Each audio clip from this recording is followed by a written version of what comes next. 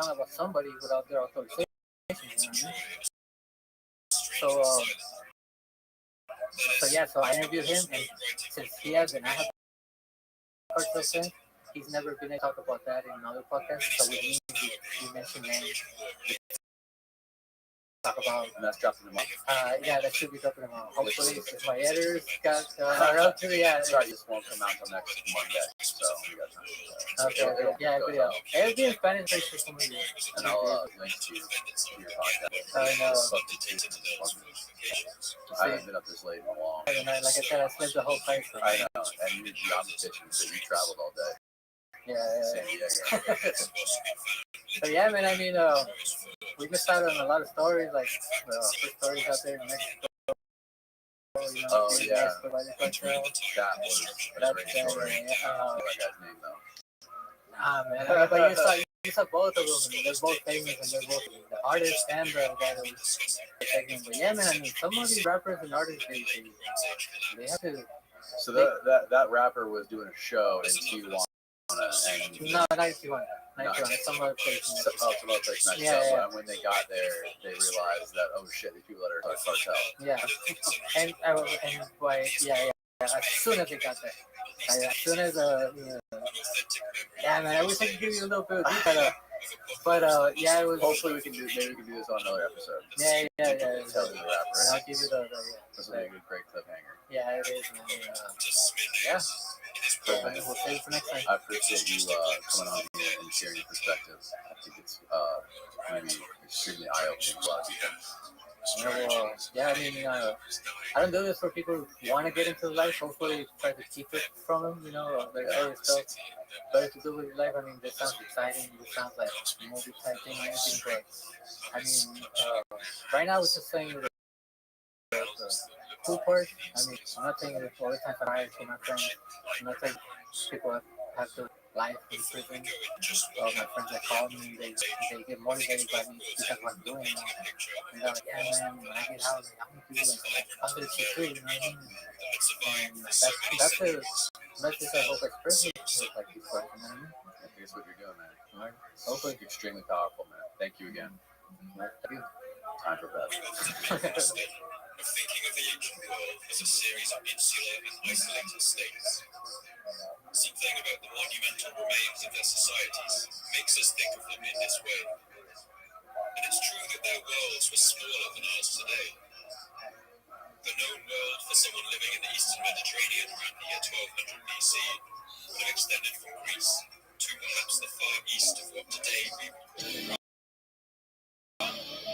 It was populated by the Mycenaean people of Greece and the new kingdom of Egypt in the south, emerging from a period of civil war. Their world took in the islands of Cyprus and Crete, as well as coastal city-states of Bulgaria. What have you been up to? Another big You're a player busy in this guy. region was Babylon. Well, yeah, I mean, I guess I've been sort of like talking about this book a lot, but I'm also looking for the next big stories in this whole weird hacker world. Yeah, it's always fun for me to talk to people like yourself who are like established, real like big time journalists. You know, I'm talking to like the small time like independent YouTube journalists. I mean, I've heard the people you have on, like these sort of independent YouTube journalists are often like digging up the most interesting stuff and like doing the craziest adventures. So, you know, I feel, I don't know, kind of lucky that I have like a pretty established media job that I still get to go on down these strange rabbit holes and, you know, take time to do investigations and books every few years. What got you interested initially in this whole like crypto dark web hacker world? Yeah, let's see. I mean, I have covered this world with cybersecurity and hackers and surveillance and web and all of that for, I mean, before the dark web even existed, since like 2007 or so. I don't know, I came to it in a weird way.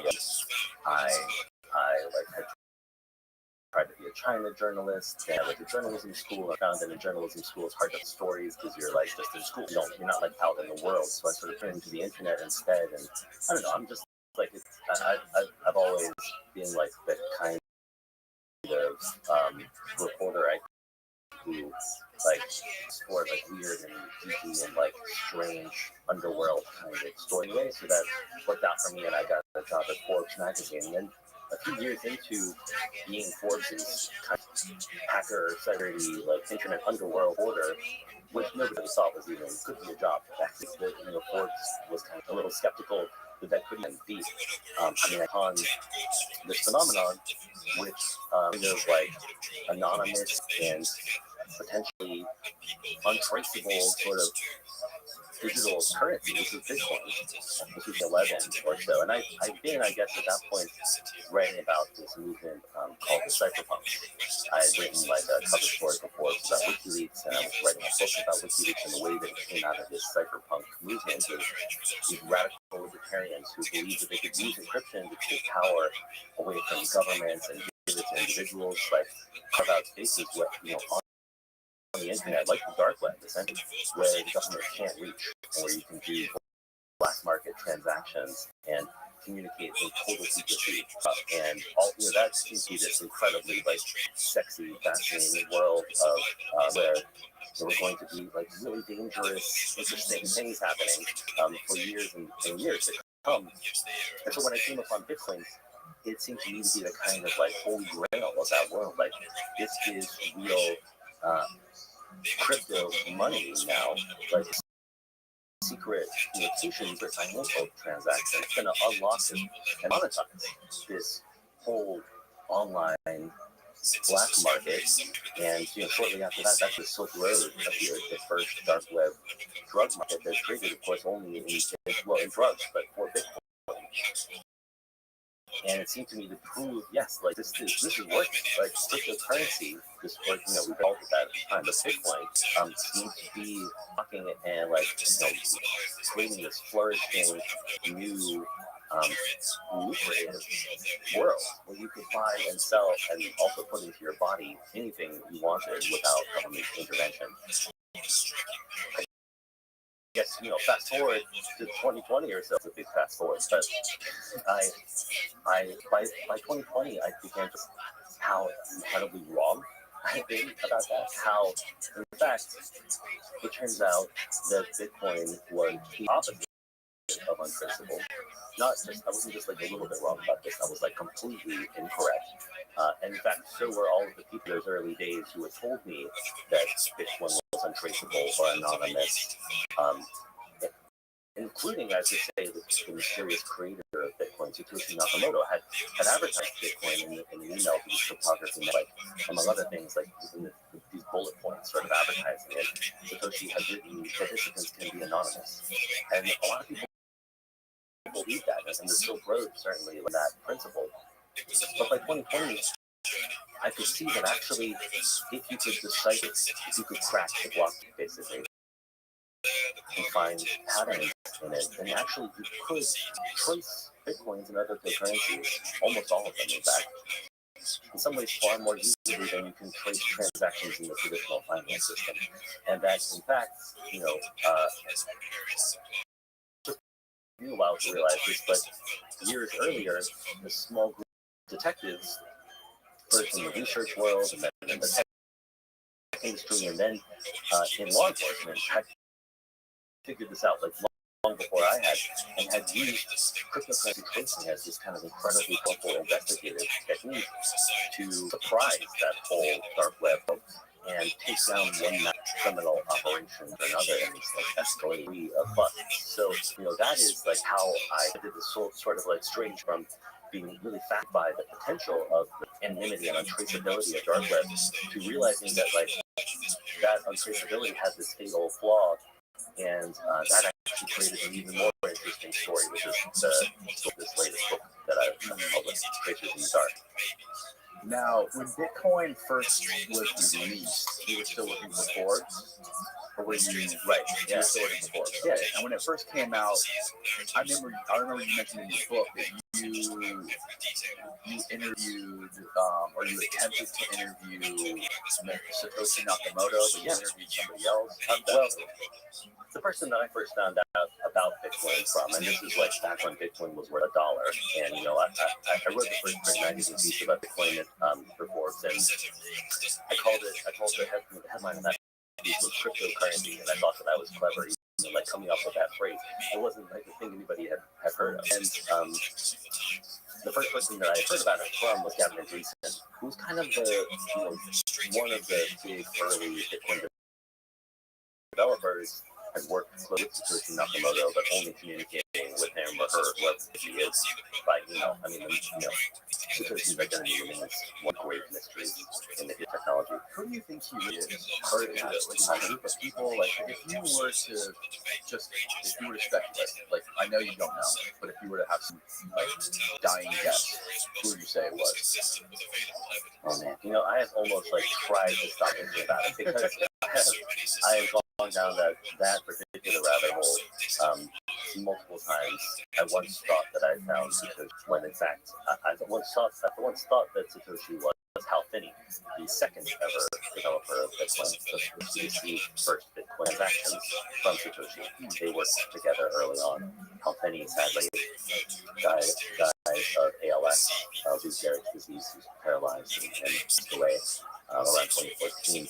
But I interviewed him on his deathbed. He was fully paralyzed, could only communicate with me with his eyebrow movements and with like typing through his eye movements, which was very painful and slow. But he denied being Satoshi. His family showed me some evidence that he's not. They showed me some of his communications with Satoshi. It would have been quite hard to fake, retroactively. I looked at, and there are other reasons I should say that like I came to believe that Hal Finney was not lying when he said he was not Satoshi. But I thought at one point that I had found Satoshi then. I once thought that I had found him in another guy, Greg Wright, a really wild story that I truly don't want to talk about anymore because Greg Wright, I don't want to get sued by him as he has sued many people, but I do not believe he is Satoshi. And in fact, I feel like I fell there for a strange trap that like somebody was trying to convince perhaps like investors or somebody that Greg Wright was Satoshi, created a bunch of false documents. Somebody else unwittingly leaked those documents to me. It's a long, crazy story. Well, the reason I ask is, if there's anybody on this planet who knows who it is, it's got to be No way. I mean, I would think that like if anybody knows, it might be some of the characters, in my book who have done these incredible tracing, investigations. I never heard from them that they had figured it out. I think if anybody knows the NSA, for whom like almost anything digital is like, that's their territory, and they have incredible surveillance powers. I'm surprised that like it hasn't. I mean, I'm not kind of. It's come out in more than a decade. Even from like some former intelligence person who knows what, like even intelligence agencies have not been able to figure out this issue. That just seems so uncanny. I mean, I think sometimes that it has to have been root because it's just Bitcoin works so well. And it's the smartest hackers that I know, kind of would examine it and think that they might have found a vulnerability, and then that's a dead end. Like somebody thought of this, and like that, I've heard that enough times that it's like that's just difficult for one person to create on their own. But if it were a group, that also just creates a secrecy problem. I mean, like two people can keep a secret if one of them is dead, right? exactly. So. Like, I just don't know what to think anymore. I've just driven myself crazy enough trying to figure it out that I'm ready to leave that one mystery. In fact, I kind of appreciate it that there is one mystery left in the world, even on the internet, And I should say that, like Satoshi said in that initial cryptography mailing list email, but this can be anonymous in cryptocurrency. I think that, like, if that has proven to be true, but only for Satoshi himself, but Satoshi has been anonymous even while amassing 1 million bitcoins Because there's only one transaction, right? he received them from mining, Yes. bitcoins, Okay. and then never spent any. I guess he sent some to people who test transactions, but mostly he just sat on his gigantic multi-dollar fortune with like inhuman restraint. I think some people even believe Satoshi dead himself or Herschel wanted to dead themselves because who sits on tens of billions of dollars like that? But yeah, I mean, but I guess the other half of that point I was trying to make is that everybody else essentially who's proudly anonymous with Bitcoin over the years, practically speaking, has been unmasked at some point, thanks to this amazing trait of cryptocurrency that actually you can trace almost everything that happens on a blockchain. That was like the real, dramatic irony of this whole thing is that cryptocurrency turned out to be this kind of trap, I think, for people seeking financial privacy and all sorts of criminals who were lured into this, honeypot, essentially, thinking that they could get away with every manner of crime, like dark web drug sales, massive thefts, money laundering, eventually, the book tells stories of essentially human trafficking or like child sexual exploitation and stuff. And so many of them have been caught on like a gigantic scale thanks to the fact that the blockchain actually turned out to be this massive collection of evidence of every transaction they ever did, if you know how to kind of track that. Now, some of the stuff that you mention in your book, Traces in the Dark, which is amazing, by the way, stuff like the story of the Silk Road and the story of Ross Ulbricht and the Alphabet story. A lot of people are familiar with these stories, but I feel like not a lot of people understand how these things went down and how law enforcement was able to track these guys down. Yeah, and I feel like that's something that is one of the biggest revelations in your book. It really does a great explaining exactly how this was done. Thank you. Yeah. For this, I had like this weird perspective on it because I interviewed the Dread Pirate Roberts before. The creator of the Silk Road went by the pseudonym Dread Pirate Roberts. It's like first dark web drug kingpin. I interviewed him myself before he was identified, and like turned out to be this 29-year-old guy, Ross Ulbricht. Was the guy you interviewed? Sorry to interrupt, but when you interviewed Dread Roberts, are you sure that was Ross, or was it that have been somebody before him? It's just that I think that I've turned that question over a lot of times since then. Of course, when I spoke to the Dread Pirate Roberts, who did speak to him, by the way, I said he was caught in Texas. He was caught in California, but he's from Texas. And when I communicated with him, that was over the Silk Road anonymous messaging system. I was exchanging text messages over the Tor enemy system with him, basically. So you never know exactly, and I got the impression just sometimes I think I interviewed him for like 4 or 5 hours, and I got the impression that he was maybe even consulting with somebody as he talked to me. Like he would take a while with some answers, and I know that the Dread Pirate Roberts had this kind of set man who called himself Variety Jones, and based on covering his trial, eventually Russ Ulbricht's laptop, by the way, was seized with all of his records on it. He tried to he had encryption on his laptop, and if he had just been able to close the lid of it, he could have protected all of that evidence, which I think made him kind of store on that laptop. But the FBI, this elaborate sting operation in the San Francisco library, grabbed the laptop out of his hands with an undercover agent, got everything. So you could see his conversations with Variety Jones and all of the other people working for him in his chat log, which is crazy that he kept those. And you could see that Variety Jones at one point suggested this idea, like, call yourself Red Pilot Roberts. And then if you're ever caught, you can tell this whole story, like from The Princess Bride, the movie comes from. But that's just the kind of handle that like inherited by one kingpin of the Silk Road after another, and you can say like you acquired it from somebody else who created it, and then pretend to be the person who created it, but then sold it, and then that'll cover your tracks. I mean, it's really brilliant, honestly. Stories go. So you can actually see Dread Pirate Roberts, probably Ross, I think almost certainly Ross, doing this in my interview with him, what he said, actually, no, I didn't create this Silk Road. I bought it from this creator.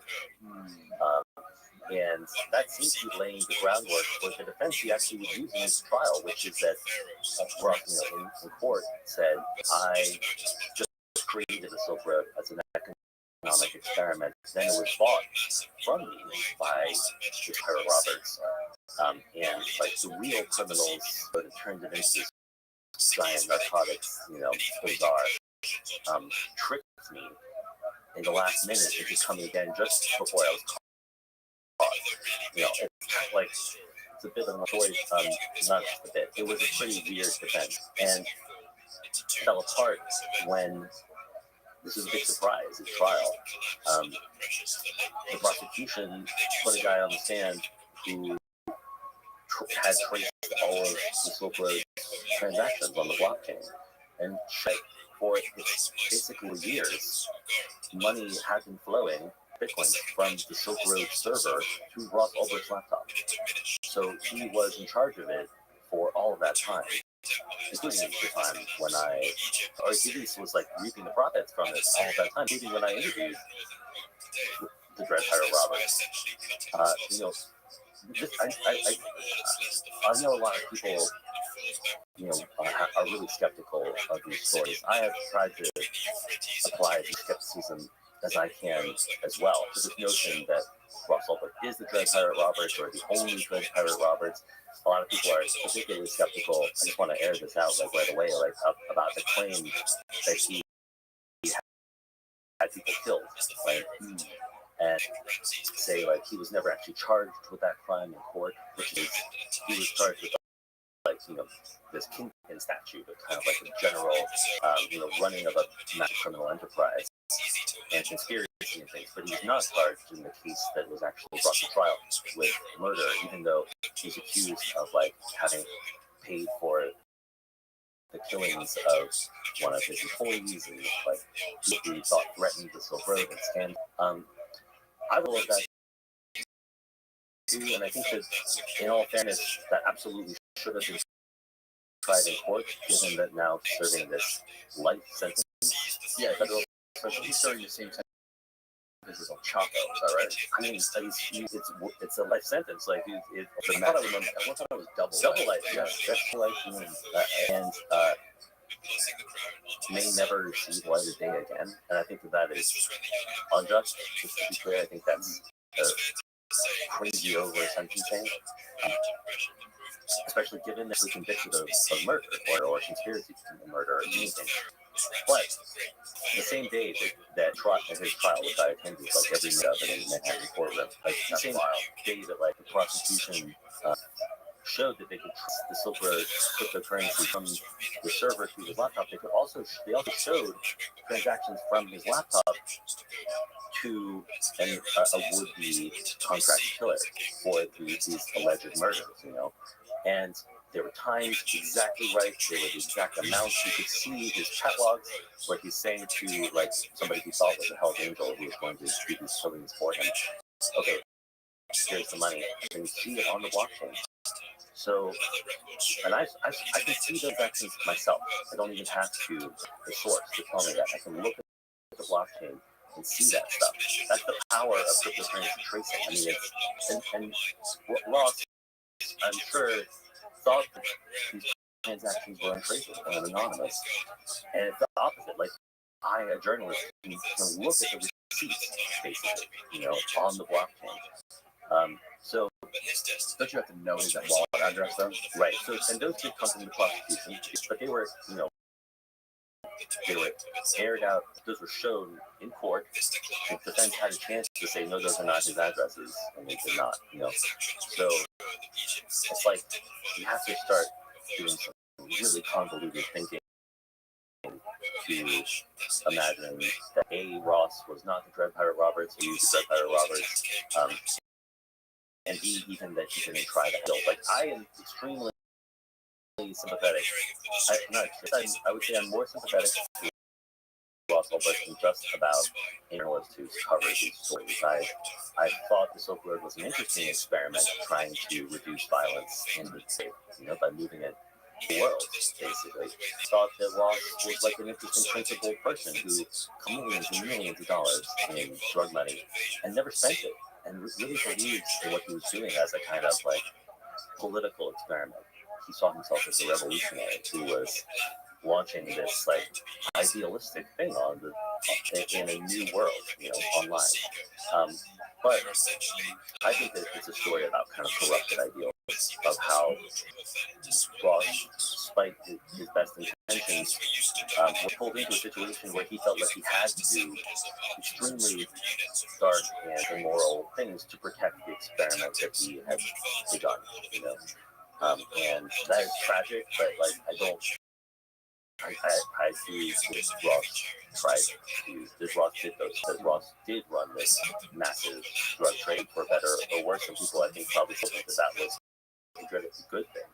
And then and then I also think that he actually tried to have people killed, which is hard to defend. The interesting thing about the Silk Road too is, that was it a good thing or was it a bad thing? Because obviously, we're talking about fraud. It wasn't legal, but if you look at the way it works, you have drug dealers and you have drug buyers, and the drug dealers are reviewed on how good their product is, and then some of those interviewers on the Deep Web documentary, they're talking about like, I wouldn't sell. I could tell this guy was a newbie or a rookie. This guy had never here before, and he was trying to buy these drugs, and I know it way too hard for him. So I said, go do your reading and come back to me when you read it. It seemed like there was at least some sort of code of ethics within that world, and people wanted to, you wanted to take care of your reputation and not sell that. And it seemed like it was a net good.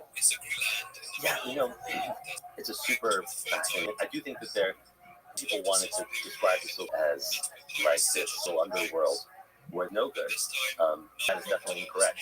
People described that there was child abuse on the Silk Road that was not. People said there was contract killing off for sale on the Silk Road. It's not even true. Ross had to go find his own contract killer. That's what he did. So, but to say that it's a net good is really difficult to say. Like I just don't.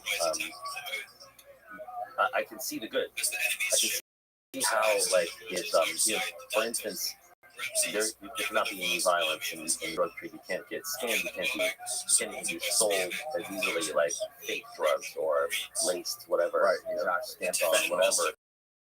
Because there's reviews and ratings, and you said it is an amazing thing. If I was going to buy ecstasy like today, I would buy it on the dark web because I've been told that there's like fentanyl in everything, like sorts of things. When you can whatever in like the bathroom club. Exactly. So like this Silk Road invented this new model of sales, that was really smart and accountable on both sides, to the buyer and the seller. It also made really hard, dangerous drugs available to people who otherwise would not have had them. I think in some cases, I as I said, that in the trial, I heard the parents of people talk about their kids, adult kids and young kids too, who overdosed on opioids and things that were bought from the Silk Road. Some guy who had kicked the habit, he'd moved somewhere, farther away from a major city where he didn't think he would be tempted as much. But then he went about the Silk Road and he saw that it's still possible to scratch that itch and overdose and die. I actually don't think that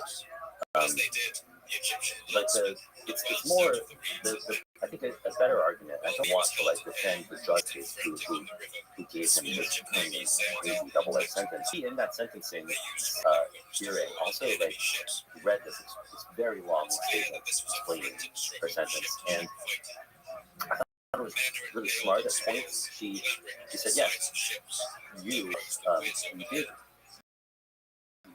reduce the violence like in one part of the drug trade, which is the retail part of the fair and the ultimate the supply, at the very end of that supply chain, basically. But if you go further up the supply chain, that's where the real violence is happening in Mexico, in like Afghanistan, or or wherever these drugs are produced. And by expanding the market, by finding like a new way for people to sell billions of dollars worth of drugs, you actually you cut out the violence in one part, but you explicitly do nothing about the violence further up the supply chain. So you probably have added, in terms of like net harm to the world. I think that's a compelling idea that by finding like a new way to expand just like the total volume of drug sales, then maybe of course, like people selling other drugs have to have a supply. Maybe you have actually caused harm. And Ross, I think that the answer, of course, is like, well, we should legalize all these drugs. I am pretty sympathetic. Ross actually told me in our interview, or rather, Senator Roberts, that he didn't believe in drug legalization.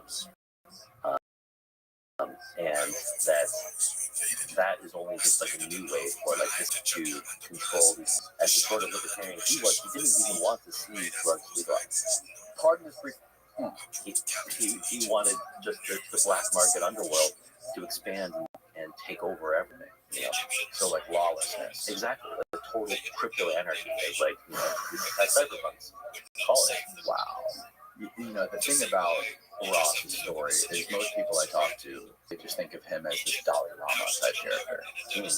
Like he's just this big, idealistic savior of the world. That's to me, but that's who you talk to, because like I would say that most of America, most of the media, not to like cast burdens on my colleagues, but think of the Silk Road as like drugs, death, web. Like those are the headlines you see on like the cover of magazines about Silk Road when at the time that Ross was arrested. So it's interesting to just like sort of maintain my mental emphasis on this and not be pulled into either direction.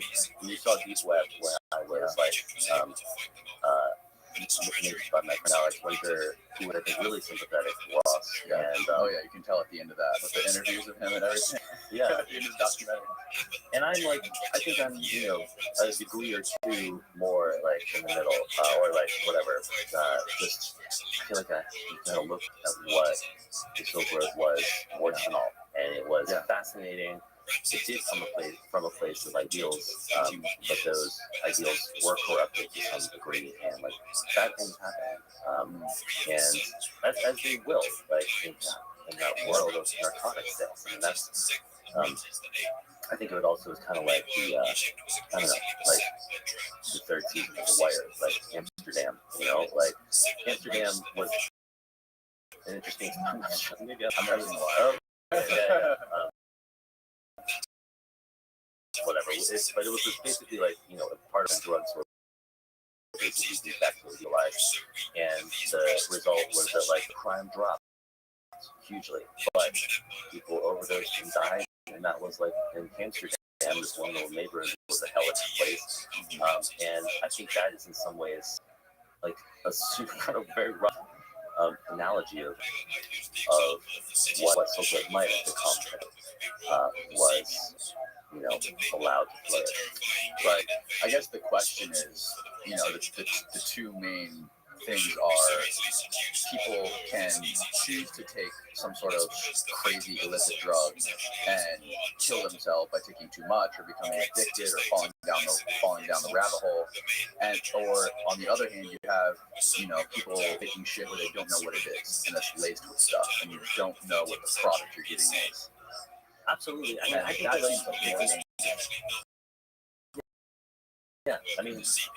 I think that the consumer experience of the dark web is way superior. Yeah. I mean, like I bought I like for a Forbes article like I bought drugs on the Silk Road, and it's incredible.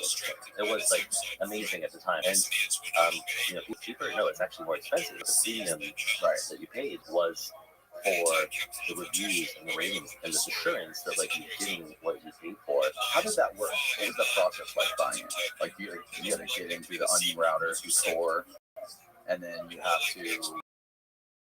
How did this Yeah, what kind of drugs? Well, I won't talk about what drugs you told like to talk about, but for Forbes, I mean, this was bizarre that Forbes let you do this. I mean, I was going to do it as a sidebar and in the magazine, and they were like, we can't publish 65-year-old men read Forbes magazine. Like, we'll put it online.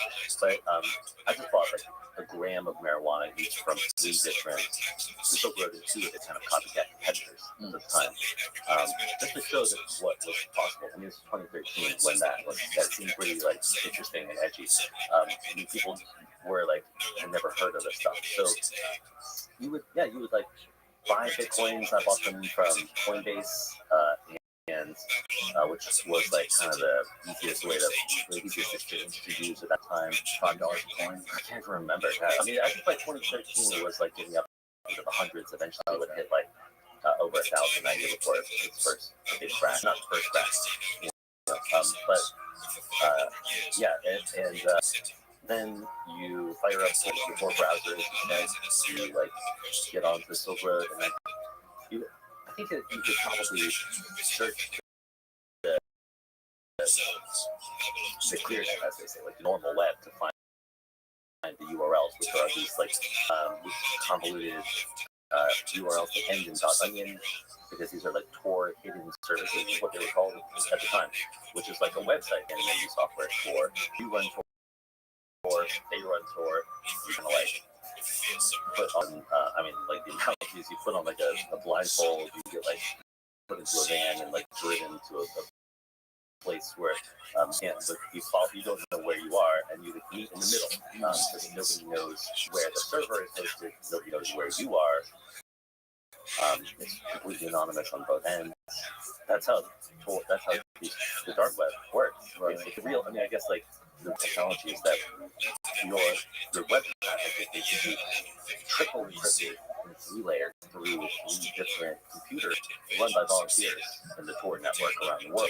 Each of those computers can strip away like 1 layer of encryption, but not the others, so that they can only see 1 step ahead. They can't like see around those blind corners to the next computer. And so, you know, after hops, nobody can trace you from your origin to your destination. And the server on the other side does the same thing. They also triple, wrap there. The Tor stands for the onion router, so this is called onion routing because it's in layers, and that's how it works. Like you meet in the middle, nobody can trace each other, and you like pay for your drugs, and it goes into an escrow, which is very clever.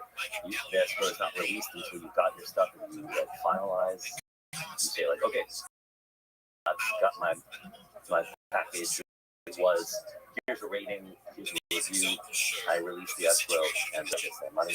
That's one of the most sophisticated parts of it, because the terms are volatile, and how does escrow feature where, and not only that, but like, I mean, Direct Pirate Robert, like, would cover, he created like a pure way, he would cover any like change due to volatility, because he didn't like how volatile Bitcoin was. So like while it's in an escrow, if it went up or down, he would like cover the difference, which is just like such a smart financial innovation. Because Gensler is not trying to gamble or do speculative investment with their Bitcoin and money. So like that, you have to give credit to what it's due. Amazing invention. Like few people kind of realize how smart it was as a kind of financial innovation.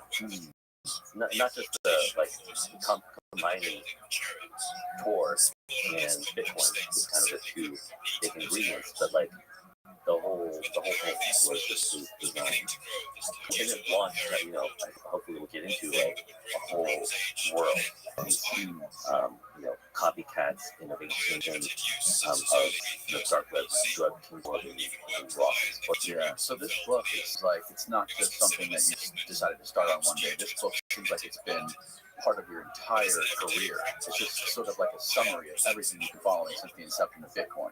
Well, I didn't intend to ever, in fact, actually around 2014, I was like trying to write a book just about the Silk Road and how, and how crazy that, how at the time I thought that book was going to be about how cryptocurrency is unlocking a new world of crypto anarchy cybercrime. And I couldn't sell that book, luckily. I think because there had been too much coverage of the Silk Road, too many other people writing a book. Nick Dolan's book about the Silk Road is fantastic. But I'm lucky in a way that I did not write that book because, like I said, about 6 years after that, 2020 or so, I started to see. I mean, of course, I knew that Bitcoins could be traced to some degree, covered this really closely. I think everybody who's in that smart cryptography world could see that, yes, Bitcoin is not actually as anonymous as it's supposed to be from the beginning. But it seems like if you were careful, if you never revealed your Bitcoin addresses publicly, if you put your transactions through a few hops of moving it from one address to another before you spent it, if you used laundry services, all these tricks, it seemed like you could make it pretty untraceable, pretty private. Only in 2020 did I start to see the Department of Justice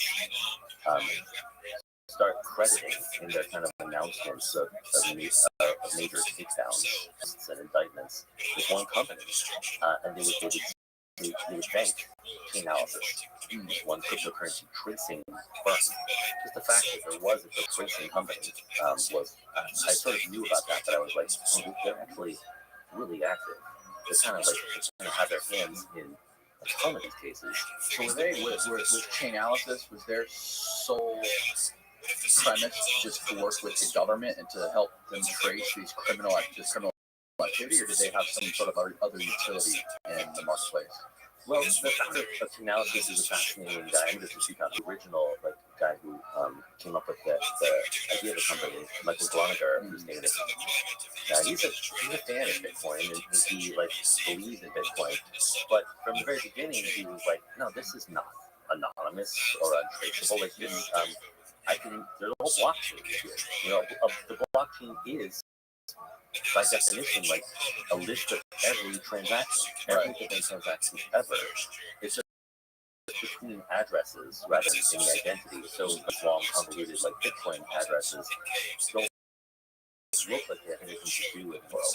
But he based a lot of his first software on the tricks that have been published by Sarah Micklejohn, this researcher at the University of California, San Diego. He saw that you could find patterns, that kind of took this further, you could find patterns in the blockchain. And then he built this software that could essentially implement these tricks to create clusters so that sometimes thousands or even millions of addresses belong one person or citizen. And to follow that money, sometimes the currency exchange, where cryptocurrency exchanges where you trade Bitcoin for dollars or vice versa, they have know your customer requirement. In U.S. law, they have to have identified information for their accounts. But his idea in creating the first tool to trace cryptocurrency, which he called a reactor, was that he would sell this to exchanges, to Bitcoin. Because he'd helped to found another exchange. He was the CEO there, I think. And he left to create Chainalysis, which in the hopes of helping exchanges just know who their customers are, help them deal with these know your customer requirements, I think, in a kind of more automated way. You probably want to know if you're an exchange if you're helping to cast out dark money. At least you may not want to know if the government is demanding that this is an way to do it. So that was his first idea to pitch it to exchanges, and eventually a lot of them did buy it. But his first customers, to his surprise, were law enforcement agency. Wow. And he actually was just like in San Francisco, and so it changes, and then like a friend was like, oh, you should talk to this prosecutor who introduced to agent with an IRS criminal investigations in San Francisco named Tigran Gambarian, who was in some ways like the central detective of the book. Tigran was the guy who came from Soviet Union. Yeah, he grew up in Armenia, but then in post-Soviet Russia as well. Had a very tough childhood there. I mean, like, he was like war-torn Armenia, right? And it's an interesting character. Like, IRS criminal investigations is a weird place. Like, Yeah. I don't think most Americans know about it even. But it's like this actual law agency within IRS. They, you know, I mean, they kind of a chip on their shoulder about the fact that people don't even know this, but they make arrests, they like carry out search warrants, travel around the world, and get people extradited to be prosecuted in the United States and stuff. Like, they are a full-blown law enforcement agency, but like it's from FBI, DEA, or whatever. Tigran, like, he's an accountant who carried a gun and like was kind of like this weird mix of like nerd and tough guy, who also has looked at Bitcoin from the beginning and saw that like there's this blockchain here. I don't believe this can be anonymous. I can see these transactions, and he was actually the first to ever show that it was possible to trace Bitcoin within law enforcement. And this was not in the Silk Road case in the traditional sense, but actually in the wake of the bust of Buck Albright, which did not actually use cryptocurrency tracing. He was identified through other mistakes he made. Tigran Gambarian basically like sat down, looked at the blockchain, and showed that a DEA agent and a Secret Service agent who were involved in the investigation of the Silk Road had stolen money from the Silk Road as course, basically. Actually, one of them had sold law enforcement information to the robbers. One of them had stolen hundreds of thousands of dollars worth of Bitcoin from this. But these were two federal agents who, in their investigation of the Silk Road, had thought that they could use the false promise of this figure that Bitcoin is traceable, that they could just keep the money they wanted to, and they could lay their hands on the road and get away with it. Tigran was the one, Tigran arrest criminal investigations was the one that sat down and showed, no, look, I can see that Karl Marx Force, this DEA agent, is using money from the Dread Pirate. Right. Nobody thought that was possible in 2014 when he did this. Now, Karl Marx Force, is that one of the guys who set him up with one of the first murder for hire? I mean, that's a bizarre story. It's like Karl Marx Force had basically like pulled off this kind of amazing thing. He was not actually working with the New York group of FBI agents who would eventually take down the Silk Road. He was part of this Baltimore task force. They, using him as an undercover agent, did this crazy thing where they set it up where Ross would have like a shipment of cocaine sent to one of his employees. And Curtis Restream is his name. He's his grandpa in Utah. It's bizarre. And then have him arrested. They had him arrested, but he received the cocaine shipment. And then eventually flipped him. And Ross, understanding that his employee had then been arrested, is like, okay, I guess we gotta have it. And you can even see in the chat with Brian Jones' command, where he kind of really comes to this decision and orders Karl Marx Force, the undercover agent, is under his undercover identity, who is at this point like very close with the Dread Pirate Roberts. He asks Karl Marx Force to have his. So it's actually Karl Marx Force as undercover who is asked to kill Curtis Green. Right. And so they staged his murder for the benefit of this Dread Pirate Roberts. They like take fake photos of him and killed, and they use like candles to show that like blood coming out. So one of the most interesting things to me about how they were able to manipulate the Silk Road was these federal agents were able to, so they were raiding the people who were users on the Silk Road, taking all their shit, taking over all their shit, and not arresting them, because if they arrested them, that would sort of tip off Dread Pirate Roberts that they could flip. So they would purposely not arrest these guys who were working or a part of the Silk Road.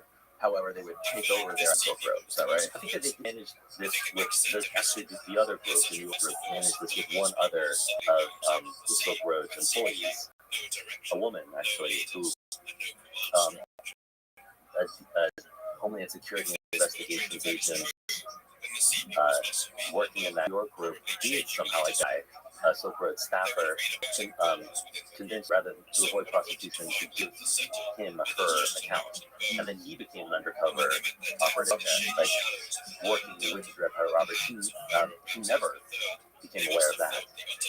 That was just like a successful kind of infiltration of the Silk Road that was used up into the very moment of Ross Ulbricht's arrest. That undercover, agent was communicating with the Dread Pirate Roberts and like telling him, "Hey, can you log on to check out something?" And then he logged on at the moment that the FBI was there with undercover agents ready to arrest him, so he could make sure his laptop was open. So yeah, there were like so many different things happening. The whole Baltimore thing turned out to be like a total, failed investigation. The Baltimore, all of that stuff, the fake murder, everything was didn't really get any closer to identifying the Dread Pirate Roberts.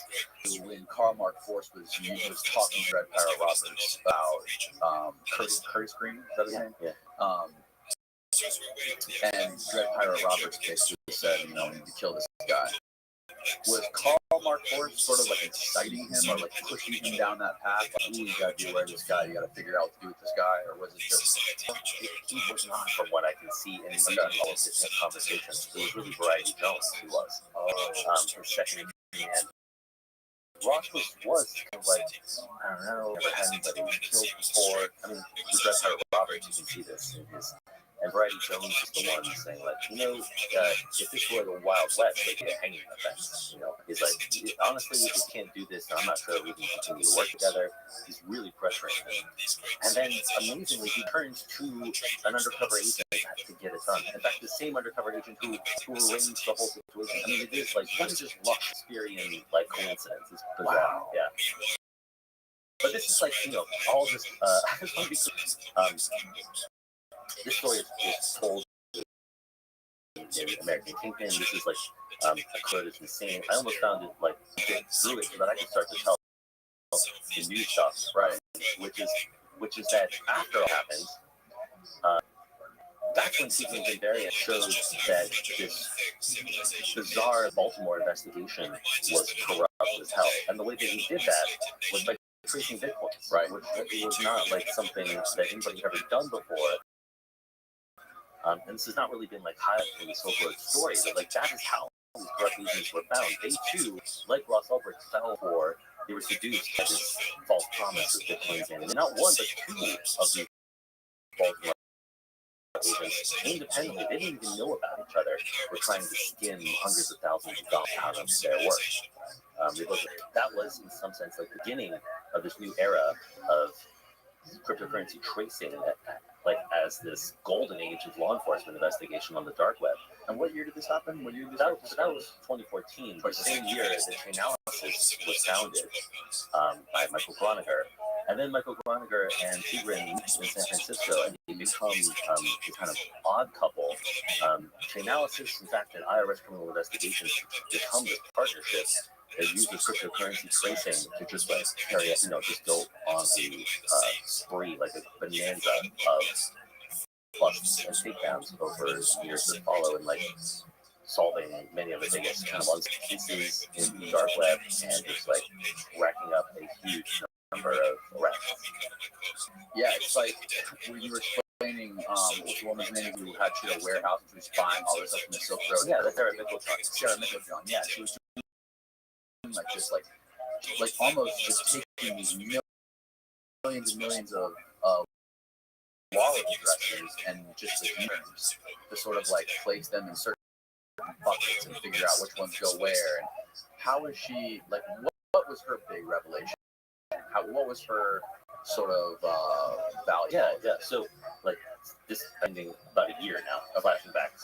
So like 2013 is when Sarah Michelson at UCSD was like, she was a brilliant, cryptography researcher, but she had not really looked at cryptocurrency, and she was like, as anonymous as people think it is.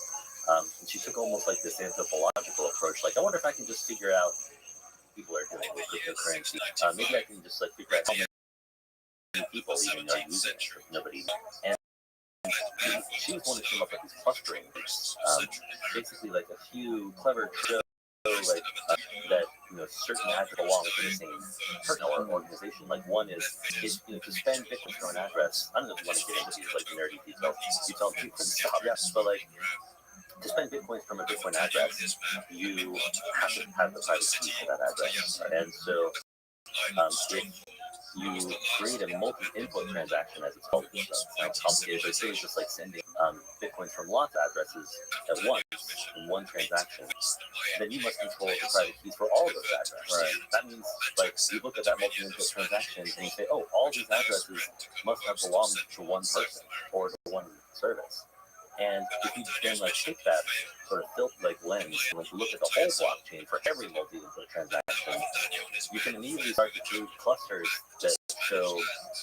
Oh, I think like she showed like Ray. There are maximum half as many people here or services as there are Bitcoin addresses. She like cut the whole blockchain in half. Right, and it's collecting algorithm. Exactly. Yeah.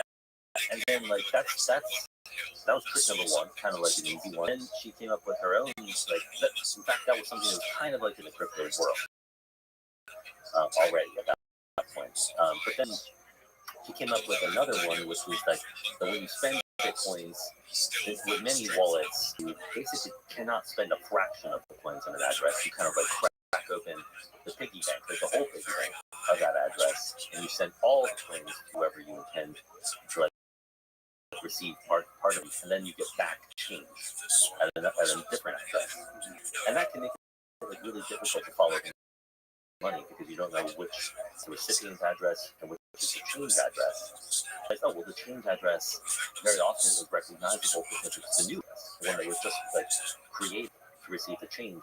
The rest sometimes has been used before, so. That algorithm, that like little trick, she applied that across the block to find like, oh, I can see like there's like a fork in the road where everybody else didn't know how to follow the money, but I can follow it. I follow it to the change address, and that still belongs to the first person sending the money. That's his address.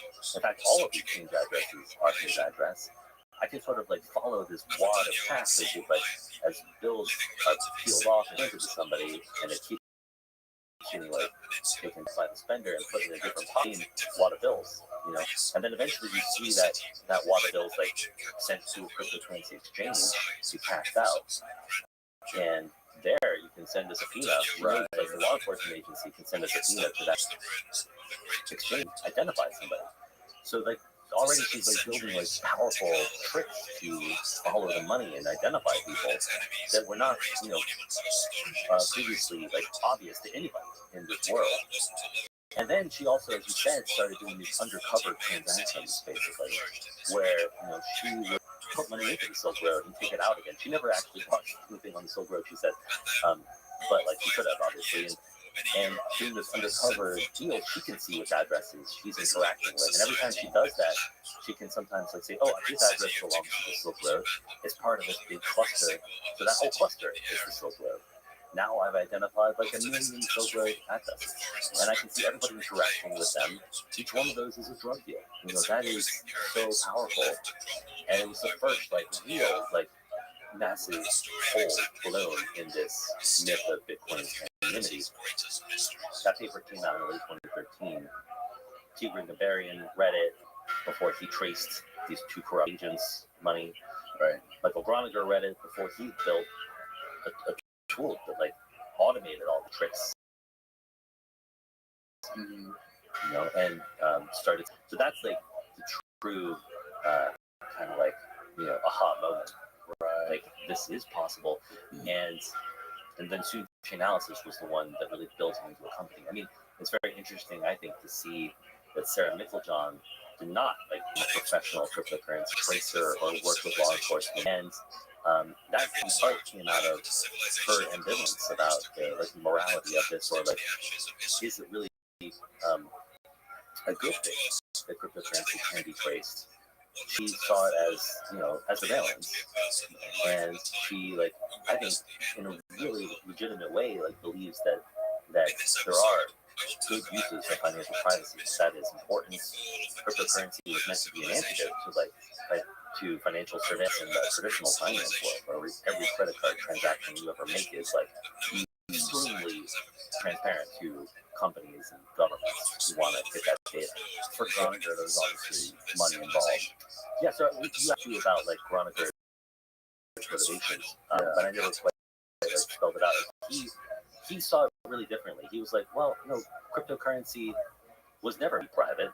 You can look at nobody could have ever had any idea that it was private, which I think is not exactly right. I think Satoshi did think that it was meant that it had privacy properties that were important.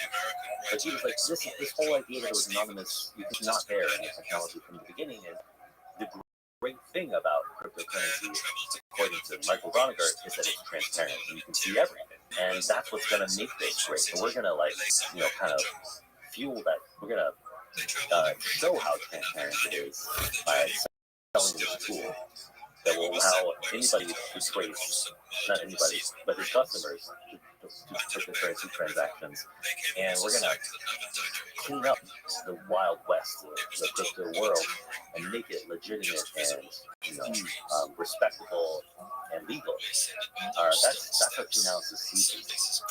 So when Groninger started first looking at Convariant, what was sort of the first big case he started working on trying to crack? So Broniger, before meeting Tigran Convariant, had taken on this first case for chain analysis, kind of pro bono, on behalf of Mt. Gox, or actually the bankruptcy trustees of Mt. So Gox. for people that don't know, can you explain what Mt. Gox was? Yeah, Mt. Gox was the first Bitcoin exchange. For a long time, it was the only one. And I tried to buy $40 worth of Bitcoins from Mt. Gox when Bitcoin was worth $1.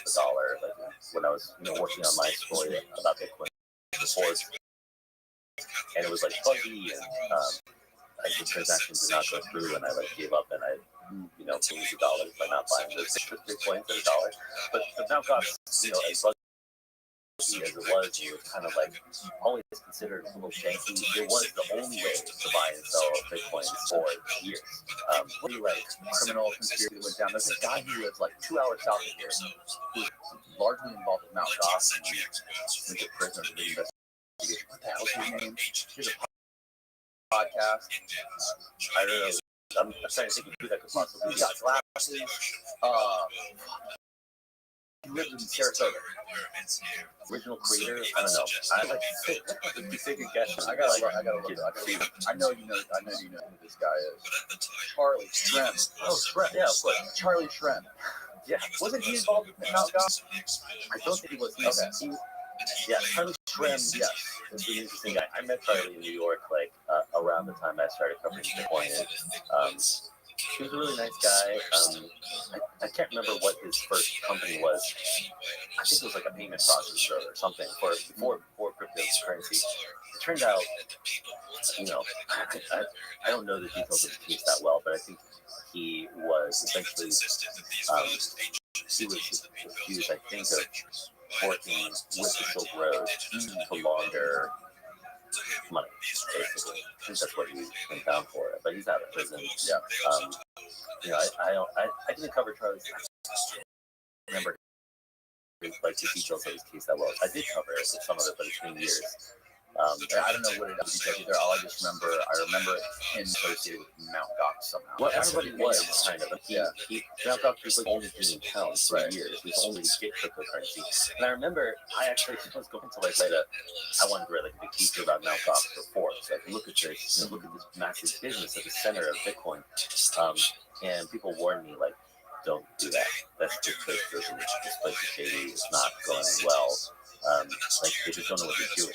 And then in 2014, sure enough, like Mt. Gox were bankrupt. Like suddenly we just had lost everybody's Bitcoin. Just froze all withdrawals, and they said they'd been hacked. A lot of people didn't believe that.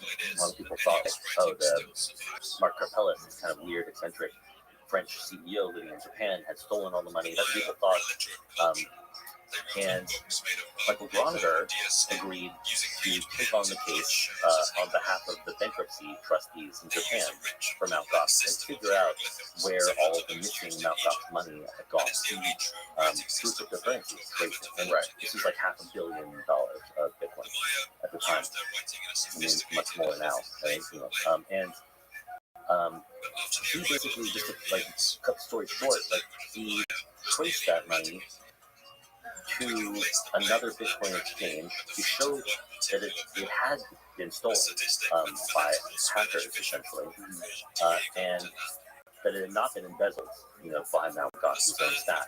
So he actually showed that it seemed to have been taken by people in Russia's time zone, which is first true, and then it had been passed out through another cryptocurrency exchange, like a newer one called BTCE, that had by that point this reputation as a kind of black hole of money laundering. Like Mt. Gox was following money laundering laws, looking at people, identifying information to cash out their money.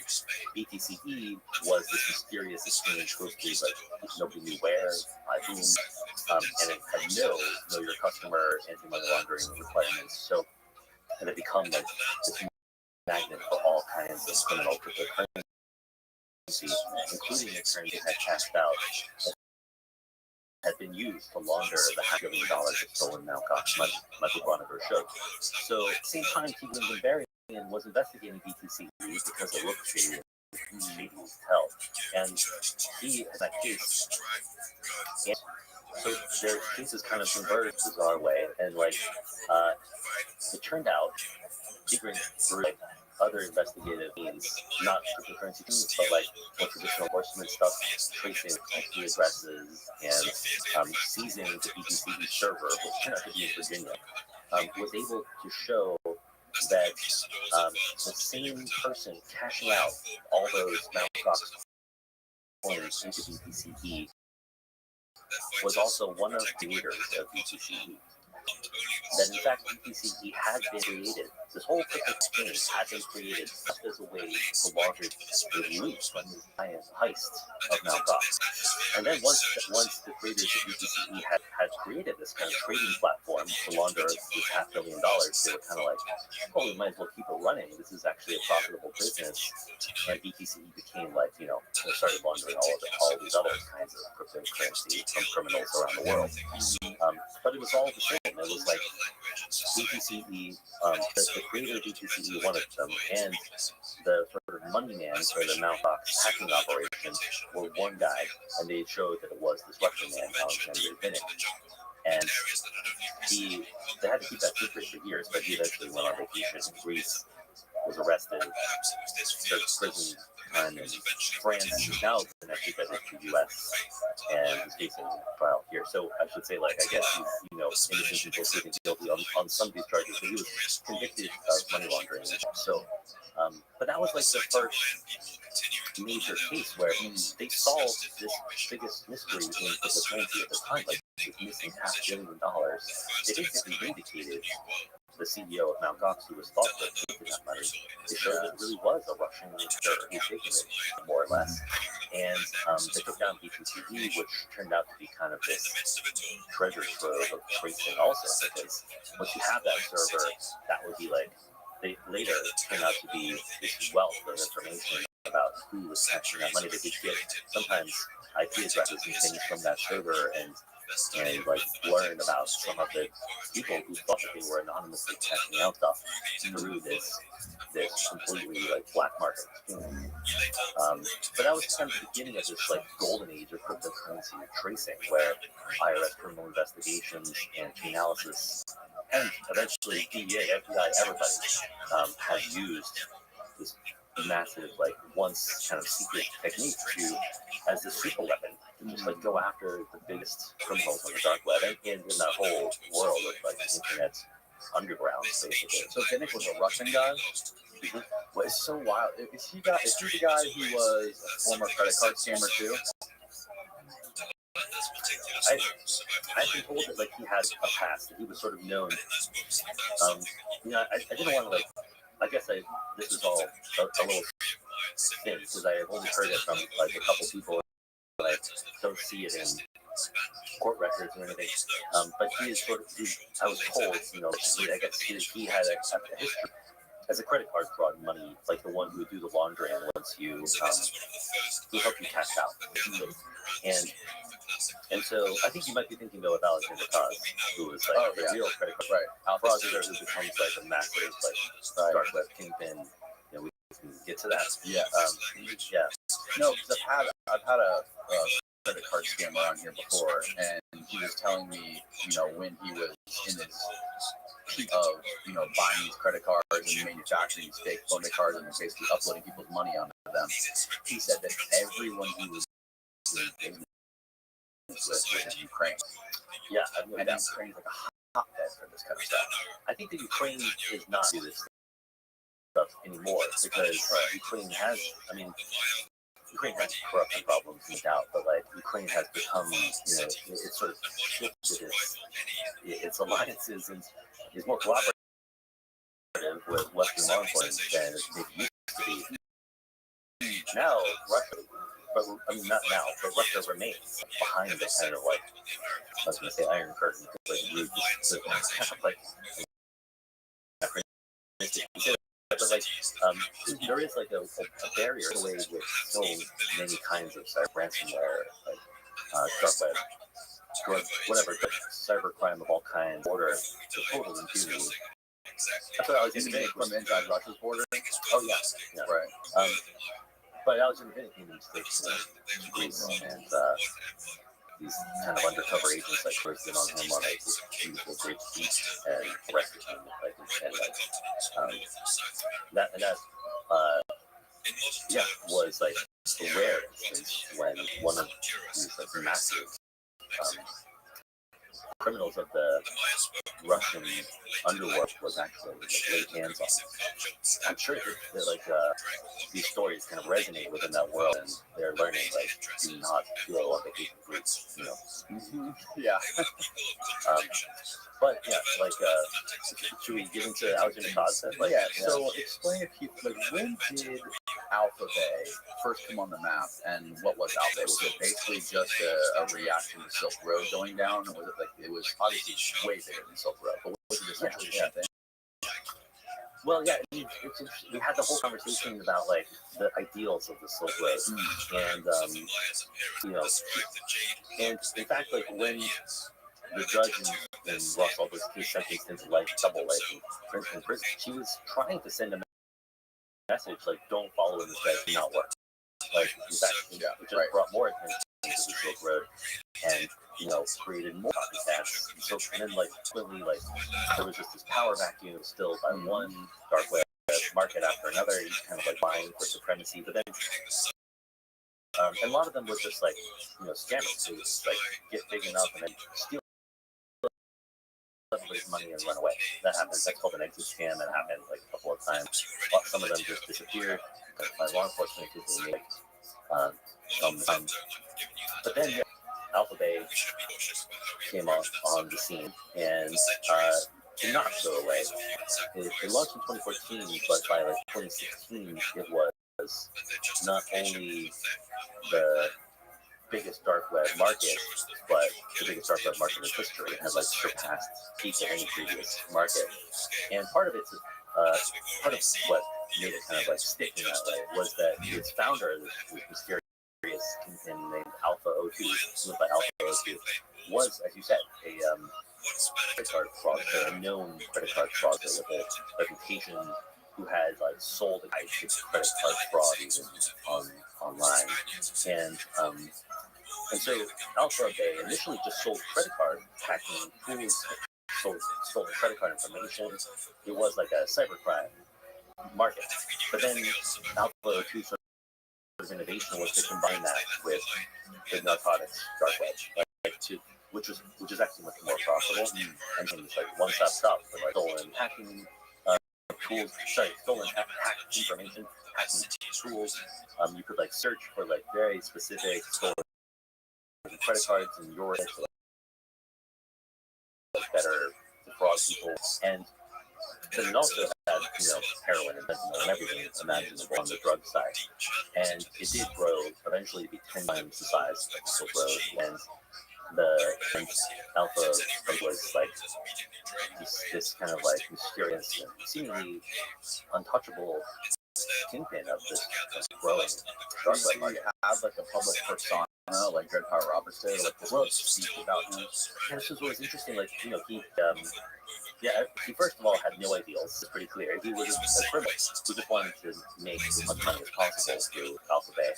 And as soon as Alpha Bay started to become giant, he kind of like instead of like the Dread Power Roberts behaved was like he was the political leader of a movement who posted his manifestos and love letters, and he did an interview with me and and this Red Power Roberts book club where you would read about like Austrian libertarian economics and stuff. And this guy was like a real gangster. And this guy, he just like once he was making millions, he just slipped into the shadows. He actually changed his name from Alpha O2 to this admin. He said like I will no longer be like communicating with customers or sellers on Alpha Bay. You can talk to my right hand man, who is decent, which is like extremely, to me that's like a real criminal. That's like somebody who is smart and just motivated by survival and money. Completely take ego out of it, right? Yeah, exactly. It turned out he was kind of like getting his like ego outlet elsewhere. We can talk about that in a minute.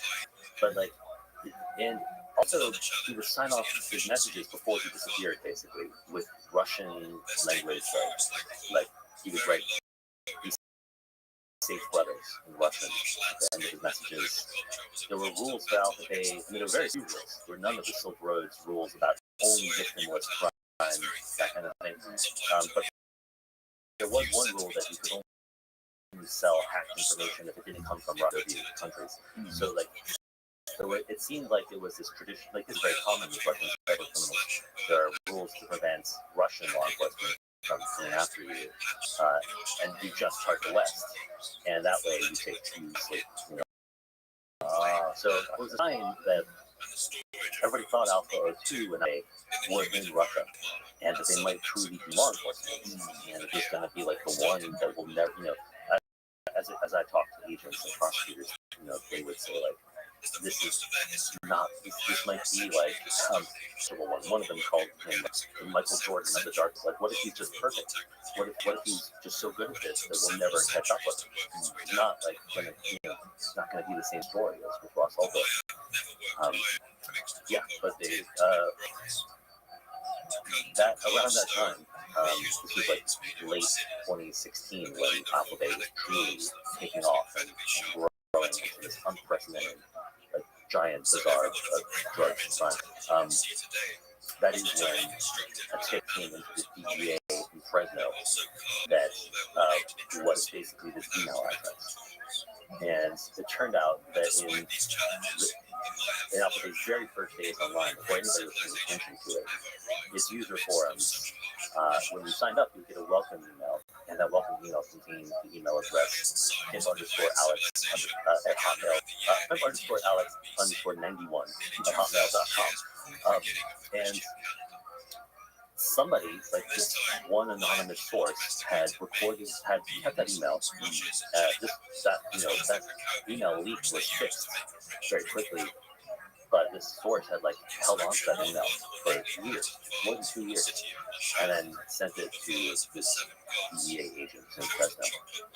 And that was by like kind of following that email address, this DEA agent and the prosecutor in that office, whose name is Grant Raven, the DEA agent, and actually not to like talk about his name, but they found that other places and were eventually able to show that belonged to Alexander Cuz, French Canadian guy.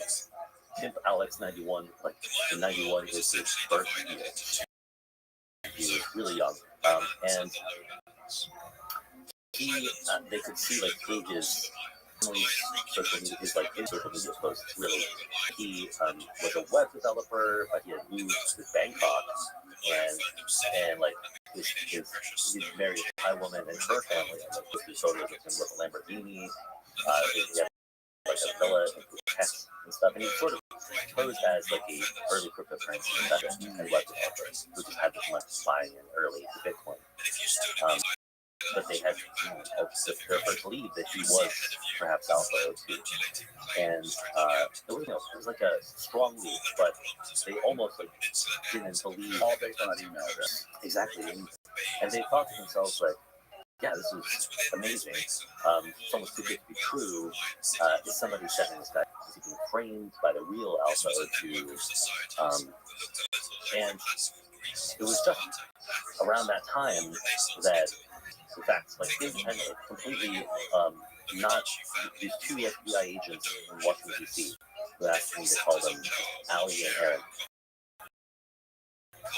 They were totally using Chainalysis software at a cluster, like this constellation of 2.5 million addresses, Bitcoin addresses, that Chainalysis had figured out belonged to Alphabet.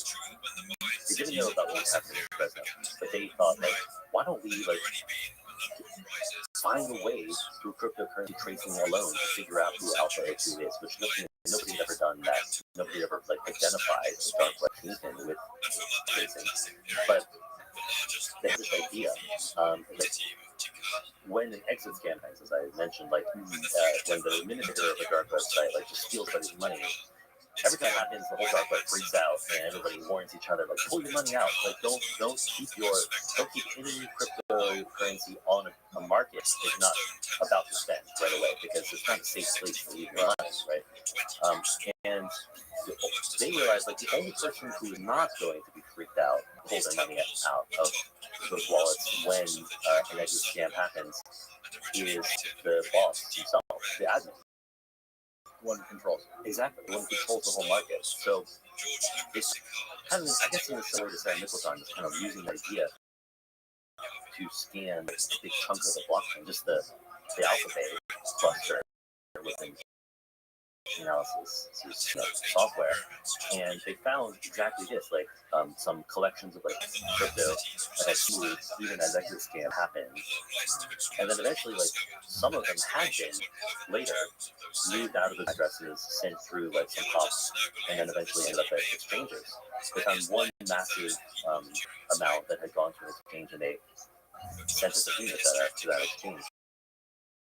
Only after seeing that subpoena did they kind of through the grapevine hear this tip about Alexander Cuz, and after learning that, like, you know, Fresno was onto this weird French Canadian guy in Bangkok, only then did they get the results of their subpoena, and like lo and behold, the holder of that account that had cashed out these coins from Alphabet was Alexander Cuz. That was like real proof that he was Alpha 02. They traced the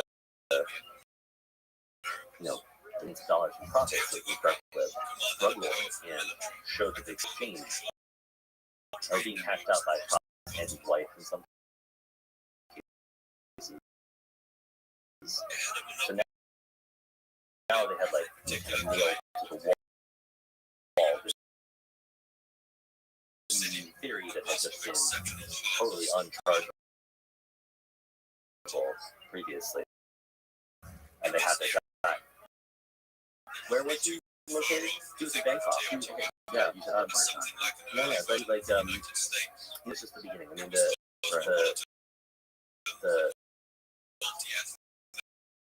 that was how they identified them, they still had dead rights in the same way that they did that the FBI had with Trump. Not easy. It's like Cos was smart. He, despite that email slip ups,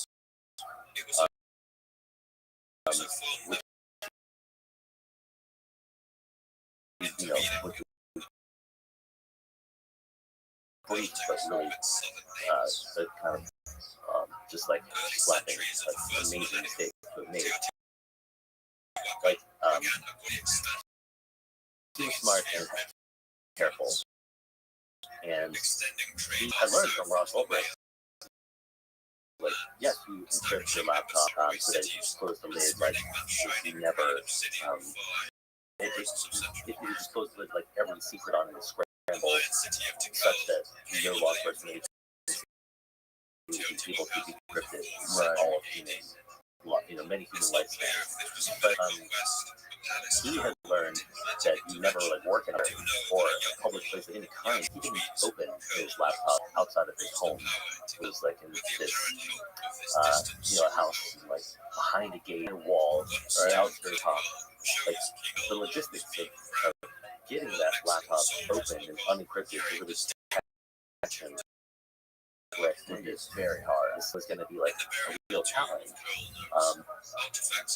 But you actually what you didn't you did not kind of like have the posting online, flourished like crazy. He was very prolific, but under a different pseudonym, which was kind of his like pickup artist, sex pseudonym. He was a pickup artist for him, Rushdie, and there he had this handle Romeo, who enjoyed. Yeah, he was like a fan of unprotected sex. What a fucking joy! Imagine. Yeah, and he had like endless marital affairs and live blogs. Basically, like he would just like pick up time in Lamborghini from like 7-Eleven or whatever, and then go have sex with them, and then just write up and I just had sex thread, like which he pick up prostitution and then writing about it. Well, posting about it. He was not even like picky. He was just like picking up women from the parking lot of 7-Eleven, whoever. Like, and I don't think he had like that hard of a time, unfortunately, because he was projecting wealth. He was a dude who would just kind of sit money, unfortunately, in Thailand, and yeah, I mean, he was extremely manipulative with women and misogynist, and these are like the grossest shit I've ever read. And I read like everything. Sick fuck. He bragged about like a second home he used as his like whatever fuck pad. Yes. And he says that he recorded all of his sex there, and just in case like the women accused him of sexually. Like he would have like evidence of it in his hard drive, and like all this, and but he also rampant misogyny, like terrible shit. Like he had a real like whoever gets the least fucks wins. Yeah, I think that was like an actual kind of quote from his. That was his philosophy. He was like business philosophy. His pickup artist philosophy. It pervaded everything. Like he was a true immoral person. Ross Ulbricht, I think I feel for him, and I think he's an interesting, like sympathetic character. And I was in a cause. It was like true. It's like most American business. Kind of like hollowed out, monstrous kind of person. I mean, I see this as like speaking ill of it for that. Well, I mean, those who give the least fucks win. That's a very successful recipe for success in America. Well, in business, he was, I guess, successful in his like, sex life. He posted like a whole psychological portrait. Like, I don't want to be like too. I'm not a psychologist, but you can see him talk about how he was raised by her and his father was not around, and like how he trained. That's probably true as well. But he also he just openly kind of had I think that complex where he wanted to. I mean, this whole idea of Alpha O2 Alpha Bay, it was about his quest to become this lead of a man that was absent from his life. I mean, he posted about like my father wasn't around. I didn't learn like how to use it or like riding a go kart or something until I was 18. And that's like these weird ideas of it's all very strange, but more for me, these complexes for a long time. But he had posted in the feed about like his whole pattern of life. He posted about encryption, law enforcement, he was able to create a profile of him and make a plan about how they were going to actually nab him. And more important, they could arrest him any time. That was the easy part. The hard part was getting that lock open. Actually, like a bizarre incident where, like, so after skipping like it becomes like a massive law enforcement investigation. The police were extremely cooperative. Like this Tide is not a good place to hide out. Yeah, there's a lot of DEA. It's just like extradition heaven practically. It's not offshore or whatever. Very similar to Mexico in that way, with a lot of DEA, right. CIA. Absolutely, it's like they're a kind of, I think, like desirable outcome, and that is true. I mean, the DEA is they're the ones who have all the connections to the local law enforcement. They have the most agents abroad of any law enforcement agency. Works like hands in glove with the Ties in Bangkok, and so not a good place. It's like it's drug lord. Although he thought he would never be identified, so maybe he was just there because he likes the weather or the sex. Yeah. Yeah. So are now like working with them and sorry, I was just getting to this we were talking about like how it would have been easy to just like arrest them. They actually at one point the whole American delegation of agents is like has come to Bangkok and they're just sitting in the lobby of their hotel where they're playing the kind of brainstorming and thinking about how they're going to do this case. And the Thais who are now following Cosby's every move with the surveillance team, like send messages that says like we see like his white Porsche Panamera has like just parked in front of your hotel. And then like that, and then like one of the FBI agents kind of like goes to like try to look out the window and check it out, and at that moment, Cos walks through the door of the lobby of this hotel, and this whole team that is by this point tracking him for 9 months is like, what? Like, that's him. From their perspective, they think that they're blown basically. It must have like figured out being hailed that he's being surveilled, and they imagine that he's looking over and say like, "I got you, fuck off, like you're not get the evidence you need." That's what I think. And instead, he just sits down and there's people right next to them, or it just happens to have a business meeting. What? Yes, like it was sort of a coincidence.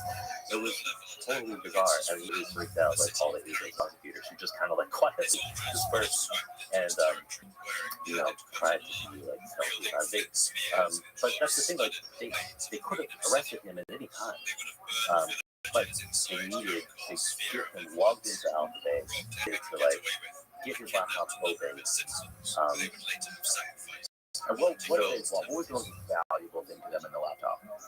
Well, they wanted to get a Ross Ulbricht arrest, which is like they'll see him logged into this because there would be a arrested enough laptop that would be enough evidence, right? They would be going on these blockchain trails which are strong, but like very rarely used in court up to that point. So that would have been a little dicey. This email was kind of like circumstantial almost, and then it would have been difficult to like make it a open shut case basically. So they want like what they got with Ross Ulbricht, who's logged into like his mastermind account on the Silk Road. Like that is essential. Right, that's right. They wanted that for Cos. By the way, there's a story I skipped over there about how they found the Alphabet server, which was using this technique that analysis and IRS, keeping the variant, actually developed together something that they didn't even want to tell me about. Right. But I kind of figured out by the end of the reporting, like this secret found the IP address of that, which was in Lithuania. But that's just to say that they knew where the server was, but they had to get Hans like connected to it, logged in, proving that he was, without a doubt, the owner of Alphabet. So, with the help of this kind of like pattern of life that they've established with all these pitch marks forum posts and this feed, they make this plan, which is like very elaborate. You're ready to stuff. Yeah. On this morning, I think it was July 5th, 2017. There are the undercover agents all surrounding his house, playing different roles. Like one is pretending to be a gardener, one is pretending to be an electrician, like working on a wiring. Yeah, I mean, it's like truly this whole cast of actors almost. And an American agent is like pretending to be shopping for real estate in his house at the end of the block with his fake Thai wife, who's a cover agent, and like her job. He's supposed to distract her while she goes up and gets eyes on the house. And like, it's just so complicated. But the real players in this are these two Thai female agents who drive their car down this cul-de-sac, pretending to be lost, and they drive to the end of the block, like trying to look like their dad is driving, and the security guards are telling them to turn around, and instead they back up into the car and pop this front gate. This is like the go time. In fact, what sort of triggers this is that to basically connect to the Alphabet server and surveil that. Well, they do this down to show the connection. They fucked up and crashed the server. So at that point is when the Lithuania team is like talking to this war room of agents and police prosecutors in the Bangkok office of the Thai Royal Thai Police, and they're watching surveillance feeds and everything, and they are the ones who tell these two women like it's time, like go, and they crash this Toyota Camry into Kaz's front gate. That's like the diversion that is meant to pull him out of his house so they can start to get in to get his laptop. This is after they crashed the server? Right. Yeah. They're like, he's about to see that he's crashed his server. He can close his laptop at any time and end this whole thing. It turns out, like, they find out later that when the server crashed, he was like frantically like sending posting provider, like, what's going on? Why is Alphabet down? And that actually helps with more evidence. But he doesn't come out. His wife comes out, and she's like, "Oh, it's okay. Like, don't worry." She's very sweet, actually. Yeah, just watch the video and I've talked through the whole exactly what happened with all the agents there. And his Thai wife is like, "It's okay, don't worry about it. There's this undercover agent woman. Like, no, I'm so sorry. Like, please let me down so I can, talk. Like, I don't want to pay in my next life." She says, like, kind of like alluding to some Jewish beliefs, and so like Kaz's wife like shouts up to him, and they see that even on the surveillance, the people in the war can see, oh, that's him. He's got his attention. Like, he's and they can see that that the blind is like cracked, and he's talking to his wife, and then he does come down, and he's like shirtless and shoeless, like in his gym shorts. And I'm sorry, he was also commando. I suppose he was naked. Yeah, no, he was just wearing commando. Oh, right. Apparently. And he kind of like comes out and tries to mess with the gate, and all of the kind of different undercover agents start to like get involved. And there's one agent who was pretending to be the driver of the real estate shopping couple's car, like comes out to kind of help, and So at this point, when he's walking down, they don't know if the laptop's open or closed. Or Exactly. They don't know. they just Yeah. hoping to God he didn't close it. They did see when they started this. The thing about Rushi as well is that you can see when someone's logged in, so like their kind of icon on their name turns green, and shows like this person is active. And they could see when I guess they could see that he was active, but even though the computer was going to go to sleep, but that's when they saw that he was active. That's when they like, okay, you can start this.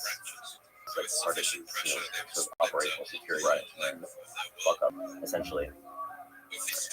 Anyway, so I guess that to make a long story short, like at this point, it's time for them to try to get the laptop. They whole kind of other things in mind here about how they got his phone. They had to get his phone as well, and like one agent kind of like grabbed it out of the waistband of his shorts and stuff, but the phone really had nothing important on it. So it's just happened like the.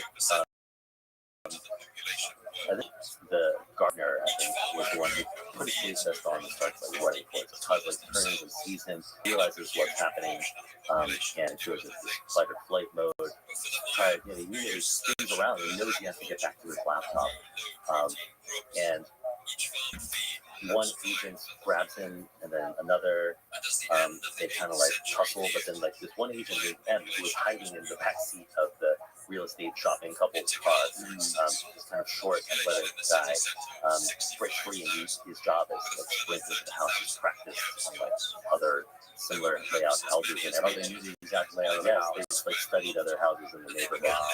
He sprints up the stairs, like thinks it's in the home office. He like goes in there, he finds this big like two house guests who are asleep in bed. He's like, oh sorry, and he like spins around, goes into the bedroom and finds this like cheap white desk with the laptop open, still logged into Alpha Bay. And he like lunges for it and puts his hand on the mouse pad and keeps it alive. And that's it. Like you hear over the police radio this and they're recording it, like officers and then everybody in the war room starts cheering and like it was just very sadly Todd is then brought to Type's headquarters, kept in a jail the next week, and after 1 week, just after his agreed session, in fact, he's found dead in the Thai cell. Convenient for someone. Yeah, maybe. Didn't he have a lot of, didn't he work with the Russian mafia or something? Or right. Did a lot of like shady clients that possibly didn't want to. I did hear that, heard that from a friend of his, and it was like a big day. There's a lot of stories you can come up with about who would have wanted him dead. Maybe he had like local police on the tape, even. Like who then were worried that they would be found out when he was captured. He did like have local partners in Alpha Bay. D-Snake, as I mentioned, was his kind of second in command. Right. And D-Snake actually tells me, I did interview D-Snake through anonymous later, and he says that he had a whole plan to get Todd back. He wouldn't tell me what it was. But it was kind of like kills. I don't know what do you call this, like a dead man switch. Yeah, kind of a dead man switch. Like if you don't hear from me for a certain amount of time, then activate the plan. And there was money like set up for it, and Like everything. if he's dead or if he died, But he's just in jail. Okay, like you like release this money or something, or like hire a lawyer, or I don't even know what. At one point, Cos like bragged to a DEA agent that I spoke to about having like a helicopter gunship that was kind of come and breaking out. And I don't know if that was like a silly boast, like fucking with her, or maybe that was the plan for all I know.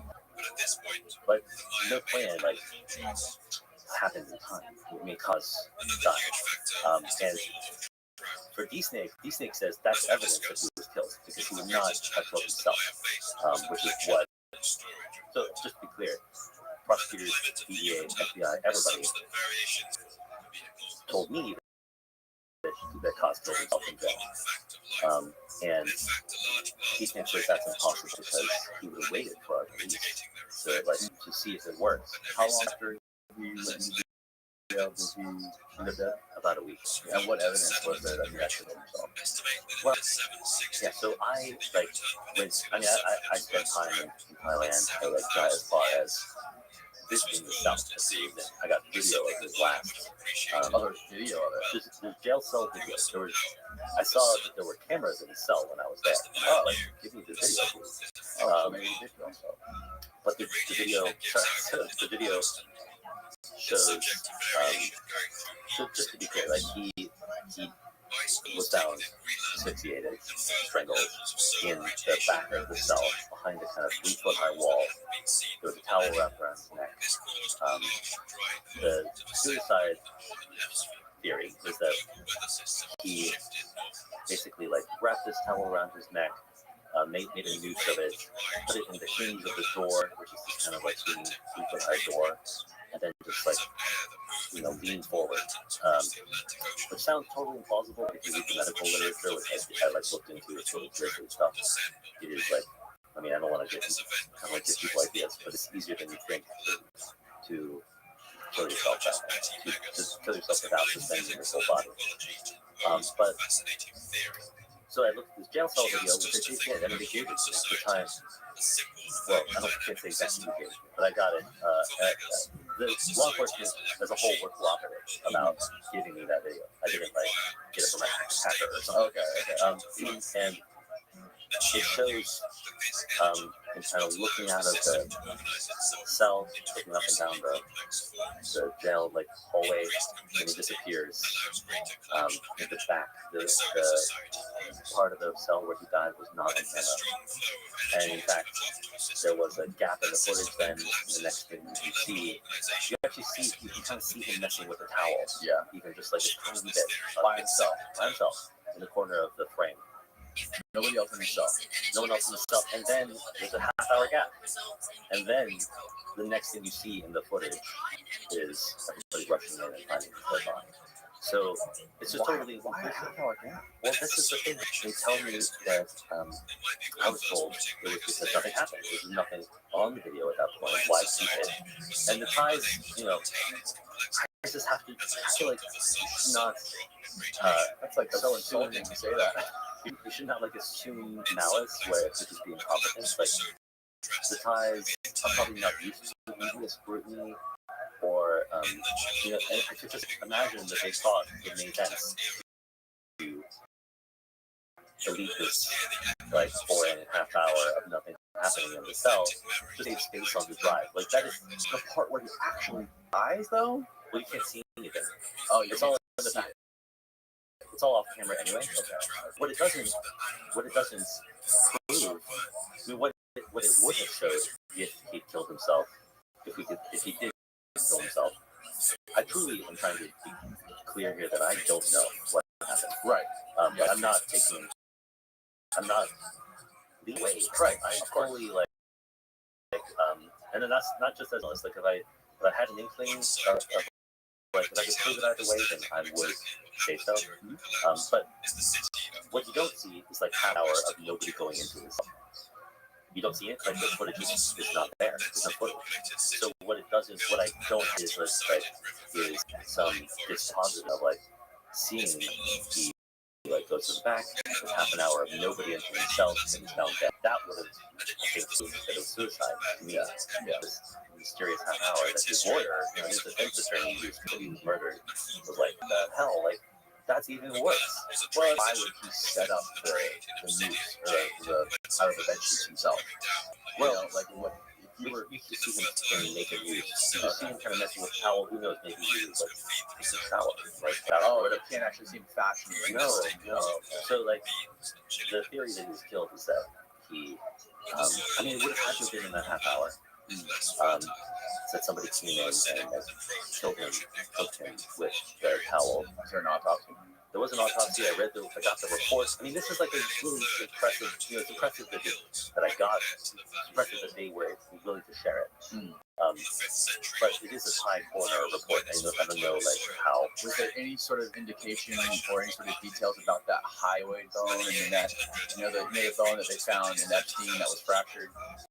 And I guess there's tons of reports. Wow, I've gone deep on Epstein. Clearly, I mean that is of course just a model for what everybody imagines. The missing footage, like there's the jail cell footage, but it's missing. And, like there's this bone in the neck that it's broken. That they say that bone never breaks when someone just sort of asphyxiates themselves, only from some severe trauma. That's interesting. There was no mention of that in the report. I'm learning the bones from you right now. Okay. Pull up the hyoid bone, maybe we can look at it. Yeah.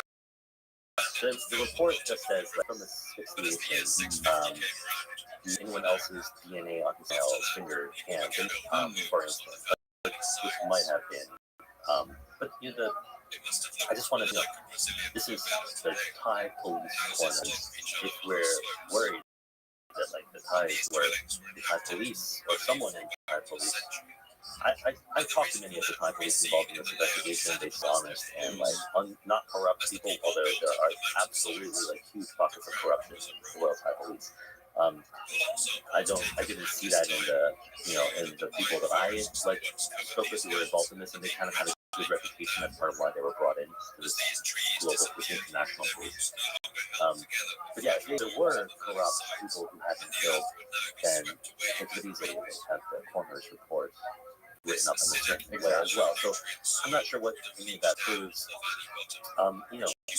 The prosecutor, Grant Raven, the prosecuting case, he actually was in Thailand for all of this, and he interviewed Kaz before he killed himself or was murdered, and says that he kind of saw this side of Kaz, like he was kind of shocked by Kaz's personality, which seemed to be kind of flat and unconcerned about his fate, and not like a sociopath, but someone, but very strange. And Grant would described it to me as like he was a gamer, played his life like a game.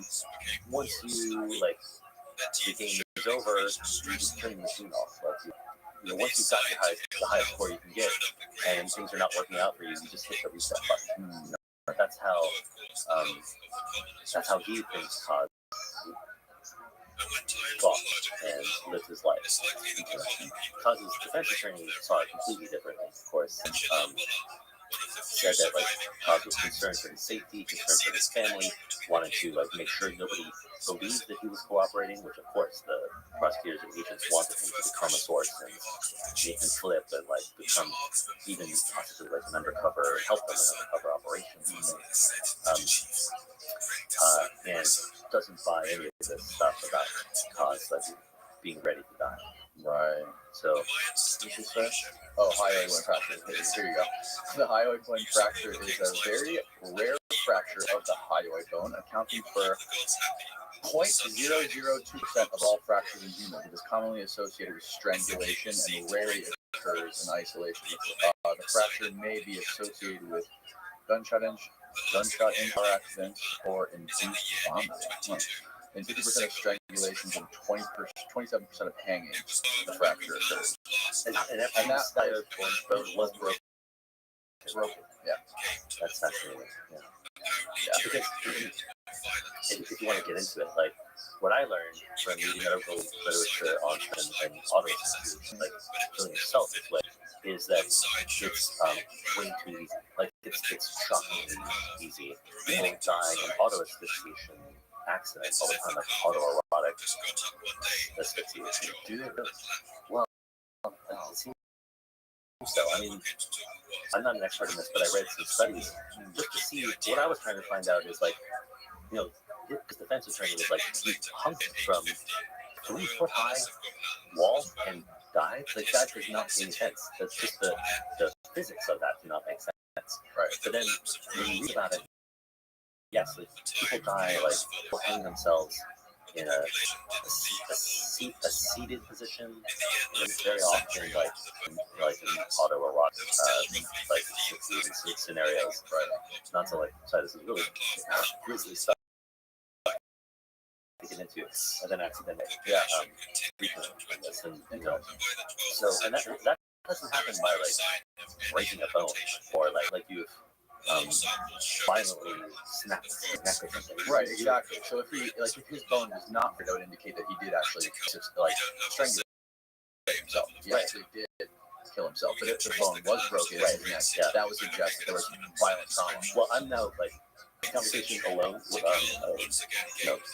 sounds pretty convincing that Epstein was strangled. Yeah, because cause and the way that you do this, like when you're we're sorry, the cause case is nuts. This doesn't prove anything either way about him, but all he had to do was kind of cut off blood flow, and which much less sort of high force, violent action than what you're talking about. So, Cause's case remains unsolved. I did truly everything in my power to come to a conclusion, and I could not. But I don't know, like the Epstein thing seems really fucking suspicious. Yeah, extremely fucking dark and a deep rabbit hole to fall down. Yeah. That was the end of the application. Well, in some ways, it seems like we didn't really get into each other. Like I mentioned that they wanted to flip cause, but in fact, they had simultaneously. This is like the size of this investigation is so well. At the same time that Alpha Bay was taken down, the Dutch police had taken over this second biggest dark web market, and the Dutch police were running the entire market undercover. They'd taken the positions of the axis of that dark web market and had turned the whole thing into a kind of surveillance trap, such that when Alpha Bay was taken down, all of Alpha Bay's buyers flooded into the second biggest market. This is what always happens in the dark web. You just go to market when it's shut down.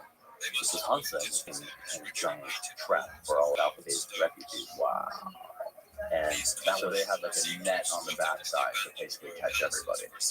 Yes, I mean, it was like truly an unprecedented operation in the history of dark web. Law enforcement they did the 1-2 punch thing where they not only took down the biggest dark web market in history, but then had this net, as you said, waiting for thousands and thousands of the dealers to see they were going after it. Just ready to catch them as they moved into Hansa, where, basically Hansa's code had been sabotaged to remove all the safeguards. As I said, the dark web market is not supposed to even know who is visiting. They shouldn't know who you are any more than you know who they are. But Hansa has been silently rewritten by Dutch police so that they could find out all these things about you. It was reporting all this information. It was they tricked people into basically downloading malware. It was looked like sales spreadsheets. But in fact, it had a homing beacon in it to identify. They even did this complex thing. They almost trying to hire a new kind of administrator for this. And if you apply, they send you a UBT, like a UBT, so you plug firm for your security. Right. In the pack, they would mail the UBT hidden inside. Its comments are used to kind of camouflage or sending drugs or sending anything, but they would hide inside of a stuffed animal, like a stuffed panda. And this panda also had hidden in it GPS beacon, so that even if you receive your dark web mail at a drop address, which is the smarter way to do it, you have some address that's not your home where you receive the stuff. The idea is that you take this stuffed panda without thinking back to your house and would have a GPS beacon in it, and they would find the people who are applying for administrators in the dark web market. And this was a giant, like, just eating frenzy for law enforcement in terms of eventually arresting hundreds and hundreds of dealers. And it was sort of fed into a database, of course, of all this information that they've collected from this huge thing, Operation Bayonet, about alpha users, about hunter users, whatever the database, and then like, over the next year, one huge takedown after another. So it's not easy to trace exactly like which arrest it led to, but there was just like dozens of tons and millions of dollars and hundreds of people arrested as a result of it. So how has this all affected this underground drug market today? Like, what is the current state of sort of dark web drug dealing and that kind of stuff? Yeah, this is the great twist ending, which is that just as I was finishing the reporting on this, I really like finally, it took me 5 years to really like get the full Alphabet story. I mean, it was publicly announced. It was like, we did this massive takedown. Then it became holy shit, they did like a takeover of this, but all that was sort of understood like as a sort of almost just like a press release in 2017. It took me 5 years to really the details of how it all really happened, speak to everybody involved, really tell the story. And just as I was finishing that reporting, Alphabet came back online and is now being run by Ethan, the second in command. Shit, the guy you talked to. Yes, Alphabet is back, and Snake is in charge, and he is like, he's not going anywhere. And how long has he been in charge? How long has he been going on? I guess, let's see. So I think he came back online in the summer, like late 21. Okay. And of course it was relaunched from scratch, so it had none of the net, like the thousands of dealers who persuaded to come back, basically. And it's taken almost until now, probably, not to even get close to Alphabet's original peak, but I think it has, by some measures, become, I was looking at the numbers recently, and it's harder to analyze them, I think, because Alphabet is doing a better job of obscuring its business. But it has, by some measures, become the biggest dark web drug market again. So your book, and I'm sure he's well aware how it works now. And well, he didn't need to read my book to know like what I want. I maybe he did, but some parts of it he might have known about how Cause got, and I think he definitely had learned lessons from that. In some of them were pretty apparent. Like he knows that Cause's laptop was grabbed. He says he has all these kill switch things where like, if his laptop is taken, his server is seized, it would be destroyed, and like how can be rebuilt automatically with like on computers and other. A lot of stuff. It's hard to decipher how much of it is real or would work. But yeah, you think that after Alpha 02 and Ross being caught with their laptops that they made, figure out some sort of way to like remotely control their laptop being encrypted, like either on a phone or like. Absolutely. But also, Snake just says that he just doesn't ever walk away from his own laptop. I mean, that's the easy thing, right? When he's just, even when he goes to the bathroom, he does not leave it open. Everybody has their own claims. Everybody has their own reason for overconfidence. Each one of these guys thought they had outsmarted the system. The one thing that I was really impressed with is that this was the whole cryptocurrency tracing part of how they got Cause was never really public, but somehow Snake did figure out as a big part of the investigation, or maybe he just guessed. And so Alphabet now only uses Monero, a newer cryptocurrency, far less traceable. That's a big sacrifice in a sense, because most people don't want to use Monero. They don't want to be heard of it. So you're reducing your revenue by doing that. But Snake understands money laundering is just essential, and that you don't think it's about, finding like Zcash or something too. yeah, So that's very hard to trace, almost impossible. yeah. I appreciate you brought it up because Zcash, I think, is probably the least traceable. In fact, like, perhaps truly untraceable. I know I made that mistake with Bitcoin once and believe that about Bitcoin, but I do just like talking to researchers, looking at how it works. Zcash is almost like magically untraceable. It uses the Z in Zcash comes from zero knowledge proofs, which are sort of very, like hard to even get your mind around. Medical proofs where you can, the whole Zcash blockchain is, but you can do a sort of natural kind of process on it where you can check that a transaction happens, that it, you cannot counterfeit something or double spend a coin or whatever, but you can do that while learning zero knowledge basically about the transaction, other than the fact that it was real and that it, and that can basically serve to guarantee this cryptocurrency Zcash in the same way that the normal blockchain does with Bitcoin. But without a blockchain that can reveal anything to anybody, it's truly a black box, right? And I called Bitcoin, I think, at one point I thought it was the holy grail of the cypherpunks for financial privacy. But Zcash really does seem to be it. I mean, it's interesting we're talking about this because, like, maybe you can hear the way I'm saying it, but Monero, I'm not sure, is that. Like, Monero is one that is much more popular, I think it is at this point still, than Zcash is thought to be untraceable, is no doubt far harder to trace than Bitcoin, being used by people like Snake and Alphabet. But I don't think it's truly mass traceable, and the degree to which it can be traced, is just the fact that there is any possibility means that Chainalysis, in that now a whole industry of companies competing with Chainalysis. Chainalysis is now $8.6 billion startup.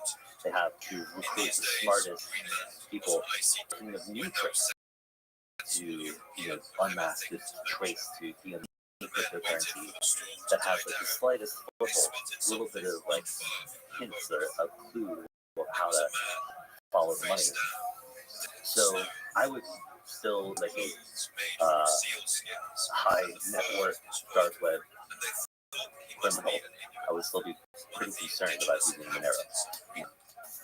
And that's not just speculation. It was actually Snake himself in our conversation at one point, our conversations over like some weeks, who was like, "Hey, look at this! This just popped up," and it was a link to a dark web site called Darkleaks that some hacker had set up that was a collection of documents from Italian police. And it revealed like some of the. It was a lot of information about how the Italian police had taken down a couple of dark websites. And one of the files on it was the presentation that Chainalysis had given to the police about their capabilities. And information in Italian, it says like we can trace Monero in the majority of cases, and it breaks it down like in 60% of cases we can get like a usable lead. In another 15% of cases we can find the sender but not the recipient. That kind of, they sort of admit in this presentation that it's kind of probabilistic. It's not like definitive in the way that it has been with Bitcoin. But that's often good enough to start just like sending out those subpoenas, and like you only have to have a kind of educated guess in a lot of cases to send subpoenas to start doing searches. Yeah. So I think that like a lot of cryptocurrencies are still probably falling for this trap of thinking that they're using a traceable currency that is not quite untraceable, and that might just be enough for them to be completely traced. So, but I do think Zcash may be an exception to that. I can't imagine what it must be like to be working on a story like this for 5 years and putting it together. In the meantime, you're also doing active reporting. You're publishing all these other stories in the same time. You're putting together these books. This is what your third book. Yeah, this is my third book too.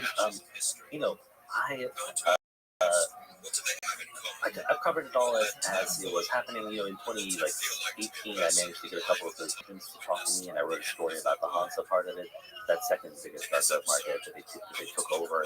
So, and then for most of the rest of those years, I'm just like running dead ends, hitting my head against brick, and it's not like I'm like slowly, consistently making progress and getting this. And the true breakthrough was when I realized when I started to see the cryptocurrency tracing was this incredibly important new investigative technique, not new by 2020, but like new to me, and digging into that, and then I learned that it was the kind of crucial weapon used to, well, yeah, the kind of crucial like fingerprinting technique that has down cause, and the identified alpha 2, and was this kind of critical ingredient in keeping that alphabet. That's when the thing kind of like opened up to me. Like I started to learn about the crypto tracers who have been involved, and then once you kind of like have your foot in the door and you're talking to some of the major players, the other ones are like, well, we want to tell you our part of it. You know, people don't get left out. Even the ones who like I think that they also, you know, I really appreciate this when people tell these stories, even anonymously, even with students and stuff, because they just know that like it's crazy to not to take to their grave, you know. Or I appreciate that about people that like they want to tell their crazy story. It must be so wild to be recording all these things from a lot of these cryptocurrency marketplaces and these dark web marketplaces and hackers that you talk to, and there must be so many dots that connect to you. Like reporting on different stories and finding out how different things connect because you're in this like you're so like engulfed in this dark web, the underworld. Yeah, I mean, I guess so. Like how do you choose what stories to report on? Like, how do you pick? How do you decide what you're gonna either write a book about or what you're gonna report on? Well, you know, I like I got lucky in the sense that like as you say that it's all kind of connected. I had been so obsessed with the Silk Road when it appeared, and it just seemed like such a fascinating story, and I was totally beaten to that story by like Nick Bilton, who wrote the book about it, and you know, and I was like, that is going to be the best story I ever encountered in my career, and this whole story of like how cryptocurrency has like unlocked the dark web. And then I was just lucky enough that it turned out that I had exactly the wrong idea about it. And in fact, cryptocurrency was the fatal flaw of the dark web. And like the whole thing, like I just kind of was able to flip it. And instead of talking to the criminal side, which I'd always thought was the right approach to get the best of the story, and often is, but like it turns out that like in this case, law enforcement really was able to tell me the story better than anybody because they were the ones who figured out this like crazy revelation that you could trace cryptocurrency, or you know, with the help of analysis and Sarah Mickleton, and you know, and that perspective, I never really told a story from law enforcement's perspective in this way before, and I was a little wary of doing so. But I think that in a way it's like even more dramatic because you can see the story in a way that even the criminals could not see it. You know, they thought they were invisible, and they were not. And like you can watch them through this kind of secret lens and like provided just like an amazing irony, you know. But just yeah, like I guess to your question, like how do I find the next big story? Like I write all kinds of stories. I write like web stories. I wrote like a story about like a analysis research report that I published today. And it's like, you know, kind of daily fodder kind of stuff. And I think it's important sometimes, but really it's almost like I'm looking for like the storytelling arc. I mean, you're a storyteller. You probably like think about this too. Like you don't want to just for a news story, it's like one fact can be the whole thing. For a magazine story, it's like maybe one character can be just enough. For a book, you need like an actual whole arc of like and turns and a climax and like and that kind of thing. And so I don't know, in a way, I'm just kind of like surveying all these crazy stories happening in the hacker world and the dark web, and it's only when one of them kind of fits that almost like 3-act structure or what that I think that this needs to be a book. Yeah. Do you ever get any pushback from editors working on stories? You work with like big publishers, but do you ever deal with any of that? Any sort of pushback or any trying to like, you know, square the circle? That's interesting. Like when I worked, I still felt like, why do they let us? It was pretty conservative. I'm not sure it's quite as conservative now. It had definitely like some conservative themes. Probably, I think it still does. Yeah. I think anybody nowadays thinks any big publication, you automatically just figure out, okay, where do I paint them left or do I paint them right? You know, politics are so like is so inject every mainstream news. Totally. And so, you know, like I remember the editor in chief when I was like a big piece on the Dry Pirate Robert. He was a little bit like, why don't we like get a platform to these drug dealers to like to hawk this shit through our magazine, you know, like and as a result, there was like, well, this is typical stuff for you know, when you work with editors, and it's not. I don't think it's like criminal or anything, but there were little things of like jabs at him and like at that point the Silk Road was getting hit with a lot of sort of low-level cyber attacks from other dark web people and hackers and stuff, and I had mentioned that in the piece that like there was kind of wars, like, you know, I guess, you know, a bit of conflict within these groups, and they were accusing, like the Silk Road was accusing other dark web markets of hitting it with these attacks, and an editor added in, like, as always happens with like the drug world, now there's like international warfare and violence is entered, and that was sort of like, it's not violence, you know, this is actually the alternative to real violence. It's just like some dudes, some mix, like hitting each other with data packets. So like I do kind of look at that piece now and think, oh, that wasn't the right approach to talking about this. Like that does not give enough credit. Whatever credit you do, and you can tell that I have like a very complicated about the Silk Road, like eliminate some kinds of life from the drug trade and deserves credit for that. And I think that like the older, maybe just socially conservative, sometimes we're I think a little wary of giving it that credit. But I have to say, Forbes was a wonderful place to work in a lot of respects. Like and they gave me the freedom to chase these stories, even though it was not very often. And I like years like covering Anonymous and WikiLeaks and not at all like what you would think Forbes would be interested in. And Harvey Olson, who wrote a great book about Anonymous, also worked with Forbes at the same time. And Kashmir Hill, who now works for Times and covers like she covers surveillance and privacy. There too. It was like actually a wonderful like newsroom, and we had tons of really long leash. Yeah, like sometimes it's the editorial injections, but it was like not a really cool place to work. Is that were you working for Forbes when you actually sat down with doing this on? Yeah. Oh, really? Yeah. It's like you know, I mean, to be fair, like I came up with a Forbes sort of angle for the piece that we did based on that, which was like WikiLeaks has now disemboweled the U.S. military and like dumped their secrets on the web. But it could happen to you, CEO, whatever. Like this could happen to your company too. WikiLeaks and that model of leaking and whistleblowing is just as right, you know, disrupting companies as it is government. That was kind of the excuse that I had to write this big piece about WikiLeaks for the magazine at the time, and they put Assange on the cover, and it was like Assange wants to leak your corporate secrets, you know. But I was happy. I was fine with that angle because it was true, and like it gave me, and it also allowed me to like go meet Assange in 2010, just before the biggest leak he ever did was cable date, the $250,000 big button cables that really, I think it was kind of like the climax of like what WikiLeaks ever was.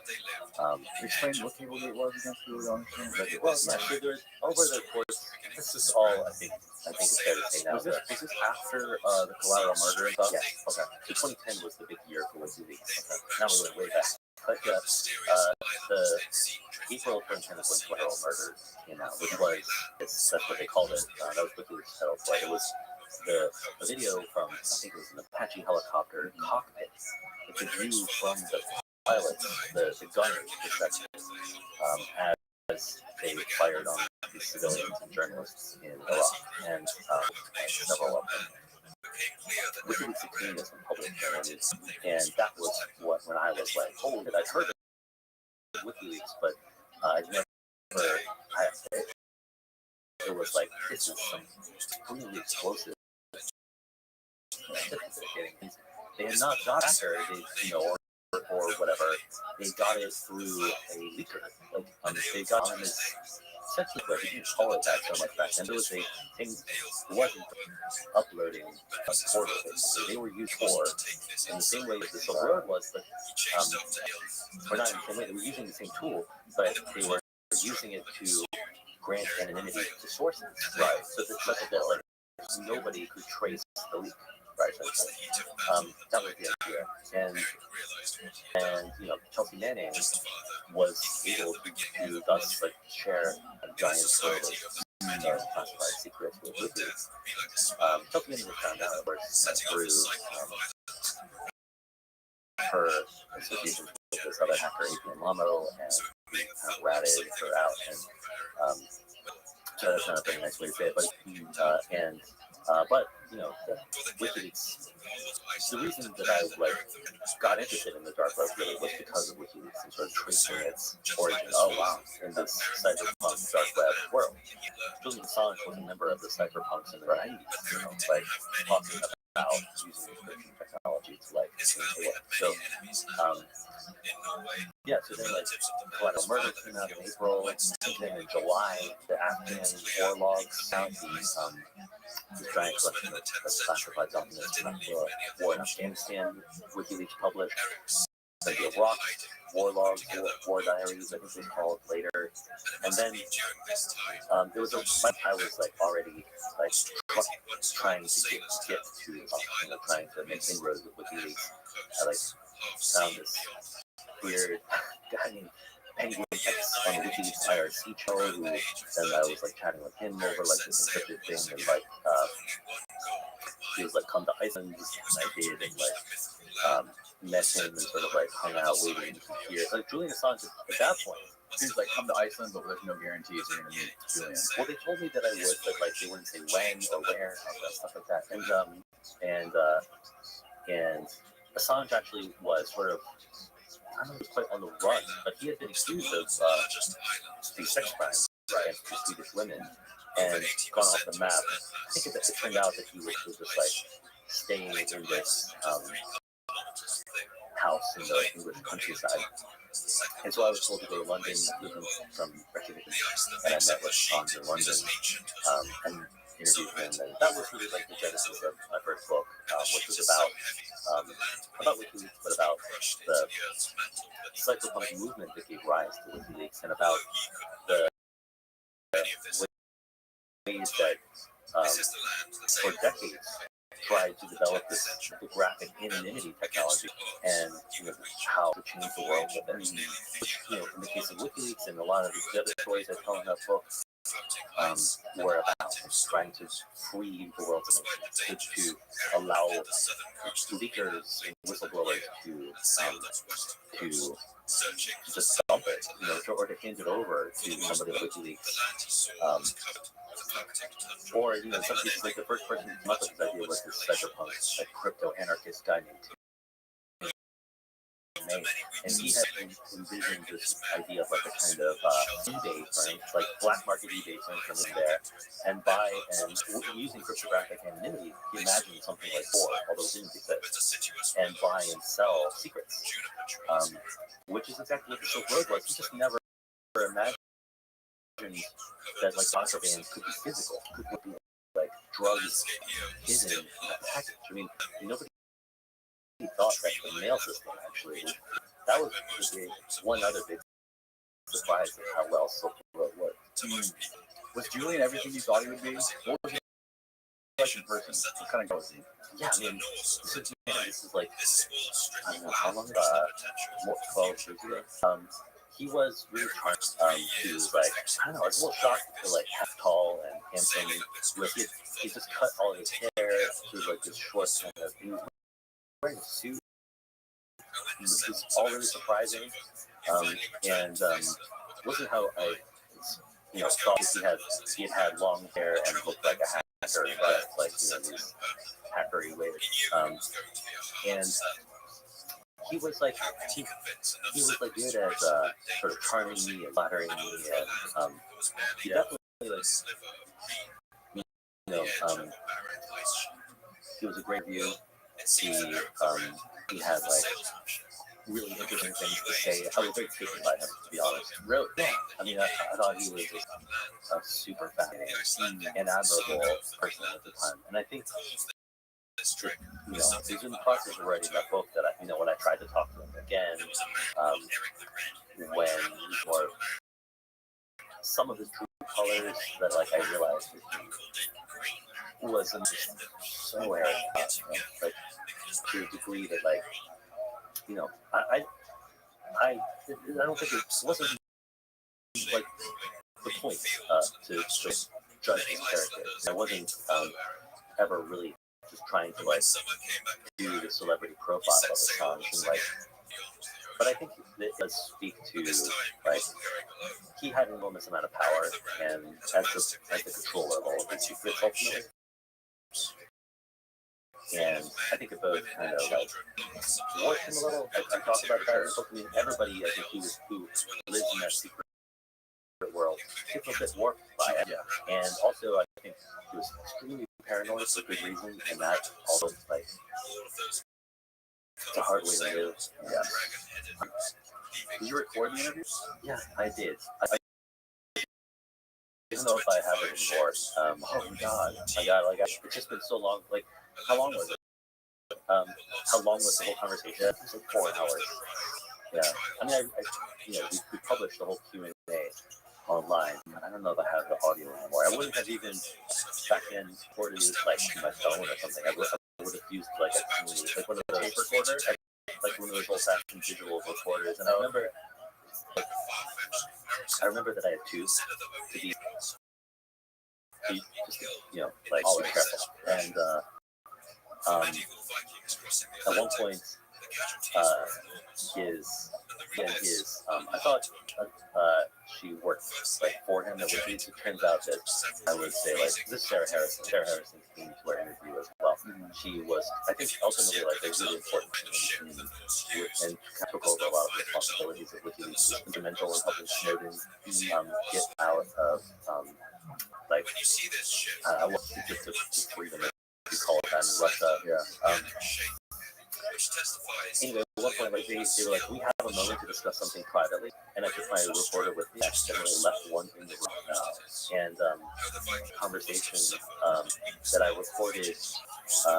I didn't record it actually. What I just as they were starting to talk, I was like, "Oh, I left the other recorder." And I went back and I've got one more. They were probably playing like the drop of they just or whatever, probably they were just talking about like meeting or whatever. But I remember I went and I was like, oh, sorry, I actually left another recording. I thought like, wow, I could have recorded a secret conversation. I would have been like, but they had told me in that interview they never planned. So it's good timing when you come out with your cover story about this big interview with the song. We're going to drop something, but they didn't say what it was. It turns out this collection of millions State Department cables with secret communication in all the embassies in the world. Is that when that one communication came out between Corey and Newland and guy Gregory Pyatt, who was the guy in Ukraine? with the U.S. head of the embassy, and there was like some conversation where they were install in Ukraine, like install in Ukraine, and they're like having a discussion. We should get this guy. Maybe this. Can we get Biden to sign up on this guy? I think that was a part of Cablegate, maybe. I wouldn't be surprised. I mean, the thing is, like, it's a gigantic trove of the way of like documents that show how the U.S. really thought about international relations, and it will be studied and used for decades. I mean, it is like an archive of incredible material. I didn't like write about every revelation. You can write whole books that people have about what they revealed. I was interested in like how there was a change, right? The techniques and the methods and the thinking of WikiLeaks, and like how they wanted to explode institutional secrecy, which they really effectively did very well, and would continue to do like in interesting ways for years to come. I mean, like we can get into WikiLeaks' role in 2016, which is more of a podcast. I know. I haven't even talked about my second book, which is about Russian hackers and like the GRU military intelligence agency, which ties into with it there. Like, yeah, I'm really interested in talking about that. We're gonna have to do another podcast. Yeah, I'd be happy to. I mean, I think as you can tell, like. Tracers in the Dark book, like it does kind of it's like the culmination of like a decade of reporting to me. It's kind of about the dark web and about cryptocurrency, which I always think, which when it appeared was this new fascination. But then I took like this years long detour that I'm still on somewhat to like cover state sponsored hacking and cyber war, and like that's still a big part of what I cover. I mean, it's all part of that hacker world, but like But I was like, I'm gonna have him order you an Uber so we can keep talking and we don't have to sit here for like 10 minutes.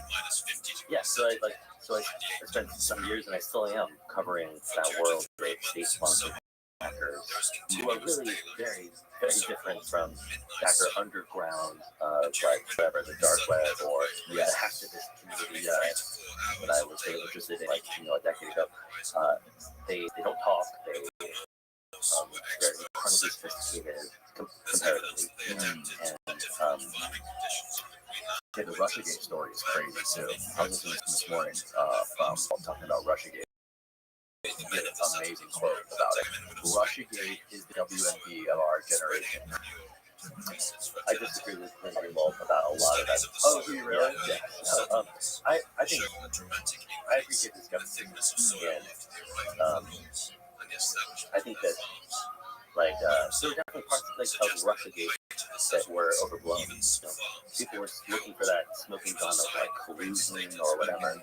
Right. I was not but man, this is like a big topic that opened up with at the end of. I know, right? We got 5 minutes to talk about Russiagate. 3-hour conversation. No, I'll just say this much. I think Glenn Greenwald has come around on this too. The GRU hacked the DNC and the Democratic and the Clinton campaign and the DCCC and leaked that information to WikiLeaks. And everything that was published by WikiLeaks was part of a Russian of a GRU information operation. Like all of those, kind of dominated so many of the headlines of the 2016 election were absolutely engineered by Russian state-sponsored hackers. This is truly I thought there was no evidence though. Like the FBI's long report that came out, there was no actual evidence that Russia had hacked it. No, there is absolutely, and there's some evidence that is just laid out in kind of Department of Justice indictments where you can see what they did, but they don't exactly say how they found it. There's other evidence that you can see just flat out sitting in public from cybersecurity companies who pointed out look what we found. And cybersecurity companies, by the way, when they get things wrong, another one's on them and says, look, we're this. The whole cybersecurity researcher community knew that Russia had done this right off the bat. And yes, there was well-founded, I would say very warranted skepticism about it. But there's a kind of like community that through a process of like checking each other's work, found yes, like this looks solid. Really looks like the GRU hacked the DNC. Oh yeah, now now the hacker who seems to have done it says that he gave this up to WikiLeaks, who is Future First 2.0. The actual evidence of like how I don't know. I don't mean to like point people to a competitor, but I talked through all of this with Julian. And Julian Dory and like Dory. okay. On the yes, not that would be different. I don't know if you can you and Julian.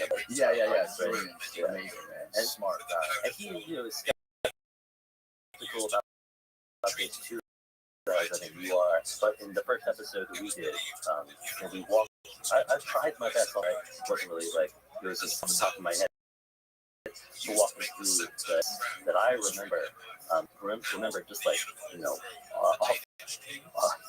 on the spot. Shows that it was Russia who hacked the DNC. What I understood was that campaign tried to get Ukraine to get dirt on the Trump campaign, and it sort of backfired. And it ended up being this whole Russiagate thing, and the media narrative kind of like spun out of control and was all one way. We should do a whole podcast on this. We should. Well, I want to say this. Like, let me just say this. Like, try to say this as quickly as I can because it's super technical. It's not super technical, but it's really technical. Yeah. But the same hackers who like your driver will be here in 4 minutes. So I got 1 minute. You're on the clock. The same hackers who sent the phishing email to John Podesta that they used to like Google log in, get his account information is called Fancy Bear. You can see they made the mistake of like using the URL shortening service to create those phishing web pages. And because they use one service, you can kind of identify a pattern in all the URLs. So you can actually see like everyone's a big target. And several groups have like mapped out like basically where they sent all their phishing emails as a result. And there's like Ukrainians, people in NATO, like people credit Russia in U.S. academia. It is like very much it's just a like motivation. They look extremely aligned with Russian state interests, not Ukrainian interests, for instance. But then also, like the first leaks published by Future First 2.0 after the DNC was hacked, they came up with the same pretending to be like a sequel to Future First, who was a true independent hacker. Future First 2.0 published in these emails. They were in the Word documents. They were Russian language formatting errors. Like they had loaded them and edited them. The computer was as a default language. Wow, that's pretty bad, right? There's ultimately though, I just think that like, and I think you can agree to this eventually. Like when the FBI like publishes a full indictment with like listing all of this evidence and like even like the search terms used by these hackers, because clearly they got that stuff from Google or whoever. Like that is a conspiracy that is pretty easy to debunk if like the stuff in this indictment is just totally false, like all of it. It would just take so much. It's just like eventually, and just on top of the things that I just mentioned quickly, it's just such a preponderance suggests yes, Russia has the DNC. I mean, of course they did. Like I don't know. Clearly, like we're sort of like it's just become such a part of like this very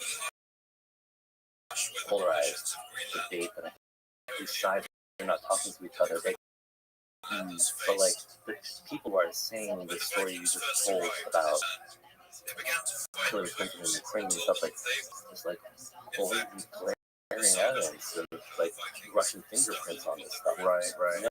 Well, it is true that Hillary's campaign had a very tight relationship with the leader of Ukraine at that time, and they were constantly going back and forth, dealing with them, and especially during that time, and the Maidan and all that. But that's neither here nor there. Yeah, and I mean, I spent a lot of time in Ukraine too, and Ukraine, like, I remember I visited the embassy, and even the State Department officials I spoke to were like, this place is fucking complicated.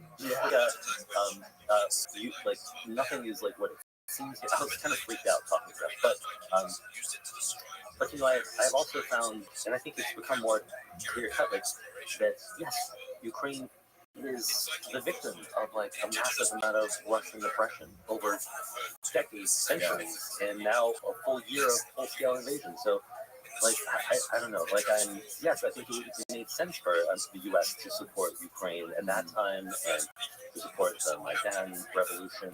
Yes, I mean, like, I guess I'm like a kind of just straight up pro-Ukrainian person, although I acknowledge that there, as I said, there's corruption, that there's like extremism of certain kinds. It's like, I'm not a Ukrainian nationalist, but I'm a Ukraine supporter. There's a lot of meat on the bone that I want to get into, and I want to do another podcast soon. We got to figure that out. But your ride is here, so everyone, I will link. I'll put a link to your book, your new book, Faces in the Dark, in the description. People want to learn more. I highly suggest listening to the episodes you did with Julian Dory on his podcast. Cool, fucking fascinating. They cover every single detail. Where else can people go to learn more about what you're doing and find you on the web? And you can find me on like that's my personal website. You can find me on Wired too. You can just see what I'm up like writing on a daily basis. But yeah, my website, that's like I usually put up the big like deep dive features that I do. Like I do only like a couple of those a year. But yeah, I appreciate it. My website is andygreenberg.net. Cool. I'll link it all below. Thank you so much. Thank you for this. I'll clearly get more to talk about next time. My pleasure. Let's get you on your flight. Cool. For instance, in this ancient Inuit tale, it once happened that a kayaker from Arpad Cynic came rowing up the river, trying his third job. When approaching Kakportok, where the first Norsemen had taken up their abode, he saw one of them gathering shells in the beach. Some people may think that vision is boring, but in the context of life, is there anything more important than vision? I don't think so. Maybe you could tell people who are listening, give them a brief background on yourself. What are your credentials and what is your background in vision? I work with vision. For the last 45 years, I've been helping people to use their eyes. Or rather, I use their eyes to train their own brain. Most of see is done with your brain using your eyes. And so in that area, I have spoken across the world, written in referee journals, written books. It's kind of what I do day by day, and I love it. Now, vision is something I feel like most people don't even think about or take for granted. Why did you become so fascinated by vision? Well, I was actually an English major, and I loved English major because I loved reading, but I also loved eating. So I thought maybe I should do something that I could live off of, and so I thought about optometry. It wasn't until my third year in school that I had a professor talking about what vision really dominates our life and how it is our life. And at that point, I just got very, very interested in what I was doing, and have gone ever since. At what point did you realize there's more to this than what you thought? I mean, most people think of vision as how sharply they can see something in a lot as far away as no one started to think of, do I have 20/20 or not? Well, I had a child I worked with. His name was Hal, and it was 50 years ago, so I got really upset. And Hal was a little boy with crossed eyes. So he looked quite different than other people.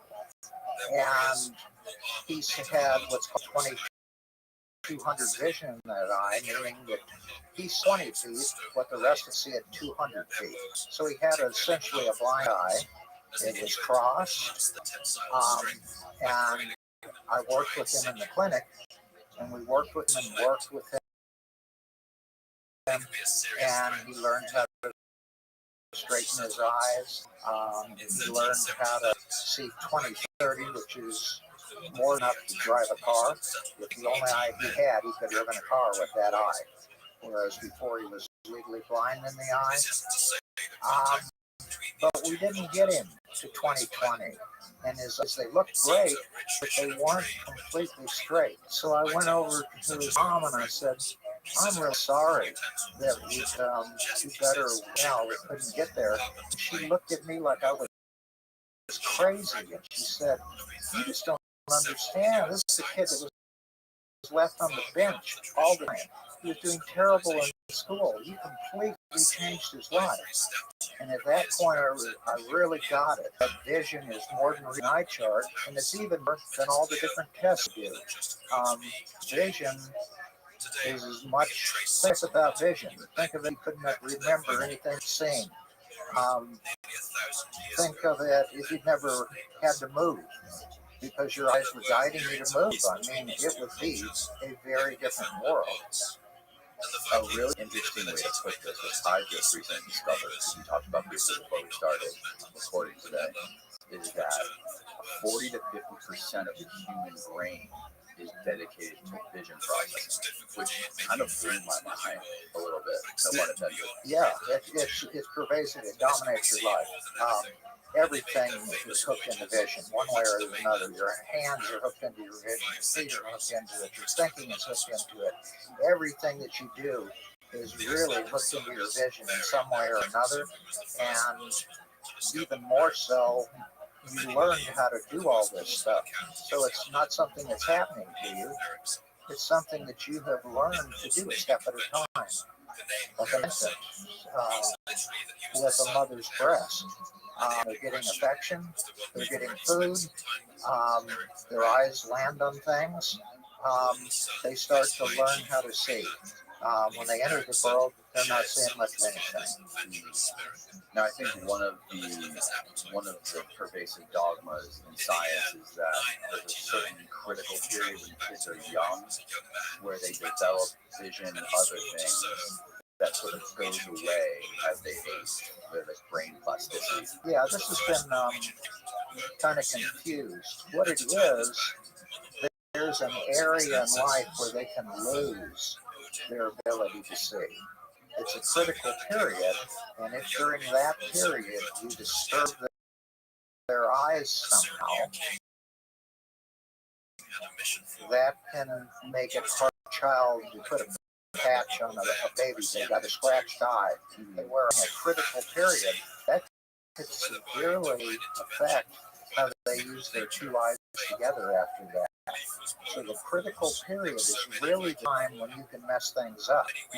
You could put a 50-year-old and leave it on for 10 years. They're not going to lose vision. Okay? But it's gotten backwards when people look at it that there's a critical period where you can learn to see. And that's not true. The brain is always plastic.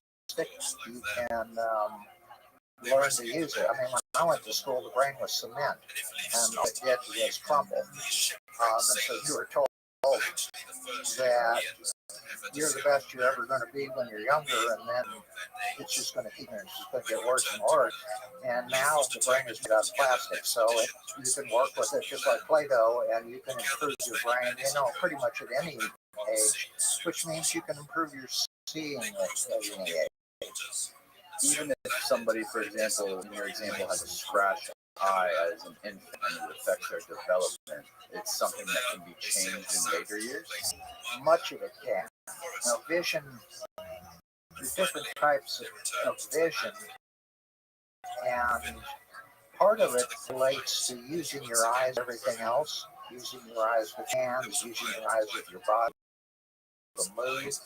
Every time you move, the pictures on the back of your eyes change, and you have to learn how movement affects your seeing. That you can learn at age, if you've actually lost cells in the back of your eye or in your brain, then those may be cells that you can't regain.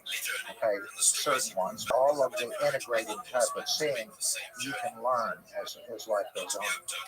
Now, how does the vision of things like intelligence, or is there any correlation between vision and intelligence, or vision and assuming that all these things are entwined together?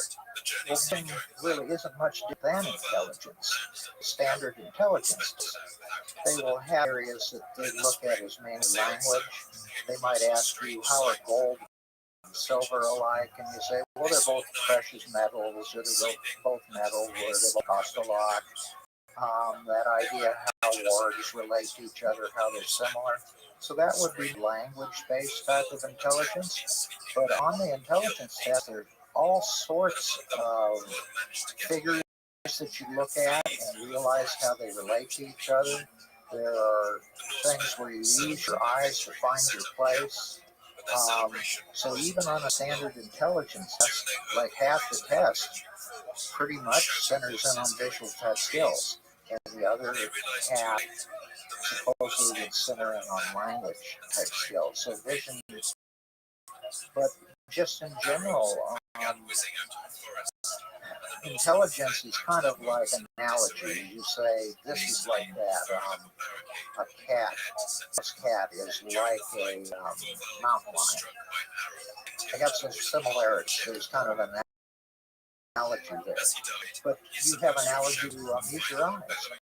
If you've learned how to walk on a sidewalk, and you're very good at walking on a sidewalk, does that prepare you to walk in sand?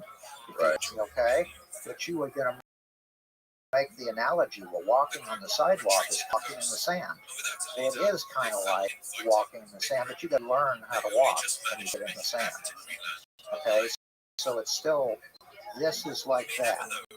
Walking on the sidewalk is like walking in sand, although it's not quite. So it's that. Just like the mountain lion is not quite like the house cat. Right. There are differences. Yeah, so that's all intelligence. And I mean, the book by Jerry Getman years ago is to improve your child's intelligence. And the whole book is available through Optometric Extension Program Foundation. But the whole book is about using vision to improve intelligence. Wow. So the two of them are very, very. How come nobody talks about this? Especially eye doctors. Well, eye doctors, the job is different. The job is to find out if you can see clearly in the distance, and or if you need glasses to see clearly, and make sure each of your eyes is healthy, so there's nothing going on with your eye that can cause you to go blind. And once they've done that, so you can see clearly, and maybe up close, they would have to have you see clearly. So once they've got you seeing clearly up close and far away, meaning little things far away,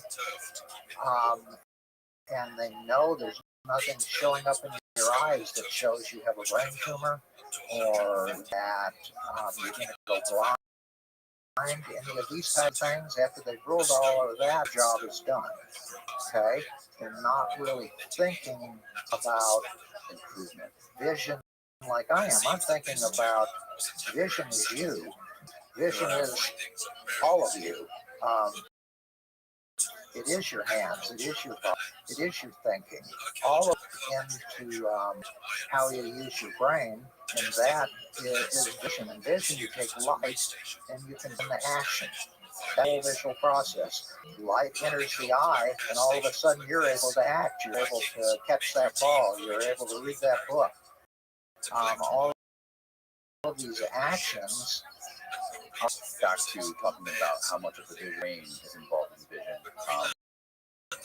I didn't realize that the rods and the cones and the retinal neurons in the brain take up symbolic energy than any other cells in the body, which is, again, kind of just like points to how important vision really is. It's not just seeing numbers on an eye chart. It literally is your full entire consciousness, kind of. We we ask all sorts of different questions on our case history. One of them, and we see a lot of kids, 80% of our patients are children, and one of the questions on there is, your child exhausted at the end of the day? Because if you have visual interference, you're just completely wiped out after a day at school. Not just kids. I mean, I had a banker once who was a teller, and he would go home at night, and he'd just go to bed. He was just wow. And we had worked with him, and now he was playing basketball when he got home at night. So before, he had a lot of trouble using his eyes, intense amount of energy and just focusing and keeping things clear and keeping them single. He was working so hard at it. It just completely ruined his, completely changed him. Now he goes home and gets dressed, he plays basketball with his friends, he has a life. Otherwise, your hours extends from morning until night. The part of this whole conversation that aligns with learning and energy and maintaining focus during the day is really interesting. It comes to things like dyslexia.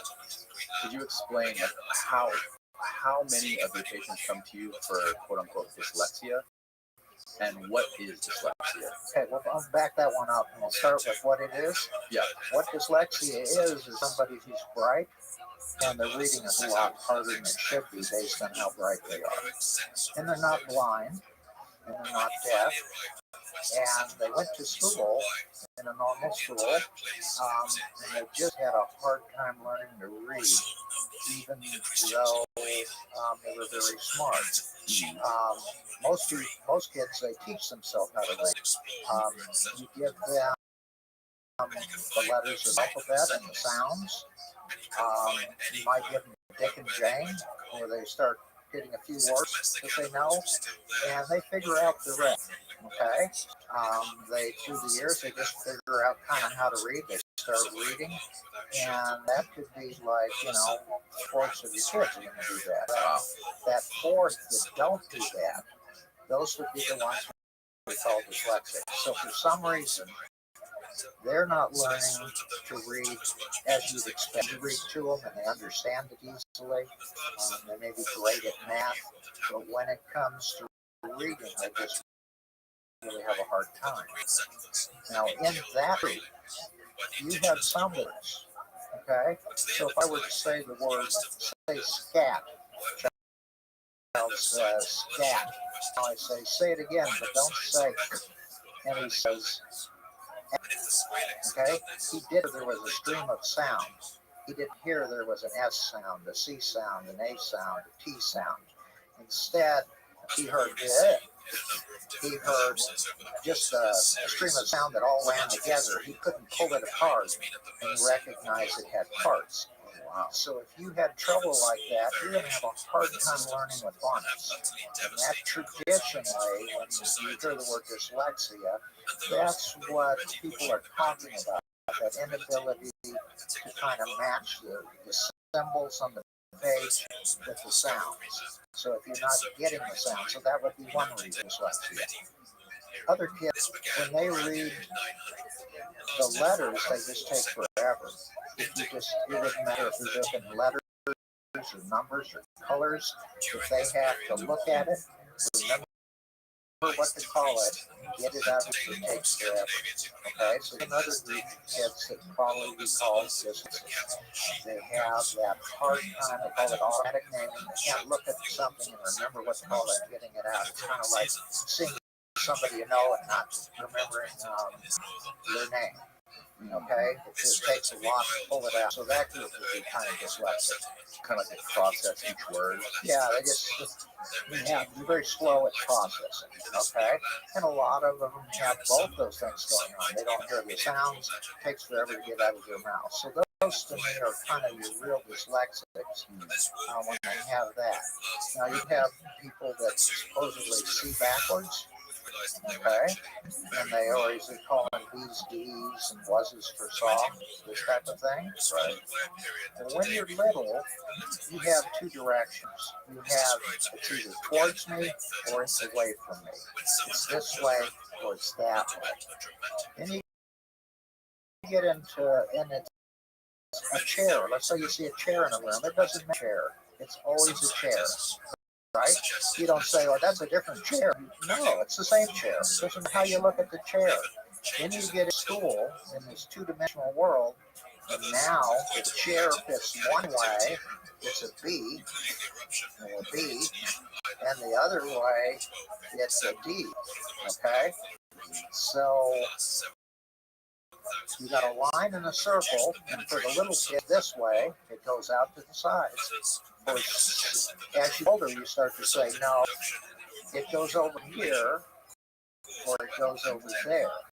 So you have children that developmentally they haven't figured out which way's which. They don't recognize that it's either even a different letter. It's a line, it has a little circle on it, and the circle goes outward.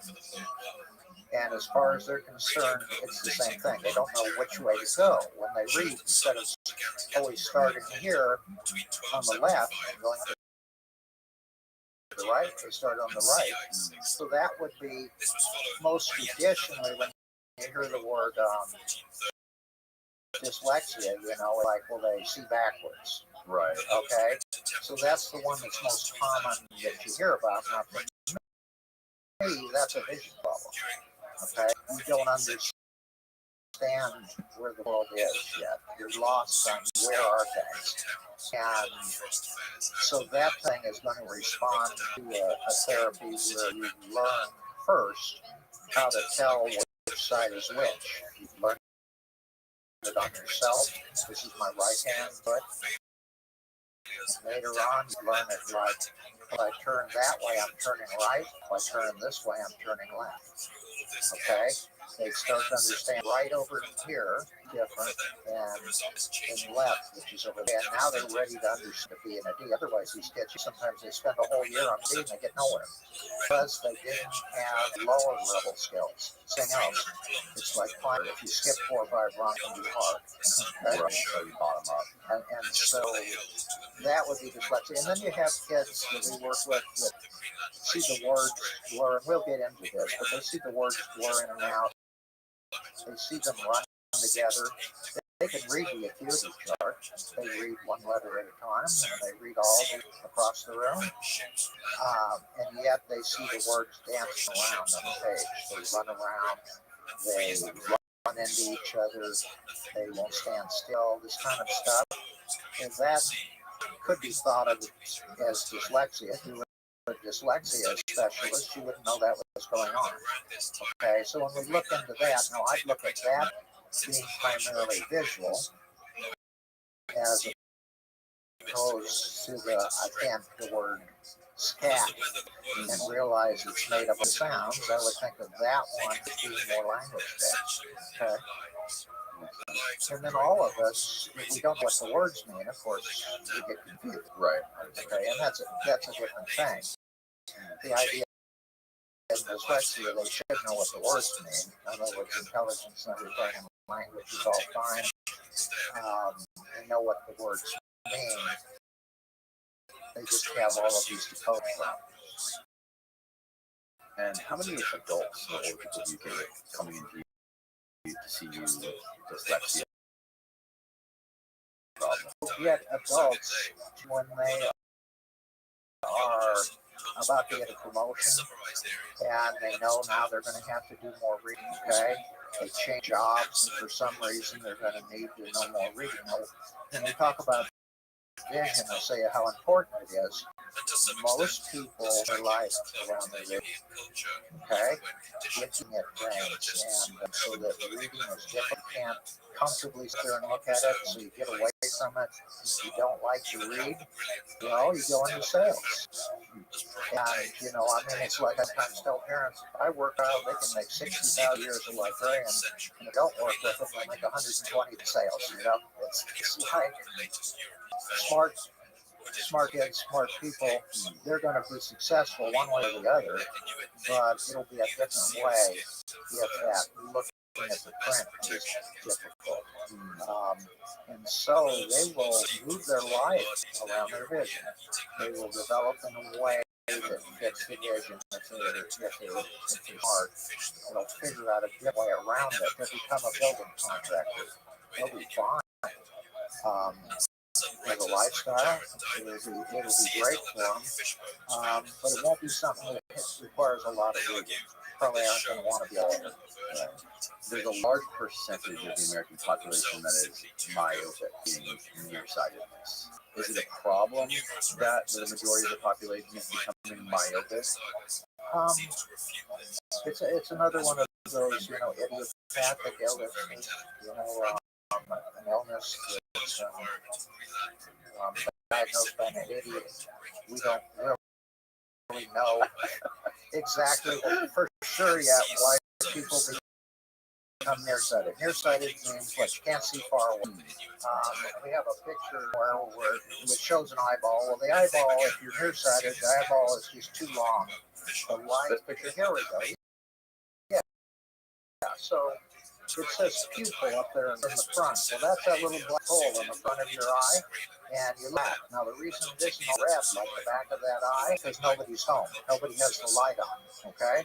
And you flash at somebody, it bounces off, the light bounces off the back of your eye, and their pupils are bright red.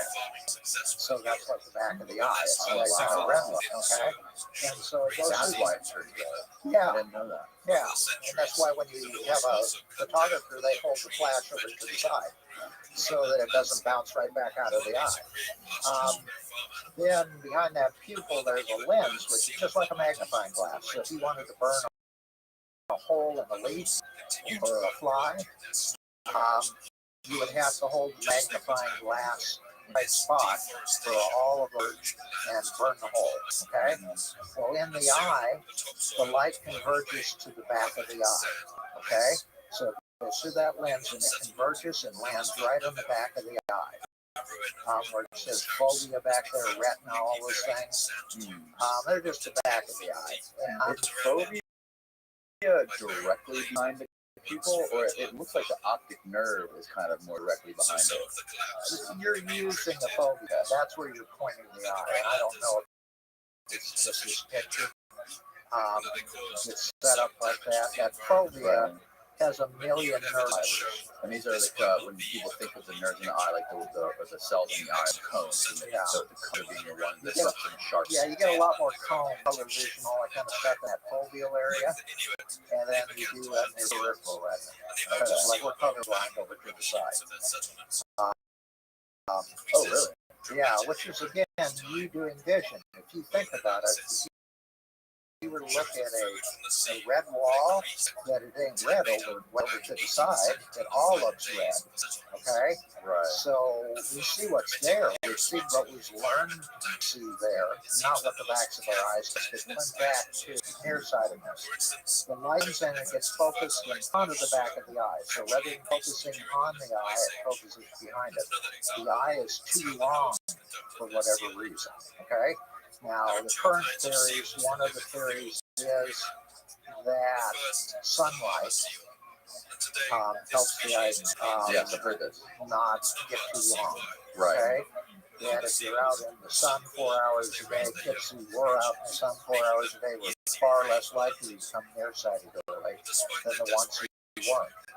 So we don't know if you're nearsighted because your whole world is up close. There's certainly a lot of thinking like that. If you read all the time, you get nearsighted. If you look up close all the time, you adapt to that distance. But on the other hand, do you read out? How many people read outside? How many people are in the sun when they read? So again, it's how it all fits together. What part of it is natural sunlight? What part of it is this cramped, up close distance where you don't move your body at all? You're still. You're looking at a distance rather than all over the place. You're there for long periods of time. It's all up close.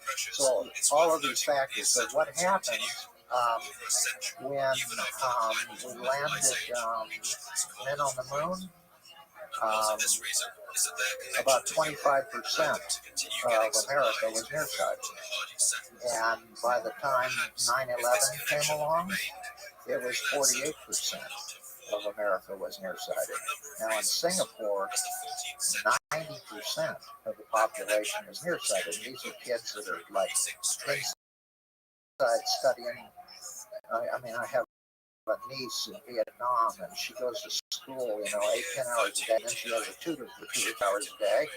Wow, there's this compulsion to succeed, and so you have people, huge amounts of up-close time, and huge amounts of nearsightedness, and the thing moving here in the United States as well. And so we're putting, 2-year-olds, 3-year-olds on little close devices inside, not playing, not running around, figuring out how to see the world. But just looking at a flat screen. Yeah, everywhere you go, whether you're waiting in line at a grocery store or sitting at a red light, just looking around at the different cars that are sitting around you, they're all staring at their phone. Right. So you're seeing this great up close thing, but you're not getting the action you do. Right. So that body's not involved. Yeah, we learn to see. Okay, if you looked at me, you already know how much effort it would take to get to me. You know how you would have to move around. You know what it would feel like if you tweaked my nose. You know what it would be like to pull my hair. You know all of this information because you've done all this kind of stuff your whole life. And you've learned how to see through all of your movements. Now you put a kid on a screen. Are they putting pans and pots? Are they learning how all these things fit together? Are they learning how to wagons? Are they learning how to do all of the other things? Or are they learning how to sit there immobile, staring at colors on a screen? So that's when we get into what vision is, we get more into that. But it is kind of a frightening prospect. Pardon this brief interruption, but I want to take a second to talk about our sponsor, Versa. Now, if you've heard this podcast before, chances are you already know how I am with health and longevity, which is why one of my favorite guests to have on the show is nutritional scientist and neuroscientist, Dr. Dom D'Agostino, who actually introduced me to this stuff. Verso is a company that is dedicated to translating scientific breakthroughs into products that hold the potential to increase longevity. The problem with aging is we accumulate these zombie cells, or old damaged cells that are beyond their useful life. These zombie cells infect other healthy cells, speeding up the aging process, causing things like hair loss, wrinkles, arthritis, cancer, dementia, and everything in the realm of aging.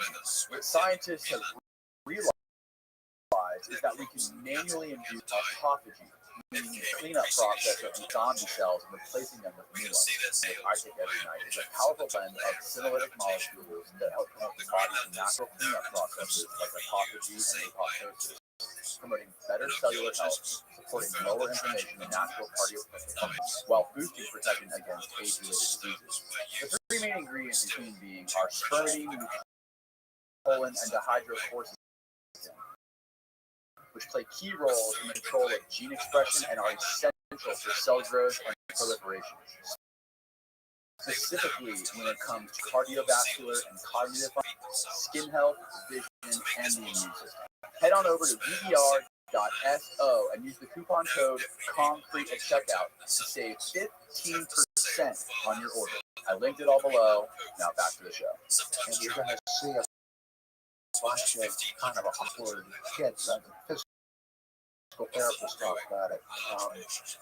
Where they don't have the skills that they had to have years. Did humans look different or a dozen or 20 or 30, 50 years ago compared to how they look now? Just from the time the iPhone came out, which was like, 2006? If you go a couple decades before that, is there a noticeable difference in people's their eyeballs or the way they're structured? I know about the faces.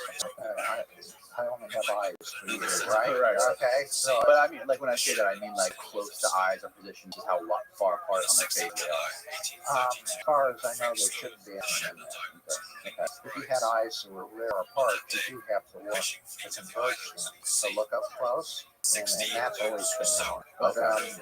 But just the averages on those types of things, I don't think you're going to see too much of a change, although you've seen huge changes in people themselves.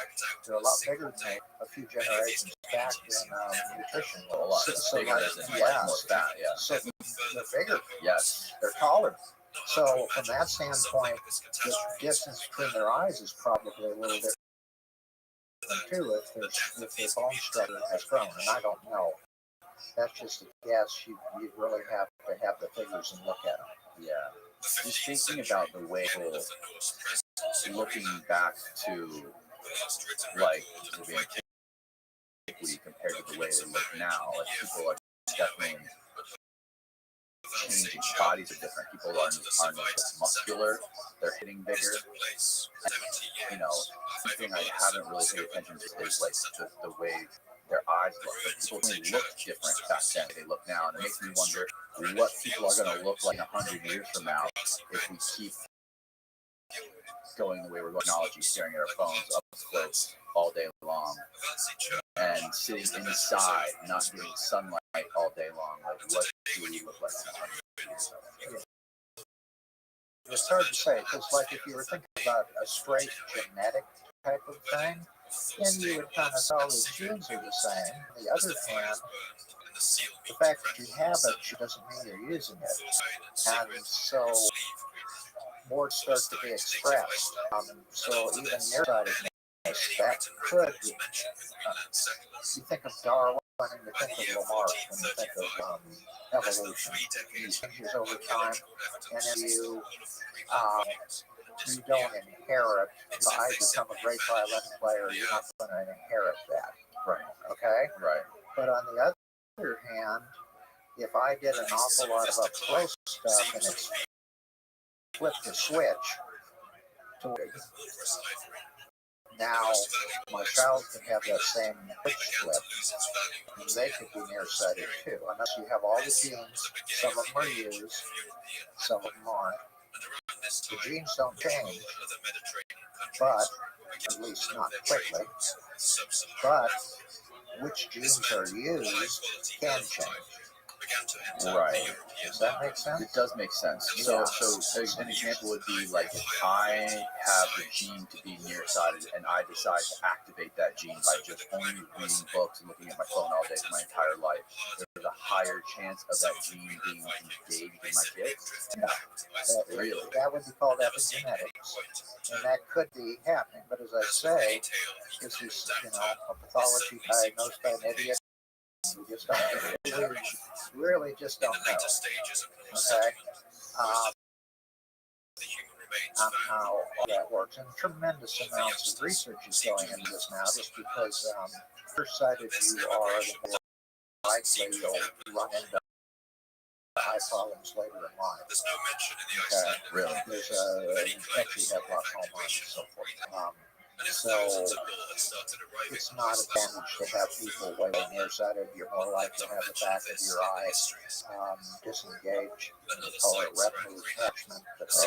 Have the back of your eye kind of not stay attached to the back of your eye like it should be. Yeah. These types of things, the incidence of them increase when people are more and more nearsighted. So it would be a big advantage to do 3 units of nearsighted rather than 7.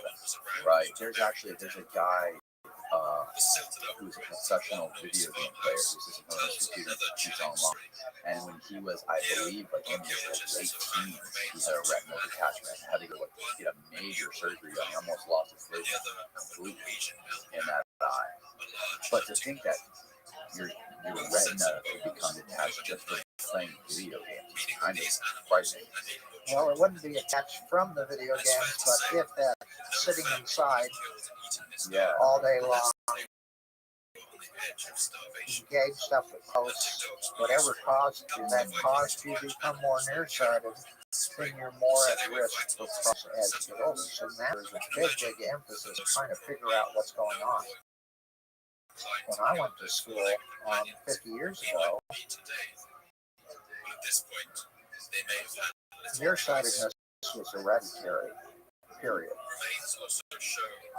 You were like kind of booed off the page and you said, no, problem. It's how we're using our eyes. It's causing. It looked at you like you're crazy. It's like, oh, you guys are just weird. This genetic thing, you can show that if parents have it, the kids are more likely to have it.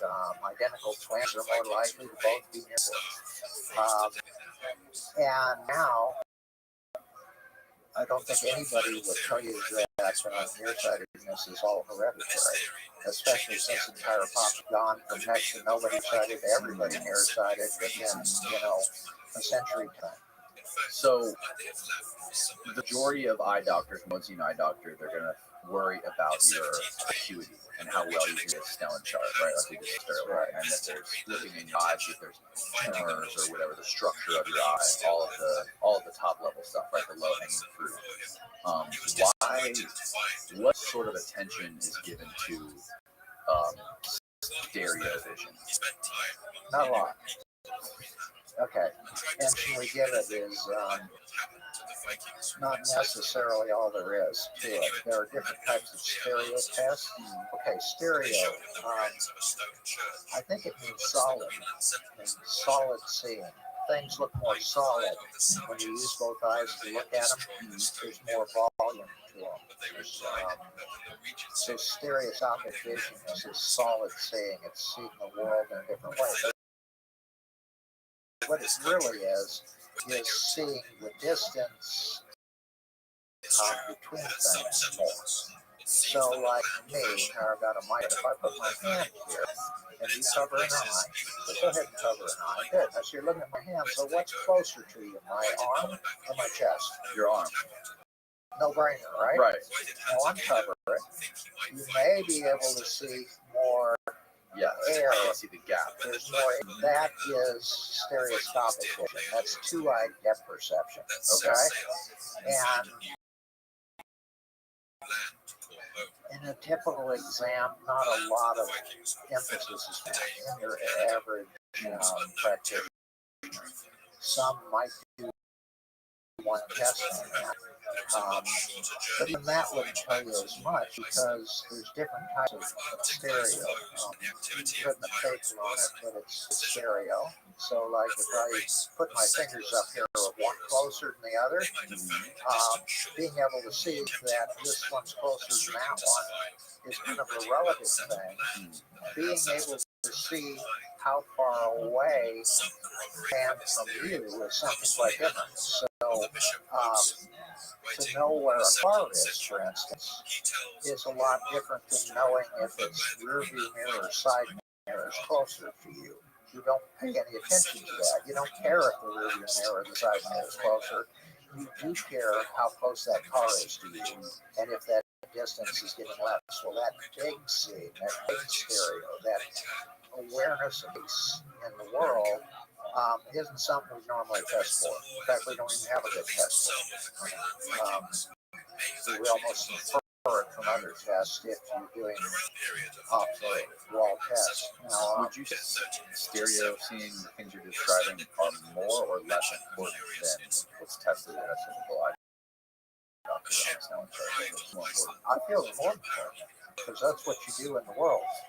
If you have that kind of stereo, when you look at something, you suddenly know what it is and where it is. So, like, I'll look right into this camera. If whoever's looking at me were to look right at my, and you see how pointed my nose is? Now, instead, you are thinking about the distance between you and your screen.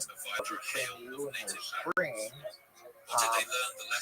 that is, you now know where the television or the monitor is at the same time that you're seeing me. Okay? And so many people, when you think about it, when you talk to somebody, sometimes all you're seeing is their face. You're not seeing where they are in the room. Right. Okay? You're not opening up and simultaneously seeing where things are and what they are. You're just seeing what they are. And all of our tests as eye doctors, they're all what is it test? They're not where is it test. They very seldom do tests to figure out if you're very good at knowing where things are in the world. They want to know that you can see what they are. What are those little letters on their eye chart? Okay. And one of the reasons they want to know you can see the little letters, because if you can, that kind of rule, if you can't see them, you could have a tumor in the back of your eye. You could be nearsighted. You could have the lens in your eye could be cloudy. There could be all these different things going on that are making you not see the little things. Okay? And so the fact you don't see them, then the red light goes on and it says, well, something's up here. We need to figure out what it is. Okay? So, and we don't call it acuity depth disorder. Okay? We say, you've got a cataract, you've got glaucoma, you've got something, you've got an actual type of disease, and that's for eye care. And eye care pretty much stops at the back of the eye, not always. If you had inflammation of your nerve, the nerve that comes out of the back of the eye, then, that's definitely going to make it, and that's further up. If you had a brain tumor, it could make it hard to see. You could lose half your vision. You have all sorts of types of problems. Yeah, so any eye doctor is going to be thinking about all of those things. And they get some signs of it. He's not seeing well. Why isn't he seeing well?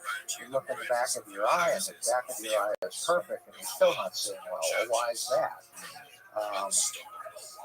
Was it that way 2 years ago? No, 2 years ago he saw fine. Well, now we've got something that's happening now. So worried about that. So they have big concerns, and they're very important. And I'm not underestimating that, because I don't even do general eye care at this point. I do just enhancement of seeing.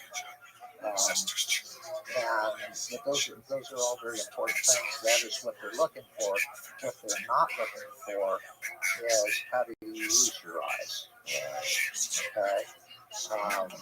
And as we move along more on what vision is, right now we're just kind of centering on routine eye care. It might be a good idea to look at an acuity chart even. Yeah. Can I pull up the Snellen chart? Yeah. Here's the first slide. Yeah, one of the things that's always that has fascinated me so much is that so many people walk about the world and see the world as they see it, but how do you know if that's the best you can do? How do you know if that's what the world really is? Everybody sees the world in their own way. And I always wonder, what percentage of everyone you see walking down the street sees this inflated, depth-filled 3D world, and what percent of them are just seeing like flatness? I think if you were talking about optometrists like myself, most of them don't see that inflated three-dimensional world. Most of them see in a different way because they got a flat screen. They're very good at a flat computer. They're very good at a flat. They have driving at night when raining and line has disappeared. Knowing where you are on the road might be of a concern, but they're very good at reading up close because they get hit through school. Right. So they've learned to see in a different way. They're not hitting fastballs on average. Right. And a lot of the bigger type of seeing, they would have a tougher time with, but they would never be aware of it. Because I've seen ways, and once you've seen in that big three-dimensional way of seeing, you realize, oh, that's very different from the way the world normally looks.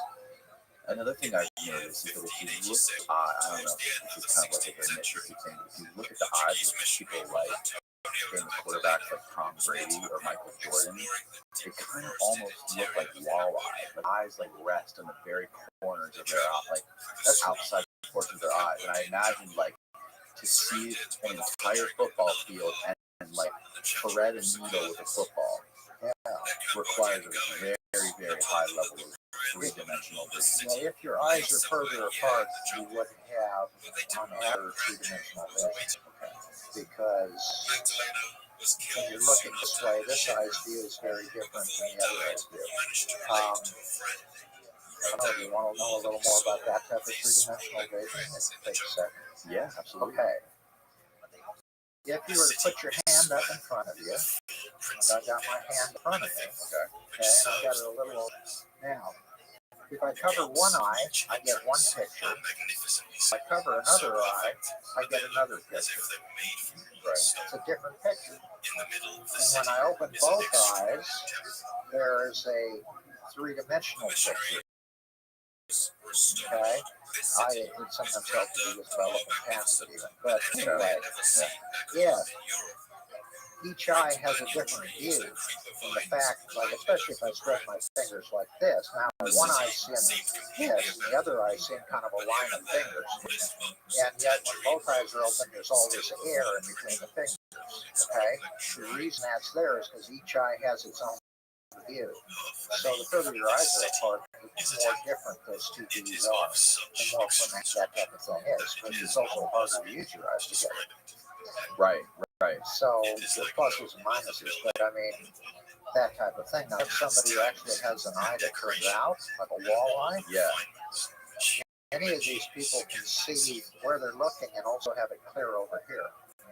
Ooh. They feel like they're looking out of, say, your left eye, but things are clearer over here. It's great if you're a kid, you know, you can like keep an eye on mom, and when she's not looking, you know, you can pick your nose, you can do anything you want, and you use her. Right, right. And then you wonder why they don't like straightening their eyes. You know, they start getting caught. So it's like that is an adaptation that can occur, where a person sees simultaneously with each eye, but in two different directions at once. And so that is a different thing. And there are basketball players, names come to mind, but you'll see pictures of them sometimes when they're on that court, you know, everything is on that court, and the eye is actually out. I've seen pictures of that, Where the eyeball is like one eye's out. One eye's out, where they actually have what's called strabismus. Both eyes don't point in the same spot at the same time, but they actually have the eye out. Now, basketball, knowing where everything is on the court is a big deal. Okay? If you want to know where the rim is, it would help to point both eyes at it. But professional players, they play off feel anyway. They know where they're on the court. They know how to get the ball to the basket, that position in the court. Okay? Right. They are hooked into that court. If you were to change the shape of the court, make it a trapezoid, you'd probably really screw them up. So you're used to knowing where their body is on court compared to where they're going to look at. So they're seeing with their body as well as their eyes. And all this happens. But anyway, so in the depth perception, again, it's just that one eye sees a different picture than the other. Your mind takes those two different pictures, it fuses them together, it melts them together into this three-dimensional picture that has more depth in it. Right. But of course, we all see three-dimensional. We all see that. Everyone sees that. You put my arm in front of my chest. What's closer, my arm or my chest? Well, your arm's closer because it's in front of my chest. And there are all these different one-eyed ways of knowing what things are. Right, like things being bigger and smaller. Shadows. The shadows. If you look at a stool, shadows on it, turn the light down, the shadows will disappear. Right. So these that have eyes that aren't working together when it comes to driving at night, they just have a hard time because you took away all the one-eyed ways of knowing where things are. Can you pull up a picture of Tom Brady's face? It's close to his face and looking far away. You can look at that. So what were we doing right here? Okay, so here's my acuity chart. So if you have a hammer, everything in the world is a nail, and if you have an acuity chart, everything in the world is a fraction, or everybody in the world is a fraction, okay? You're to see there's that line above the red line, and you're supposed to see that 20 feet, because a scientist in the middle of the 1800s calculated how big the back of your eye was and how big everything was in it, all the receptors and everything. And he came up, you got to see that. And So that is 20-foot line. People who have normal eyes supposedly see that line at 20 feet. We're about 20 feet now, right? Maybe a little bit closer. Close enough. But anyway, now if you go up a bit into the 20-40 line, I think it's 2 lines up, you see Above the green. Yeah, above the green. Most people see that line at 40 feet. Okay? If you have moved up 20 feet to see what everybody else sees at 40 feet, then you have 20/40 vision. So you typically can drive with 20/40 vision in most states. In Georgia, it's 20/60. Oh, wow. Yeah. So if you can't drive anywhere else, come to Georgia. You're all set. I wonder if are there more car accidents in Georgia? I looked at because driving has much more to do with knowing where things are. Okay. Okay. That makes sense. I mean, you might not see a little person, Right. but for the most part, driving is all knowing where it is compared to everything else. And being able to predict where everything is. Where you see something, you know where it's going. Right? And those things aren't nailed by an acuity. Those are all where is it type things. But acuity chart, which is big if you're in a new area.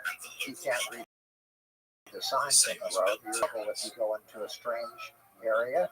If you're driving close to home, you don't need to see the signs because you already know where you are.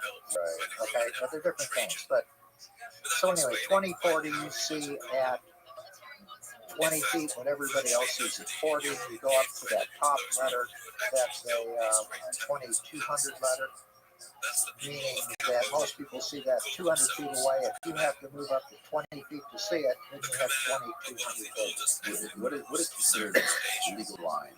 Okay. What we normally think of when people hear legally blind, they say, I'm legally blind without my glasses. Well, that isn't how it works. If you can see the 2200 letter with your glasses on, that's the best you can be legally blind. How you see without your glasses doesn't say anything. Okay? When you put your glasses on, you still can't see anything, then you could be legally blind. But it would be the 2200 is the smallest that you see. Oh, okay. And so that's your acuity chart. And so people will say, I have perfect 20/20 vision, and that's good. But most people, which is the line underneath the red line, okay? So most people are able to see that line at 20 feet. And if they only do, then you kind of wonder, why not twice? Why not 15? Okay, you and I got it. Okay. Bottom line is the 2010 line. Quite a few kids that can pull out half of those letters in that 2010 line. Most of us have to move up to about 10 feet to see it. Some people can see it at 20 feet. Ted Williams was famous for his 2010 vision. So Ted Williams was one of the best in baseball, which means he failed 2/3 of the time, and which made him one of the best. Okay, and he had 2010 vision, and which means he could see the tiny things. But he did more than that. He knew where the ball was. Right, that seems like he would. So when I work with ball players, they're both important. You want to be able to see the seams of the ball because that tells you if you got a curve ball or you got a work. Okay. But at the same time, you got to know where the ball is. You got to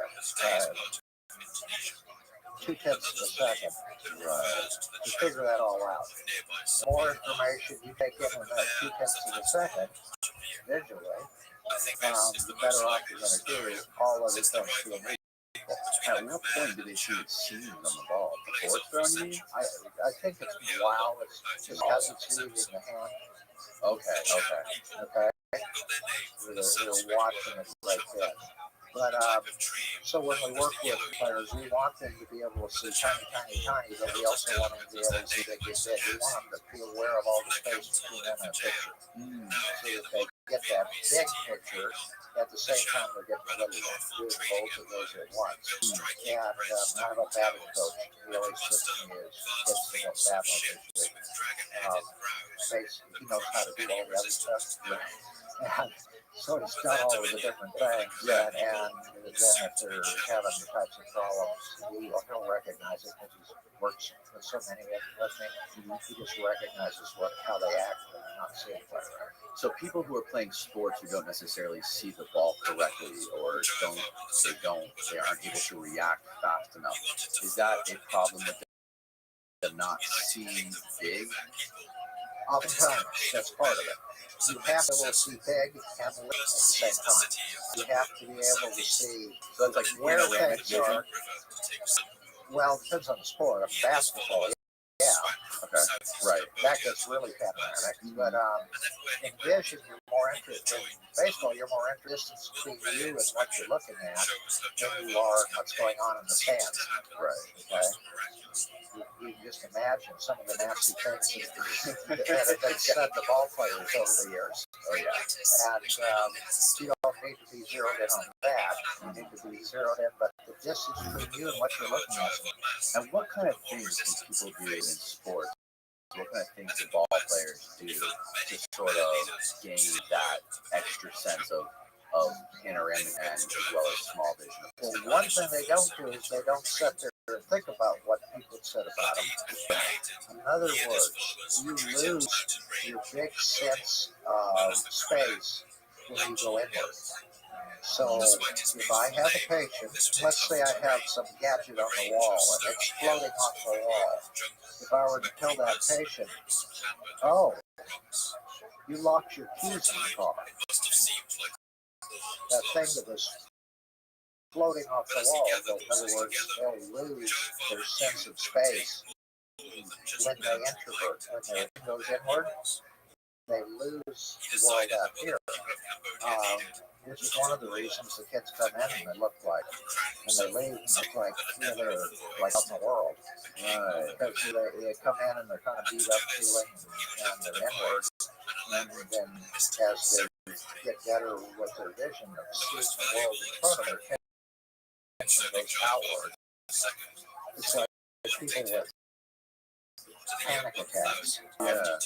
If you get them to open up the big spaces, it kind of pulls them out of it. Okay? Because the panic attacks are all inside. We've been around a long time. A lot of bad things have happened here, starting with birth. And then it only got worse. Sometimes it seems like it. So all of that's just sitting there waiting to each up. So as you learn to get your attention, your visual attention outward, then you eat that garbage. Imagine if it's a huge problem like coming up to bat in baseball. That's gotta be everyone's eyes, everyone in the game is focused on you. So that's just it. They have to learn to be where they are. In other words, they can't be where they're not. They can't be thinking about something else. They have to have full attention. So it's like the coach would, as soon as these kids, he'll tell me, he says, yeah, this kid, he just gets wiped out. Somebody says something to him, he gets upset, and boom, you lose all. Can't hit anything. Okay? So it's a matter of learning to concentrate. And even she said that he really looks hard. It's a certain place, it's a way of seeing for him. He has 20/10 vision. Yes. But he did something with his eyes when he was batting. And he knew he was doing something. Okay? We didn't know exactly what. Well, there's language. So don't tell him, how are you seeing right now? What are you going to tell me? Right. Okay, and I've been talking about seeing a big area as opposed to. We're going to get into that quite a bit with a lot of regular examples on the screen. Right. Now that is pretty much meaning it. Use the space yourself, so you know. Because we talked about it, that big area, you see all that space. Yeah. Somebody who's never seen no idea what I'm talking about right now. Okay, they just think these are just words. Because there's a hole in your perspective. There is a hole in your language. You have no words to describe. I've tested this on my wife. Nothing wrong with her vision. She has perfect eyes. I've done some tests on her with some of the stuff that I've messed around with, and she flunks almost every three-dimensional test. It's okay. She's probably done some tests that you're not aware of. Yeah. So you're even, And I am aware of her tests. Yeah, there you go. There's no double standards over here.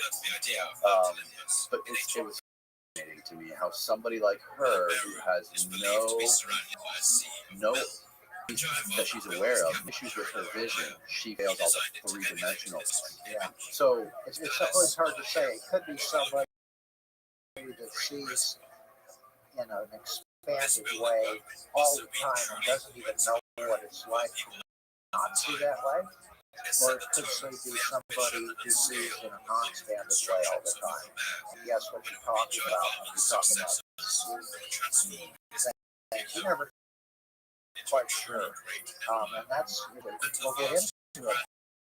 But have you noticed you don't know what other people are saying? have you noticed a correlation between people who are introverts and extroverts versus like myopied or not? As far as I know, the studies are based on that. Certainly, what were you like when you became better?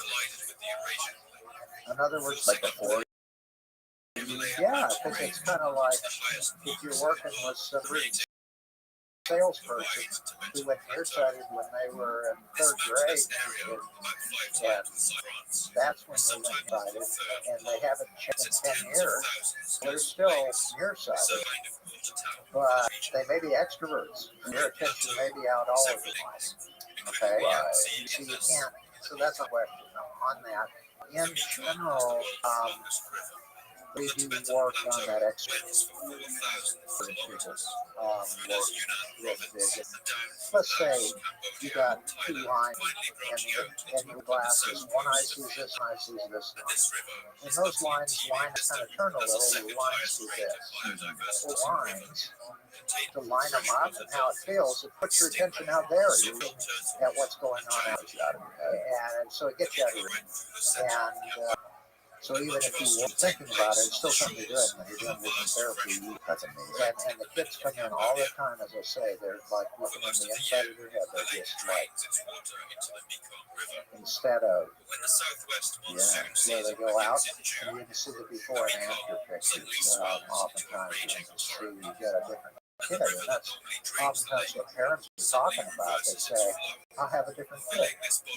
Very happy. It's not like they lost, it's not like medication that takes away from them. They can still be crabby if they want to be, and they always are once in a while. But they act very different.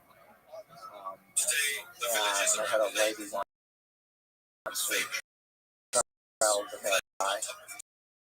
And she was kind of a tough kid. And she told me one day the reason I really like him is because when we're doing this, he's much easier to be around at home. Because we pull him out, and we're just a much happier kid. And so again, when I say vision is pervasive, it's everywhere.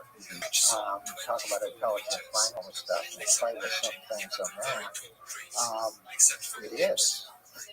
You're talking about you're talking about personality. Well, how much of how you see the world is personality.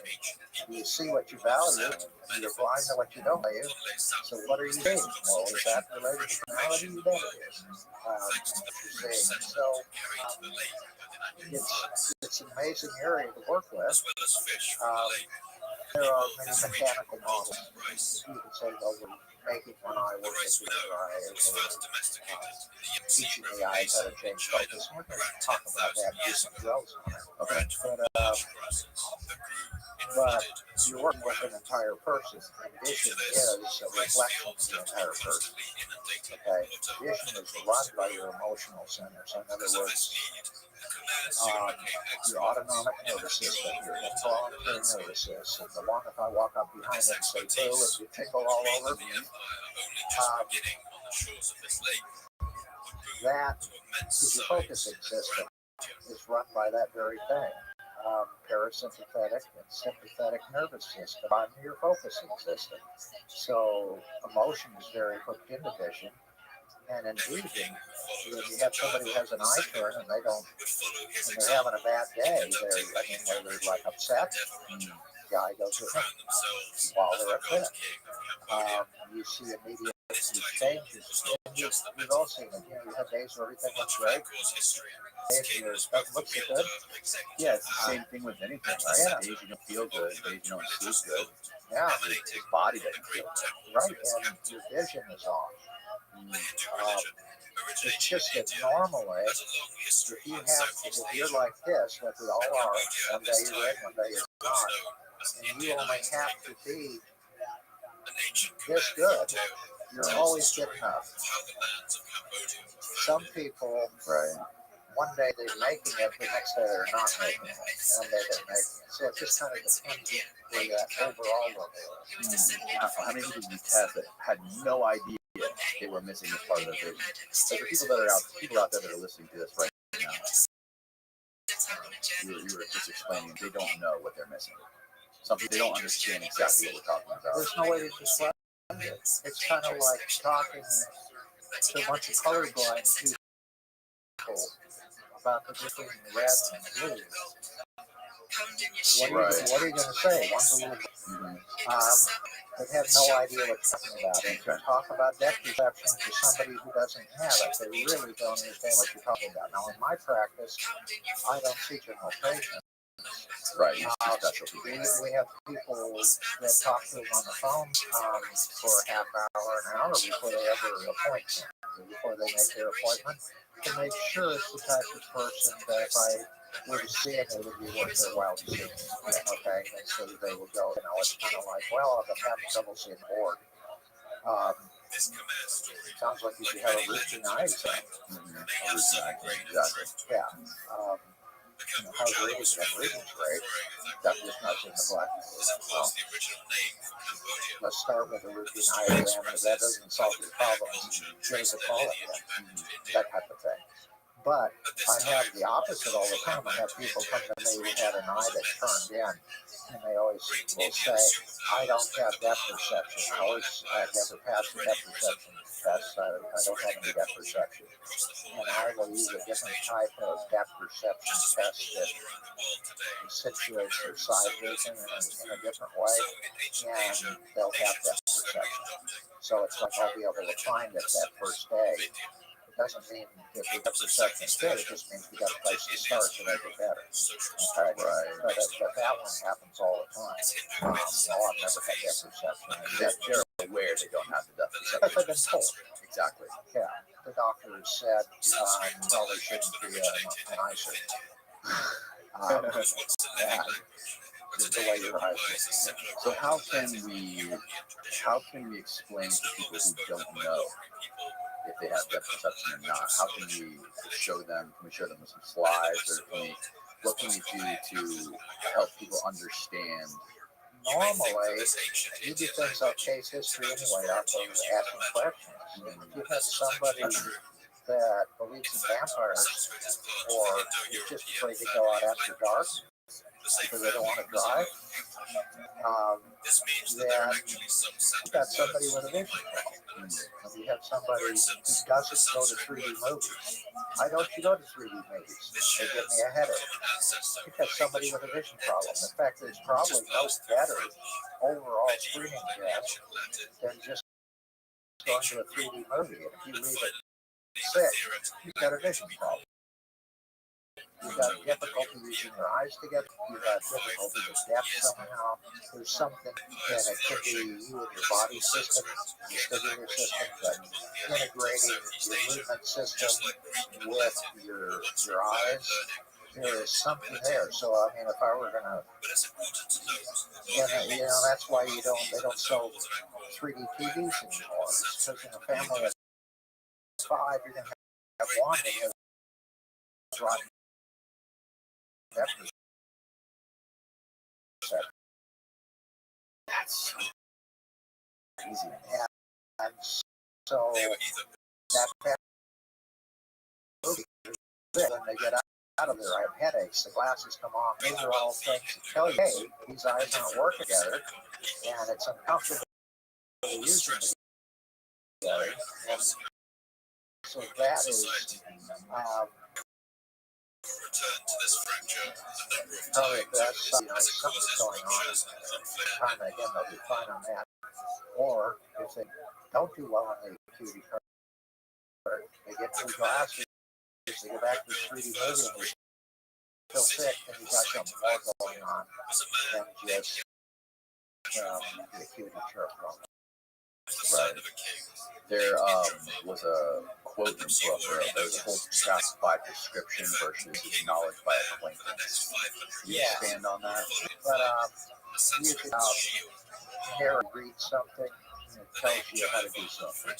Right. And then you've got experience where you've actually done it. Entirely different types of learning.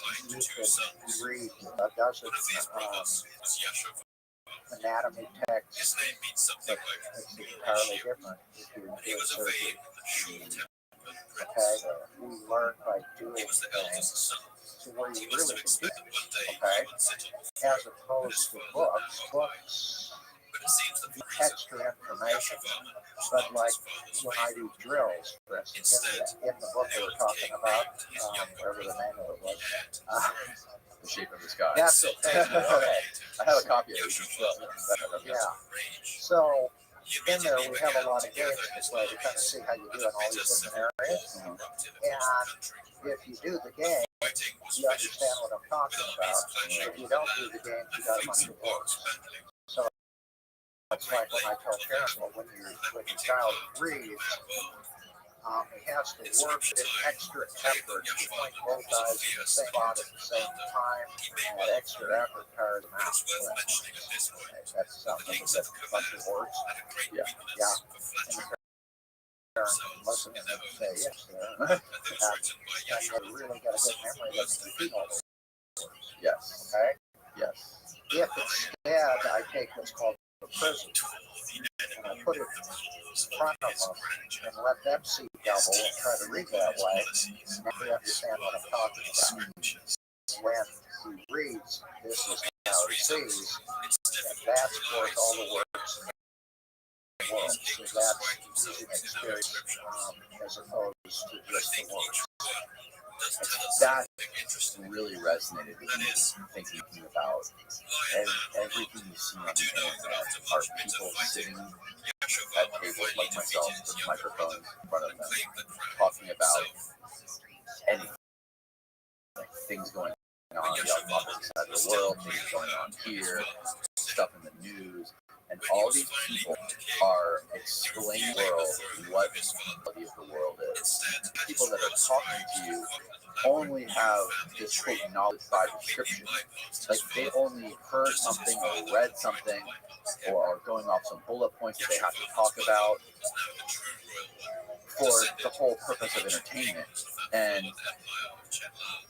what I realized is I noticed a huge difference in listening to somebody who has been somewhere or done something and they're talking about something that they've done or personally experienced versus like what you're used to seeing, like people talking on the news, like guys like myself, that are just explaining something that they just understand from reading it or watching a documentary or a movie or something. Or from reading a dozen books and getting context from a bunch of different people's angles, from reading other people's experiences and trying to translate that into something that they're speaking as fact. The guy that got me interested in what we're talking about, he said, you watch the people who go out there. Some of them talk about what they do, and some of them talk about what they've read. Right. Those two very different things. And so the rule is, you know, if you're going to lecture, you ought to lecture about actually doing it. Right. Because we had a discussion about how it seems to help with nearsightedness or studies showing, but it's not something I've implemented in my office right now. So it wasn't something I really wanted to talk about. Right. Because I'd be back and tell you what I read. Right. Instead of what I saw. Said you acted different, you did this, or whatever. Right. It also relates to what we see. Okay? When you look at that microphone, my microphone, different microphone than I do, because you have intimate experience with microphone. You know how every dial changes it. You know how it moves. I look at it and say microphone. That's it. What's that wire about? You know. So when it comes to seeing, like somebody comes in my office and they have this little gadget, you know, you put in front of their eyes and you say which is better, one or two. You know, does it look better this way, one, or does it look better two? And it has these dials on it. And so somebody comes in and they look at that and they say, a gadget for examining eyes. I look at it and I know how to move every dial on it. I know all the action. I see difference. If I look at a sewing machine, I see a different instrument in a seamstress who uses the sewing machine. I actually see something different. Okay? And so you think we're both seeing the same thing, but we're not. And the difference is that if you're really seeing something, you know the actions you can use it for. Yes. And that's when we start. That's when we really start to see. When you know the actions that are involved with that thing. That apple. Oh yeah, I know that apple. It's going to taste like this. It's going to be kind of tart. It's going to be juicy. It'll run down my face, and it's going to smell just like an apple. And I know how many steps it's going to take to get to that apple, and I know what it's going to feel like when I feel it. I get all of that just from the light. My eyes from the apple. I get all of that all at once type of feeling. That's if I've eaten an apple. If I saw a picture of an apple, I don't get into that. Right. Okay. Absolutely. So, but yeah, those are examples. Those are, you see two people look at the same scene. They see entirely different things. We'll get into that. Right. Like based on value, right? Based on the value, and we'll get Maybe we should get into that right now. Okay, well, let's skip forward here. Okay, vision is something we do. Okay, so if you hit this screen here, if you look over on the right side, there's these two little horizontal arrows pointing at each other. Can you look at the big picture and see those arrows at each other? Right, if I'm looking for that, I can find it. You can find it. You can find the up and down arrows. There's down below there are 4 arrows. You can see them. The oblique 4 arrows, you can see them all in one picture. You can see the horizontal and vertical arrows on the picture. So when you look at that picture, what you see is what you do. Okay? That, you've drawn arrows in the past. Right. You movements that are with all those arrows. That's how you learn. You learn how to draw a circle because we think it's a big deal in this culture. So how many circles do you see when you're out in the forest. Unless the moon's out, Right. that's about it. But there's cultural things. But did you? So let's go on to the next slide. Go to the next one. There we go. So there was a guy by the name of Skep in 1920 started to look at vision something more. And 2020, he wanted to know why it is that some people who measure like they need glasses are happier when they don't have them. Does that happen? You do your measurements, and then the measurements say, oh, this person should like this pair of glasses, and they don't like them. Okay? And he wanted to know about all of these things, but he thought about vision comprised, he put 4 circles, and those aren't his words, but one circle has to do with space. It has to do with knowing where things are. One circle has to do with value, and that's kind of knowing what things are.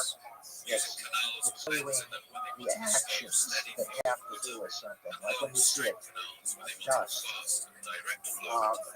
If your job is to keep dust off things, and you see that dust particle, That means something to you. it means something to you. Yes. Somebody else does not see the dust particle. Right. Because they're not thinking about the actions involved with that dust particle. They're blind to it. Right. Okay? And then you've got your body things, and how you see relates very much to your body, which we'll play with. And then you have words and stuff, and the words relate to see. So if you go to the next slide. Okay, so this is a good example. We've been talking about seeing big and seeing little. So if we look at this slide here, this is consciousness is not something that happens. Just look at the slide. I don't care. We're not going to try to understand it at the moment. We're just going to look at it and ask the question, is it all clear? Yeah. Okay? So the slide is all clear. Okay? Now, look at that red C at the very beginning. Keep your eyes on that C. And can you read the paragraph without taking your eyes off the C? No, it's blurry. It's all blurry. So, when it all looks clear, what you did with your eyes is you looked at one thing at a time. Your eyes danced all over the screen. They looked at all the different ones. In your mind, it was all clear at the same time. Right. But you did sequentially. You did it one step at a time, and you added that all. And this is why when you say seeing big, everybody sees big because they're looking all over the place. That's different seeing big all at once. Right. Okay? Is this what most people do? Well, you have to On writing, you have to. Okay. There's no other way to do it. There's no way to see well out of the corner of your eye.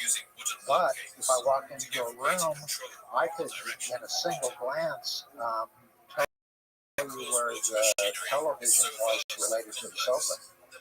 I don't have to look at every button on the sofa. I don't have to look at every dial on the television to tell you where the two are compared to each other. I just need one look. But some people will take a lot of looks. Okay. So we'll keep going here. Let's do this next one. Okay. So when you see, it's almost like you have a flashlight. And one person turns the beam really wide, and they see a whole bunch of stuff in a single glance. And another person moves the beam all over. It's like you're in a dark room. You're going to look here. And others just see a little tiny area. So you like talking to somebody, you see their face, you don't see where they are in the room. Right. Okay? A very narrow beam of vision. And others will see the face and they won't see any space between them and you. Okay? So in other When you words, say any space between you and you, okay, there's space between you and I. right? But if I pay attention to that space, I see you are a little over halfway in the wall. Okay. Okay? And when I did that, I didn't look all over here. I was looking towards you, but I just see where you are in the room. Okay? But if all I saw, I had patients ask me, when I talk to somebody, I never know which eye to look at. I find myself looking from eye to eye. Well, that tells me When they're looking at somebody's face? yeah, they end up looking at a little area at a time. They can't be both eyes at once. They don't see a face, they see an eye, and then they see the other eye. Right. Okay, so they're seeing little tiny bits, they're selecting a little tiny area to see, and then they add them together. When you look at somebody's face, aren't you just like scanning their face? Or no? I could be, or I could look towards you and see where you are in the room, like I am right now. Okay, so I'm aware this much space here, there's space between you and the wall. So you're not necessarily hyper focusing on one part of the face. You're just sort of like taking in the shapes. Yeah, I just share things. Right. Okay. Okay. Now, if I want to see if eyebrows trim, then I'm going to have to really look at the eyebrows. What needs to be done. Right. Okay. If I want to count your eyelashes, I have to look. Right. Next one here. Okay. Now, the people who are close to their screen, look at this thing. If you look at the upper right-hand corner, there's all these white dots. Yes. At the intersection of the lines. If you look in the left corner, there are these white dots at the intersection of the lines. What it amounts to is wherever you're pointing your eye, that's where those white dots are. So if you just kind of look around and see the white dots kind of all over, that means your eyes are looking all over. Now, if you were to point your eyes where the black dots are, and you kept your eyes right on those black dots, all the white dots would disappear. That's if you don't let your eyes dance around. Okay? Now, while you're doing that, if you opened up your station, For people aren't able to view this on YouTube or you're listening to the audio, we're looking at like this big drive. What we're looking at, it's like a they're diagonal lines. yeah. They are set up so you see the white dots at the intersection of the diagonal lines, but only when your good vision points out. Right. Your good vision is your central vision. So the dots tell you where your eyes are. Okay?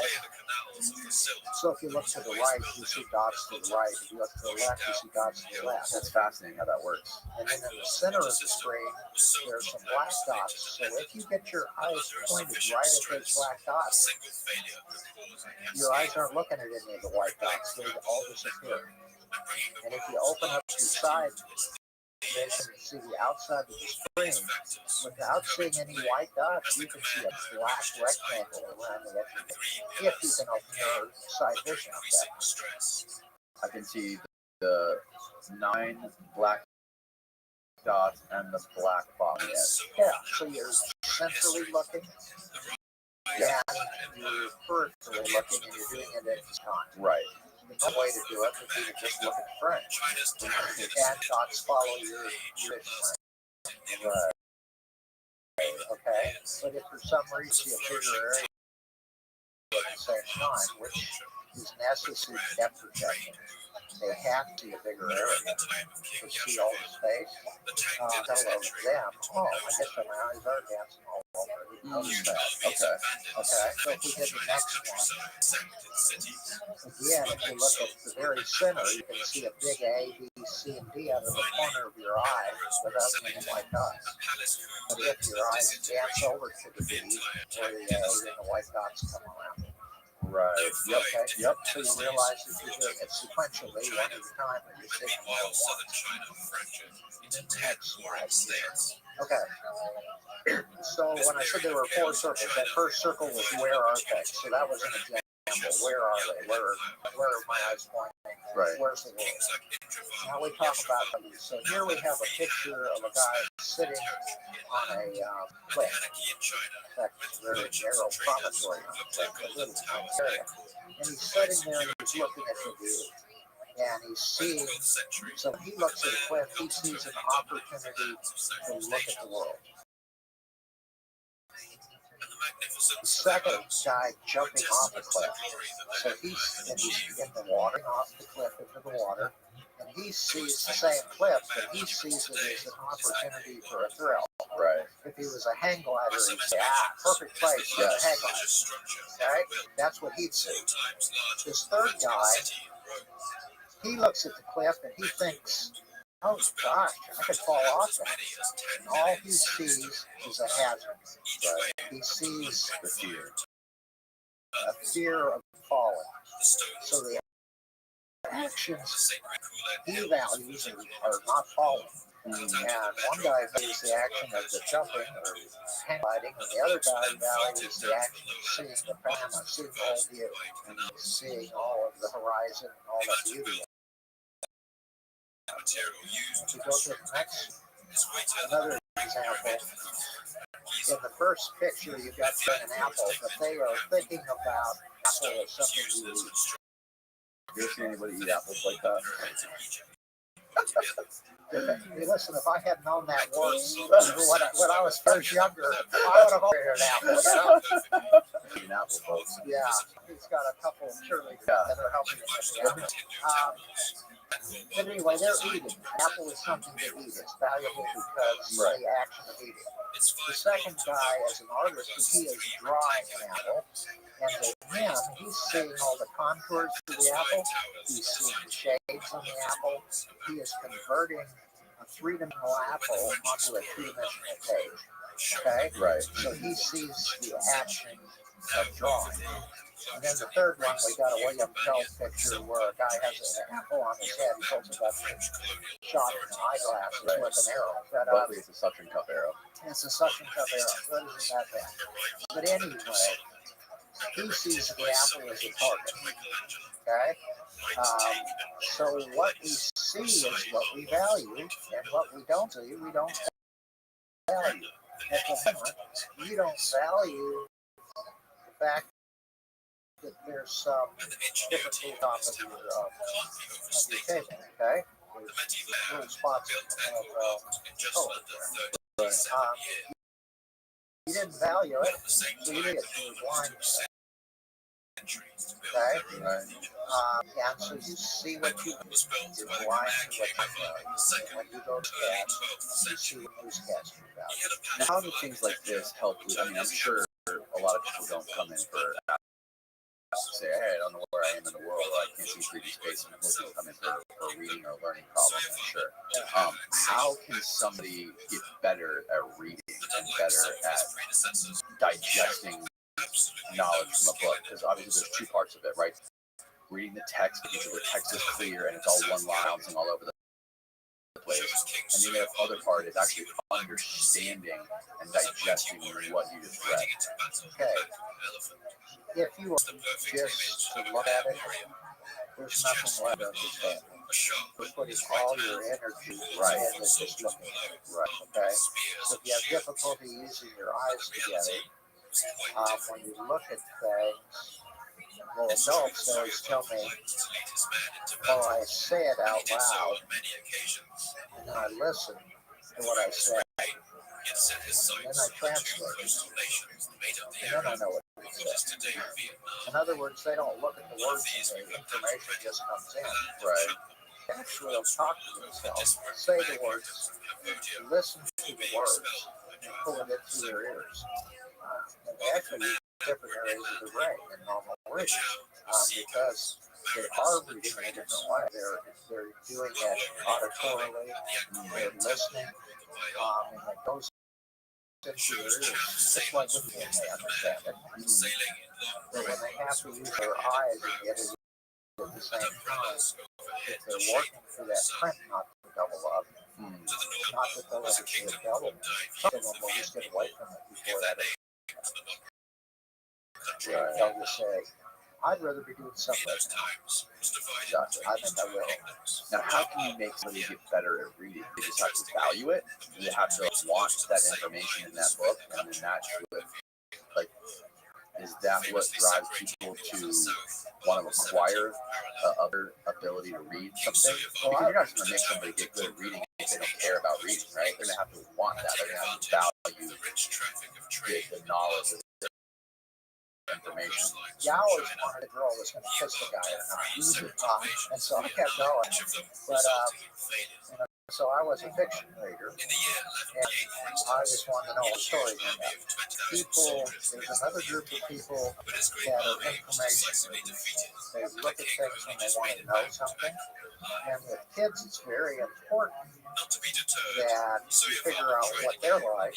And if they want information, you have to read biographies. You do not have to read stories. Okay? Some kids can care less about stories. One of the things is if you read to them and they're just uninterested, it's kind of like, why would I waste my time on stories? What is that? But they read things about baseball, they'll read things about things they want to know about. Okay? If it's real, it might be work. So that's part of it. So what we would do is first thing we're going to do is get them so they can comfortably look at things. And not have that, I don't want to be there. Right? And that has to do with getting one eye to work with the other. But then if they have a hard time where they look at a word and they see the first letter and they call out the word, we're going to get them so they're very good at looking at all the parts of the word, whether they're able to concentrate their attention on small parts of the world and easily. We might use a particularly flat things and they have to pick it up quicker. Flat arrows, they have to remember which way they flash. Up, down, upright. That type of thing. Right. We do all sorts of things so they get information quickly. And then another big part which fits in vision and doesn't is they have to know it. So I think we used one, the man was uxorious, he fleeced his wife and used his friends, and uxorious doesn't mean anything. So your attention sticks in the word. Exactly. Word, you lose the whole thing. But uxorious essentially means that extremely doting towards one's wife is what they call it. The ux is Latin for wife, and it means that you do 100% everything that your wife tells you to do. So I am, for instance, uxorious. When I'm in the house, I always do what I'm told because I don't want to sleep in the garage. Okay? But anyway, so the man was uxorious, which pleased his wife and amused his friends. And then the whole sentence kind of makes sense. So that's a big part of reading. You don't have a picture of a word that you don't understand. So if you're going to read and picture what you're reading, like there was a sailboat, the sail was kind of tipped over in the wind. The boat was half tipped over. There's a man in the boat, and he has a corncob pipe, and it's sitting in his lips. Well, those are pictures. You get a picture of what's going on. Okay? Well, if you want, ideally, you're turning words into pictures when you're reading. You're seeing what's happening. But if you have to think about the word, you can't do two things at once. Right. Okay? One of them's automatic. I can't say the alphabet backwards and go do a pattern and continue the pattern and say the alphabet backwards at the same time. I can do one, I can do the other, I can't do both at once. Two things that I have to think about. If you had a child and you say, look at the finger, and then you say, what's 3 plus 2? Well, it shows you something and thinking something. Wow. Okay?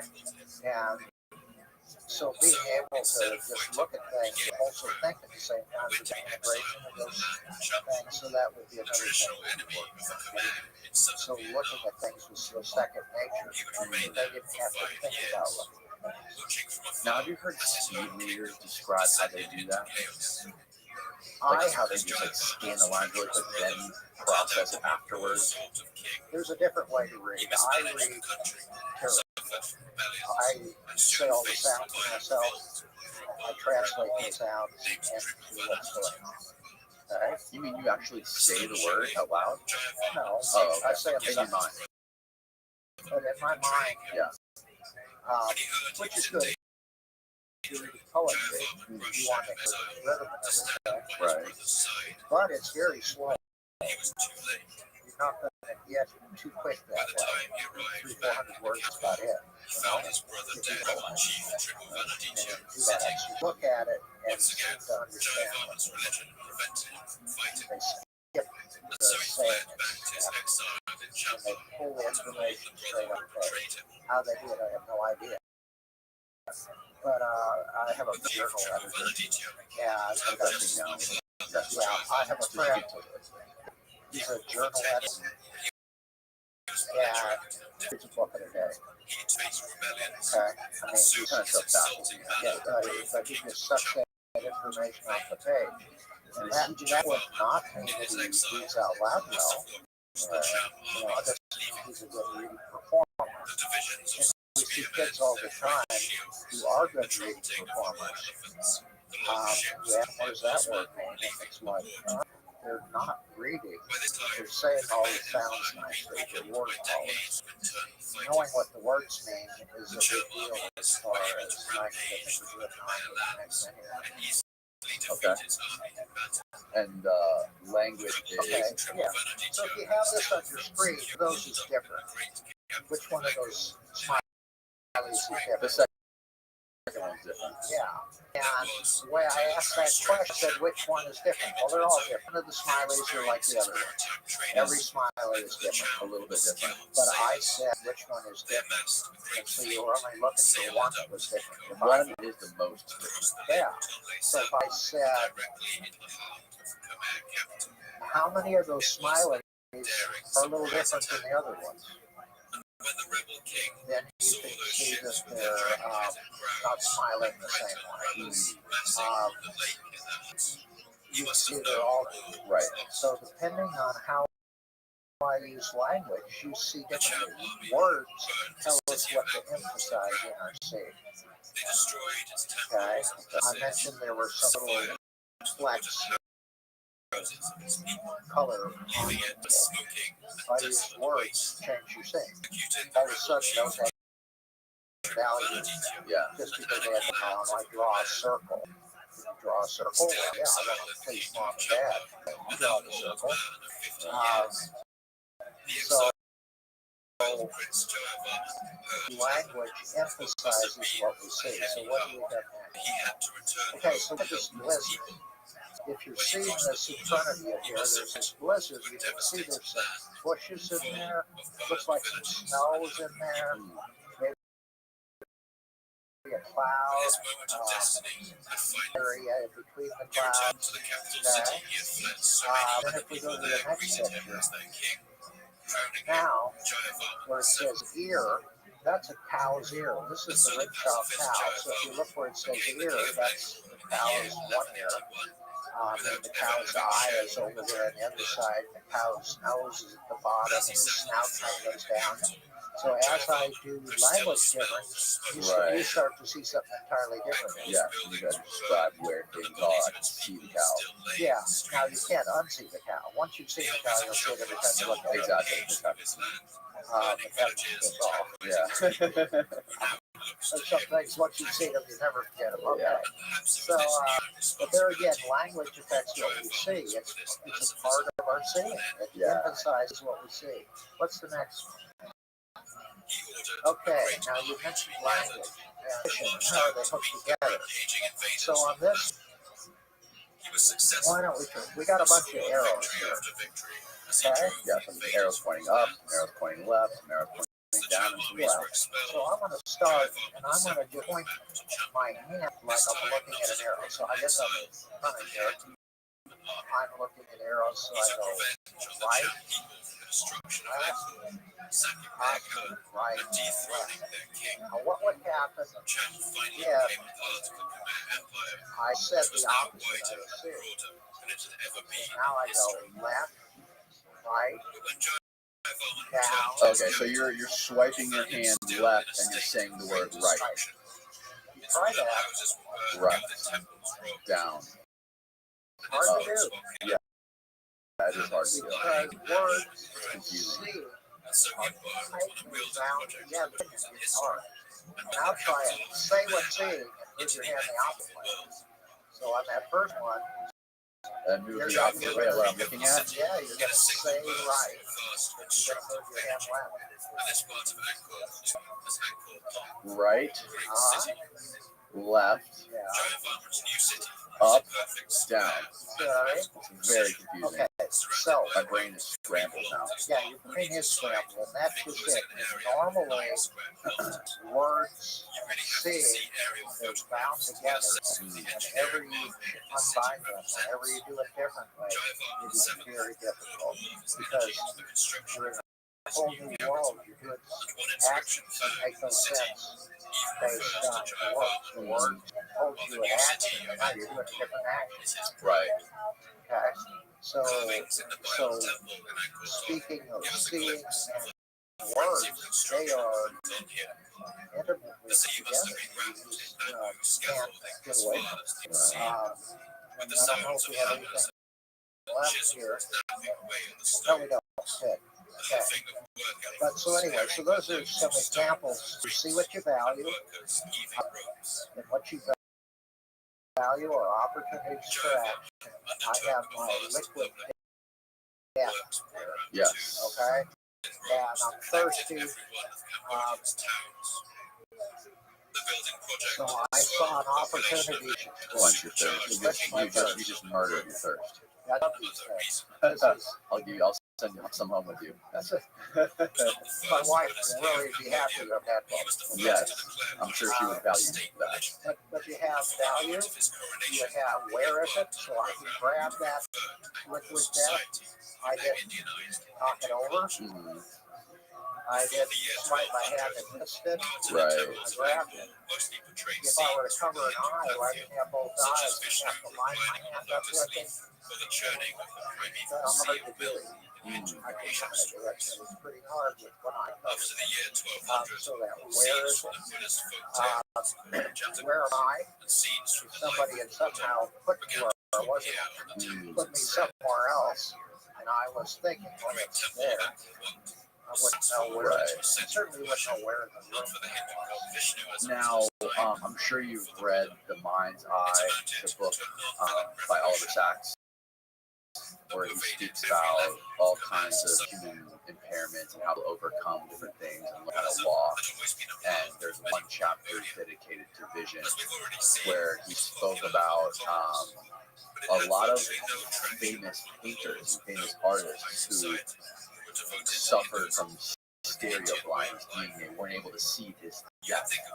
And there was a lady, Margaret Livingston, I believe, from Harvard, who analyzed a bunch of portraits of Rembrandt, and she said that based on his eyeballs, he was most likely stereo blind, meaning he could not see 3D depth, which Big advantage. she was saying that there's a lot of Picasso, for example, and there's some sort of connection between people like Rembrandt and Picasso being able to create these masterpieces, and at the same time they're stereo blind. They're in art, you oftentimes are transforming. Yeah, in art, you're oftentimes transforming a three-dimensional world into a two-dimensional world. Well, in other words, there's space in there, and I have to translate that on paper, a two-dimensional world. Okay. Right. Well, if I only had using one eye, now I've got a kind of a two-dimensional looking world, and I don't have to transfer it. So you could almost communicate it like you could communicate the depth by the monocular cues better.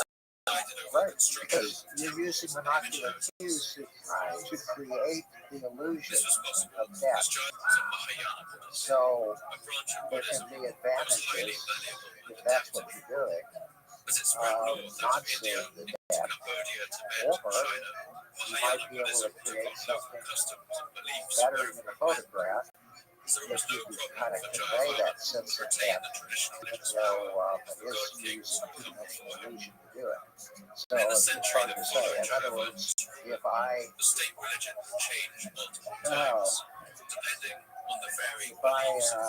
have a sense of how the world really is, and then return to the let's interview. let's say there's And they said consistency a handsome seems to have led young to a widespread lady in collapse front in of the me, trust okay? of the command people put into this state of And legend.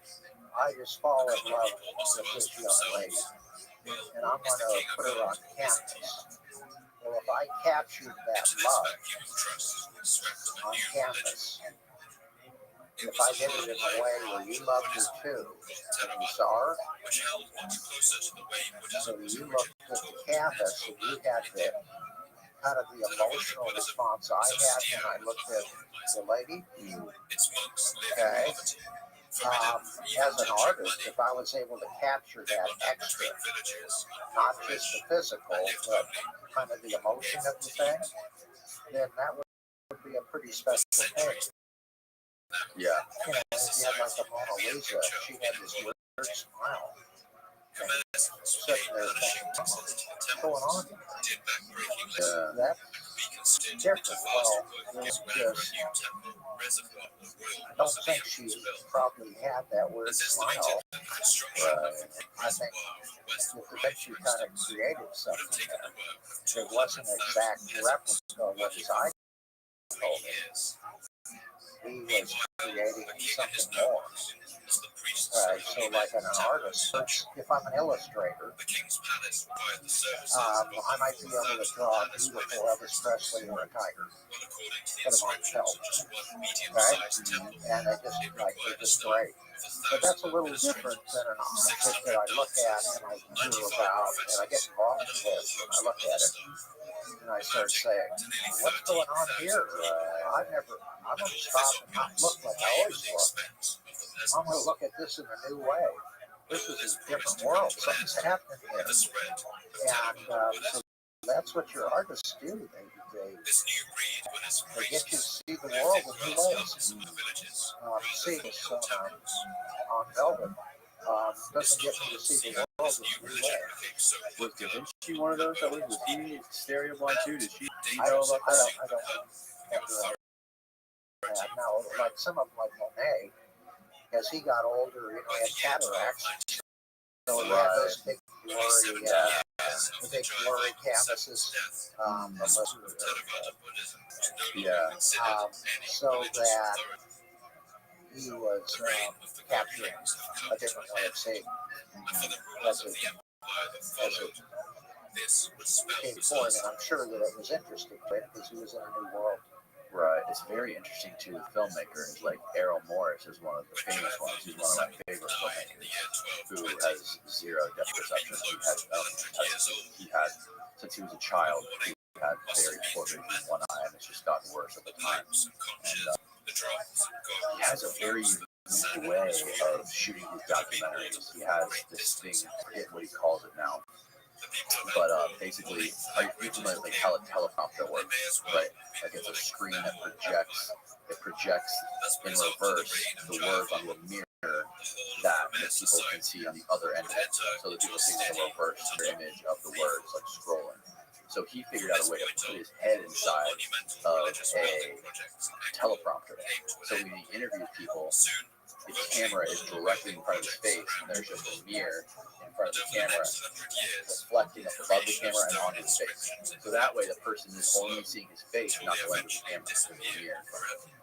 And it's a very unique way of recording an interview. It just invokes so much more emotion because the person is staring right into the viewer's eyes. And only somebody who has, it's like, the way I think about it is maybe he's trying to make up for a lack of perception that he has, and he's trying to overcompensate by using these extra tools and trying to evoke even more emotion out of this flat image that he only sees.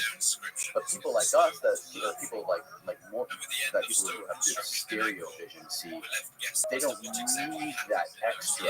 It's just over the top for them, which makes this film so much better and puts his work so far above the rest. And even when Oliver Sacks interviewed Errol Morris, it was funny because when he asked about stereo vision or seeing shit in 3D, he was just like, I think it's a gimmick. He was, I think stereo vision is a gimmick. I don't understand why you don't think you do need it. It was wild to hear. And he thought, he even said to Sachs, he said, I think that your interest in this is kind of bizarre. It'd be like talking to a colorblind person about color. Yeah. I think that color film is highly overrated. Why is it better than black and white? Right. Yeah. Well, colorblind people, they can see color, right? They just don't understand. They don't have the language to match up with it. Is that? I don't know about the Version of colorblind. I'm sure there's a lot of different philosophies on how there are different colorblindnesses. I have lots of friends who say they're colorblind, but then sometimes I'll catch, like one of my friends who always told me he's colorblind, he'll be looking at something and be like, oh yeah, that little orange area right there. I'm like, yeah, that's colorblind. I didn't know it was orange. Well, there's they mix up, reds and greens, for instance. One type of color vision, two types of different ways they can do that. And there's a monochromatic that only see color. They're rare. Really? Yeah, I think it's 1 in 7 males. Regular color vision. Yeah, so that's fairly but in that whole art thing, you are getting people look. It's almost like vision therapy. You take and put you okay. So let's say you're used to walking around, put what are called prisms on you. The prisms move the lens over to the side. And now, your body is one thing, you're telling you something else. So the prisms move the light over. Your eyes are telling you one story. Your body is telling you something else. You have to wake up, see the world in a different way. Otherwise, you're walking the wall.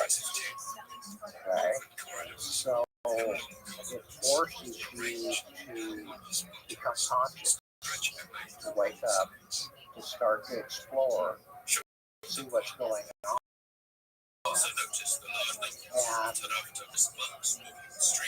And then the world. And art does the same thing. Yeah, it wakes people up. If it wakes them up too much, they're not going to like it. It's too different. It's too weird. Okay? Just like I can't put huge prisms on you and get you walking around and fall down. Okay? Or if I throw on a pair of prisms that make the world backwards, you're not going to like that much. It's just too much to change. Right. Disoriented. So it's, but you put people in novel experiences. So if you had a cross-eyed and put lenses in front of them that allowed their eyes to work together for the first time, they wouldn't know what you might be talking about depth. They just talk about weird. Right. What is that? It doesn't look the same. In my hand, something's wrong here. My hands are like telling me what they should tell me. Right. So, in therapy, you put somebody in an instrument, you put a lens in front of them, change the world. For people who've ever had new glasses that they didn't like, they couldn't get used to them. What happened there is the glasses changed where things were in the world. Right. You were used to moving your eyes a certain amount, and now you have to move them more than you used to. And getting used to those new movement patterns gets you all confused. And you hate the glasses. And you go back to the doctor and check them. The glasses are what they ordered. And then they say, well, if you wear these a bit, you get used to them. And in most cases, you do. Because as you start learning how to move in the world, you get used to it. And if your glasses magnify, let's say your eyes always move from here to here. Now they have to move from here to here. Everything's bigger. Your eye movements all change. You have to get used to all these new eye movements. Even though the glasses make things clear, it also mess you up as far as where things in the world. Yeah, you literally rewire your consciousness. Yeah, you gotta get your eyes work together again. And one eye is different than the other. Okay, I want to transition this into what we do to fix this. And so for everyday people who are listening to this and want to figure out a way to improve their vision, improve their perception, what are some daily things or some everyday things that people do to expand their vision, expand their acuity? And you even actually spoke about you work with a SEAL, I believe, a Navy SEAL and a pilot to improve their vision with some rigorous, grueling work where they did 5 hours a day of therapy and they actually improved their vision from like very poor vision to 20/20 in a matter of a week. Yeah.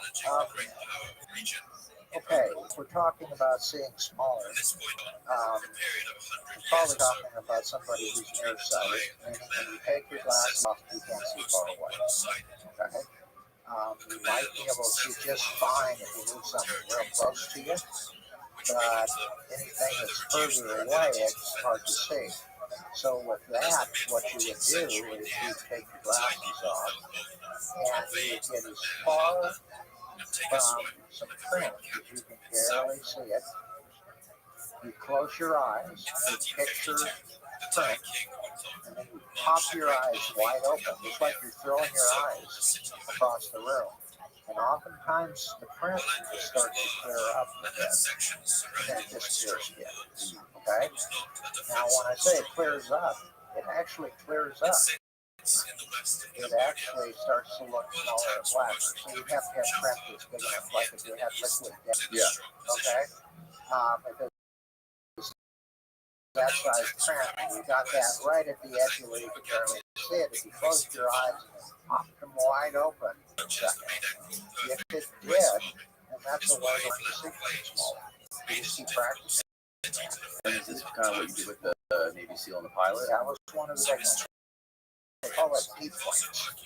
That is just closing your eyes and pop wide open. And it helps if you picture in mind what you're going to see. Okay, so you read the words and imagine what they Yeah, say. you could get up close and look at it in detail. Yeah. Picture that in mind. Pop those eyes wide open and then boom, see if it comes in a second.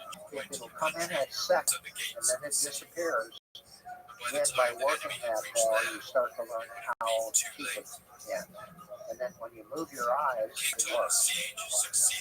So eventually you learn to keep it in even though you're moving your eyes. Now that's in that book.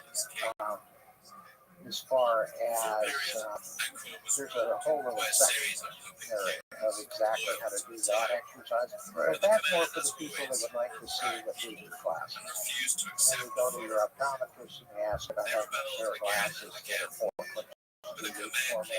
You start working in there. Okay, so essentially you can kind of like work your way down in power with your glasses. That's where you get so you can see. Now, if you're very nearsighted, you're not going to just take the glasses off and see much. Right. If you can see to read without your glasses, in other words, if you can read at normal distance, let's say you can read at 16 to 20 inches without glasses on, you probably can learn to see pretty well on the distance. Okay? If you have to move your book up to where it's 10 inches in front of your nose, then you probably can't learn to see in the distance without glasses. Right. So if you're a little nearsighted, in other words, you can become less and less different classes. On the other hand, if you have Coke bottles that are quite big, you might be able to learn classes that are less far. There's a book on the market on that type of thing. Okay. The most famous one is the Base. Better eyesight without glasses, I think it's called.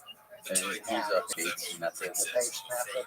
So he had a whole bunch of exercises. The deep points I mentioned, they're in that book for the side or the section on that. Now, when it comes to seeing three-dimensional, though, now you want to start looking at space in between things. Okay?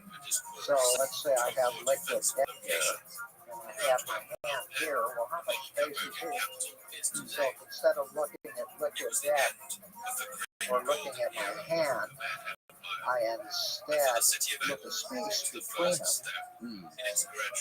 Now I'm starting to think about that. I'm in the forest, and there are two trees. And I start to see both at once. Look at one, see the other one, and there's more space. I could look and see if I can see three trees at the same time. So I could open up my side and see three different trees at once, or four, or five. So that I start to see a bigger area. If there are two trees, and they look like they're so 3 or 4 feet apart, they get further and further apart. They look they're spreading out. Right. If I keep thinking about both trees simultaneously, I'm opening up that side vision. If I am looking at something and I think about how much space do I see between me and it, sometimes that will open up your bigger space. And how, so this is almost the same. It seems like it's something you have to deliberately do, like a exercise, similar to the deep winks. It seems like it's like something you have to constantly do for a long period of time, every day. So is it something that eventually can become automatic for somebody? Yeah. And that has to do with your posture as well. If you look at my posture, I'm a typical nearsighted person. You'll notice my head is too far forward. Right. Okay? So nearsighted people typically kind of look like this. Their head starts to go Right. Right? So if I instead straighten up, stretch the top of my head to the ceiling, think about getting my ears so they're back over my shoulders, then the world is ready to open up. Because we said that your body is part of your seeing, so your posture can affect. So if you learn how to kind of stretch that forward, and oftentimes you get to the areas I also, that's another thing I see with a lot of gamers, video gamers. A lot of them are very Yeah, yeah, and so when your posture goes normal, oftentimes your vision goes back in the correct direction, where you're starting to see more, like you're looking at things. You can feel it like you and I are kind of together somehow. Right. In other words, I know where things are compared to me. I'm seeing them as if they relate to me. Okay? When I'm just seeing how one thing is closer than another, I'm thinking that I have anything to do with it. But when I'm seeing the distance between me and it, now it's like, oh, that's. So as you straighten up out the forest, you're walking around, you start to note the trees are distance from you. Right. Something that you can play with. Okay. It's more like a second nature. But the key on all of those actually is to do a movie. If you can't see space when you're moving, then it's nothing that's going to stay with you at all. You have to be able to move. You have to be able to walk into the space. You have to be able to kind of move your head in different ways and still see that space. Okay. There's obviously neurons in our visual cortex that have this type of thing, right? Sort of like three-dimensional space. They're on binocular cells. One eye, the other eye simulate the same cell. Yeah. Okay. And these things can be like these things can potentially be in us when we're young and maybe live for a long time and then come back way later in life, sort of be reactivated. Seeing the big space doesn't simply require you to use those tiny which finger is closer type cells. Seeing the egocentric, the distance between you and things doesn't seem to require that. So you have people who have an eye that turns into tiny bit. Yeah. You never quite use it with the other one, and yet they learn to be very aware of space. Oh, really? Like Sue Berry. Yeah. Sue Berry wrote the book. Yeah. Okay. And she came to our promoting her book.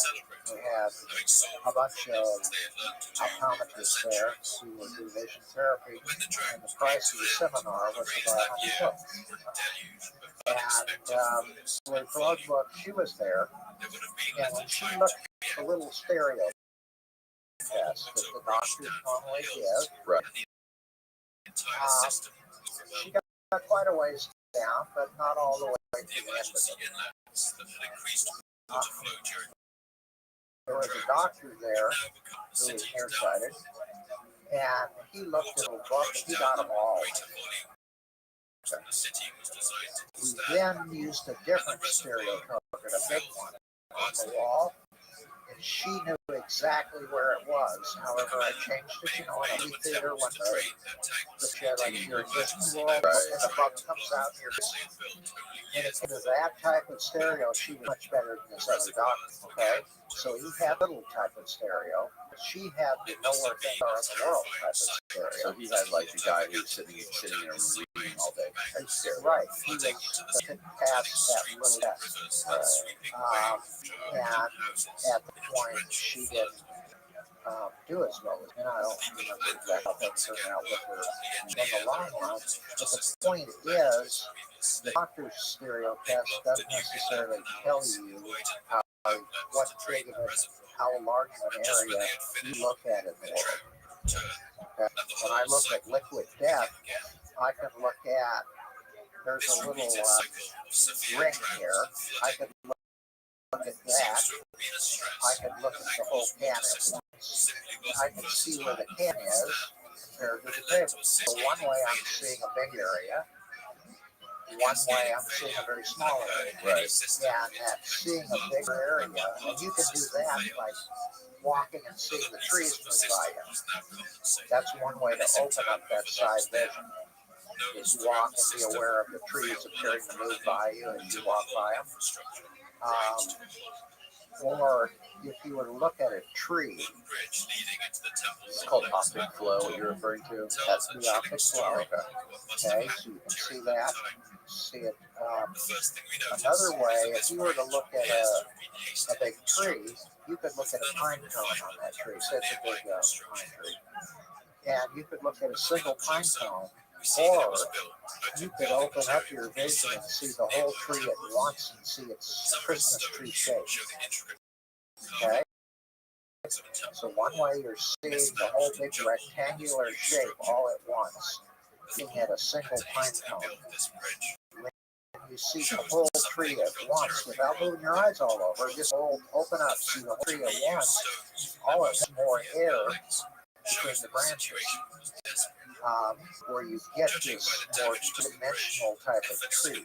So it's the size of the area you select to see that kind of dictates how much space there is. Right. If you did it sequentially, like when we were reading earlier, we read one. We said, is this whole thing clear? And you look at it a piece at a time and say it's clear, and then we didn't let you move your eyes, Right. and now it was all blurry. So if you're using that sequential type of seeing, you just see the space. But if you do it simultaneously, where you're seeing these trees on one side and these trees on the other at the same time, or you're seeing the distance between you and the tree all at once. Right. If you look down the path, you can see the path is wide next to you and narrow far away, and you saw it all the time, that would open up your vision. Okay, so these are all things. And this is how human beings are supposed to see. This is how we were meant to be able to see the world. I'm sure this is how the world, right? You should have the ability to do it. The Right. flexibility. It depends what you're doing. Okay, so if you're reading a book, for example, should you be able to like see the loading in space as well at the time you read? I can. But you might be able that might, it's not a goal I've worked on, but it. Would you like an exercise people could do training this? They sometimes do when you read that every 20-minute jump for 20 seconds. 220 feet away, I guess, 20, 20, 20. Well, you could also from time to time open up your side bin and see where your gadget is. So if you have a phone, you're looking at the phone, think about the distance between your nose and the phone and the distance between the phone and the floor behind it. And you'll start to see where the phone is in the room. Okay? So you can do that from time to time to get back into that opening up your vision.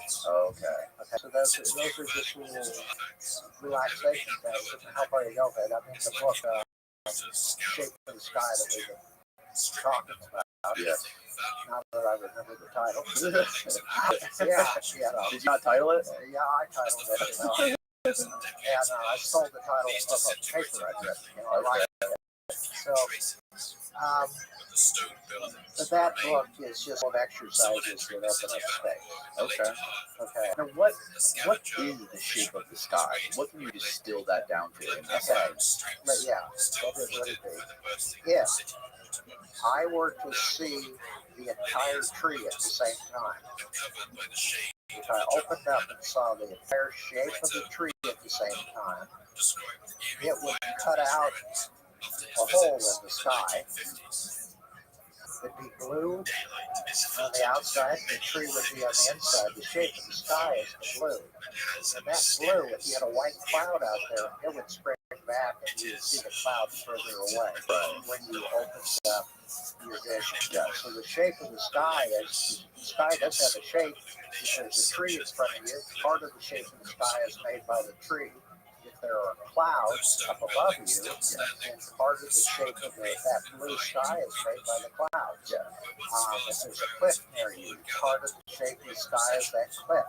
If there's a building near you, part of the shape of the sky is the building.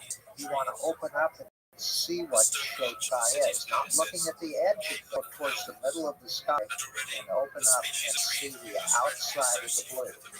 And that's what gets you that spring where the trees come out towards you compared to where the sky is. Right. So that's what the shape of the sky was. And do most people not see this? Like when I go for walks and I see the trees on both sides and I see them, these trees are closer, these trees are farther, and those ones are farther. There's like layers and layers and layers, and then there's clouds that are like separate existence. Is that not what everyone sees? Well, if you're nearsighted like I am, chances are you're in your mind anyway, even when you walk. You're doing something else. You're not where you are. Your whole world is kind of close anyway. You're usually inside. You don't spend much time looking 300 yards away. Okay? So if you take somebody who's a little farsighted and somebody who's nearsighted in the car, a farsighted person is going to be saying, hey, look at that range of mountains over there. Isn't that gorgeous? They'll be looking at the distance. Okay? So these are things to kind of do the opposite of getting nearsighted.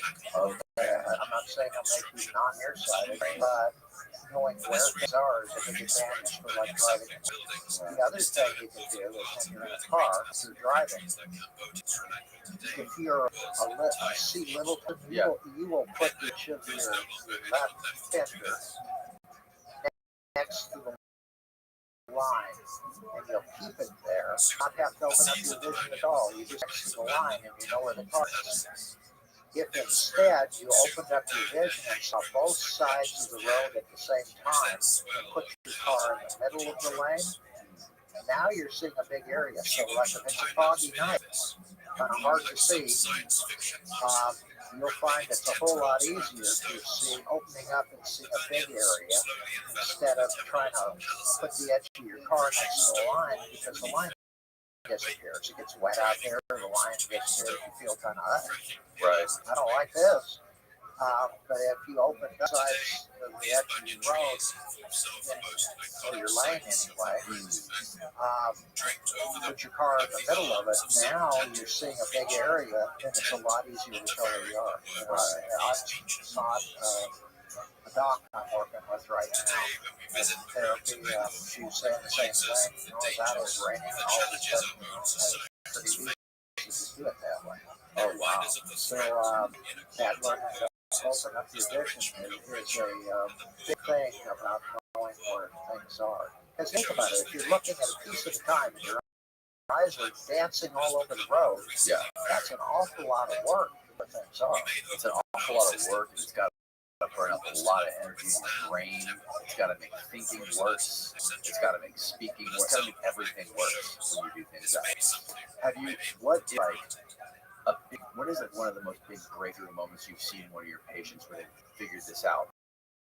Learn to see big, learn to see small, learn to open up their vision, and how has it improved? Like, what is some of your kind of corollary improvements as far as like focus or learning or reading or all of the above? Sue Berry writes a book, Fixing My Gaze. Yeah. She's a neuroscientist. Okay. And before her therapy, her eyes to work. She was, had 3 years surgery for crossed eyes when she was a little girl, under the age of 7. And her eyes looked good. I know that thing now.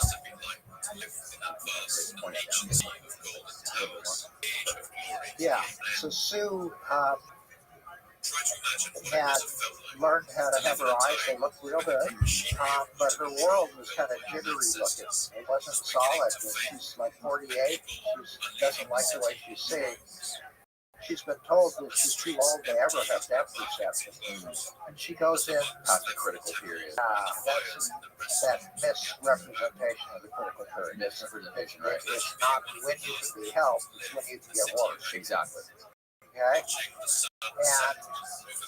so she worked and she got depth perception where she's seeing the steering wheel pop out at her compared to the background. She started to see what she did. She started to cross those big areas.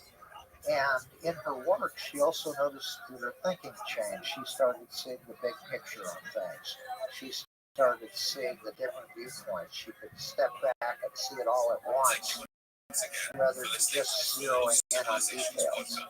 I know that one of my favorite is books on Shakespeare.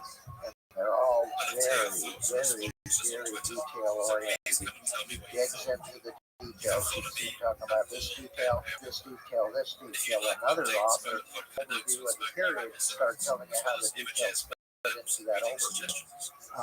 So learning to see big, it actually changes you. You learn to think big too. You learn to see the bigger view of things and see how the parts fit into the view rather than just see the parts.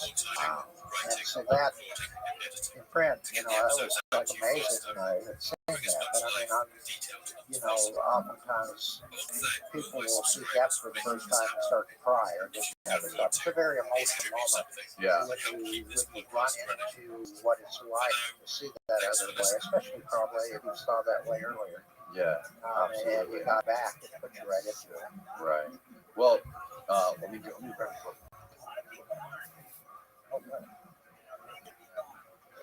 Show everyone your book so they can and tell them where they can find it. The Shape of the Sky.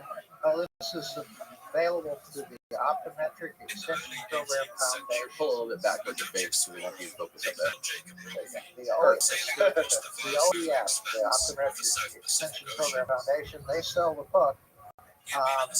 If you get the book, you also want to go to my website, which is cookvisiontherapy.com. Okay? On there, I have all the diagrams that are in this book, and they're all digital. And you have regular glasses that come with the book. There are 3D targets in it. And on our website, targets are much brighter, easier to see than they are in the book itself. Okay. Perfect. And I'll make sure I link. To that book. People can find it online below, as well as to a link to the PDF where they can find some of those different things that people can do to use to improve their vision, improve their perception, small, big, all of it. Right?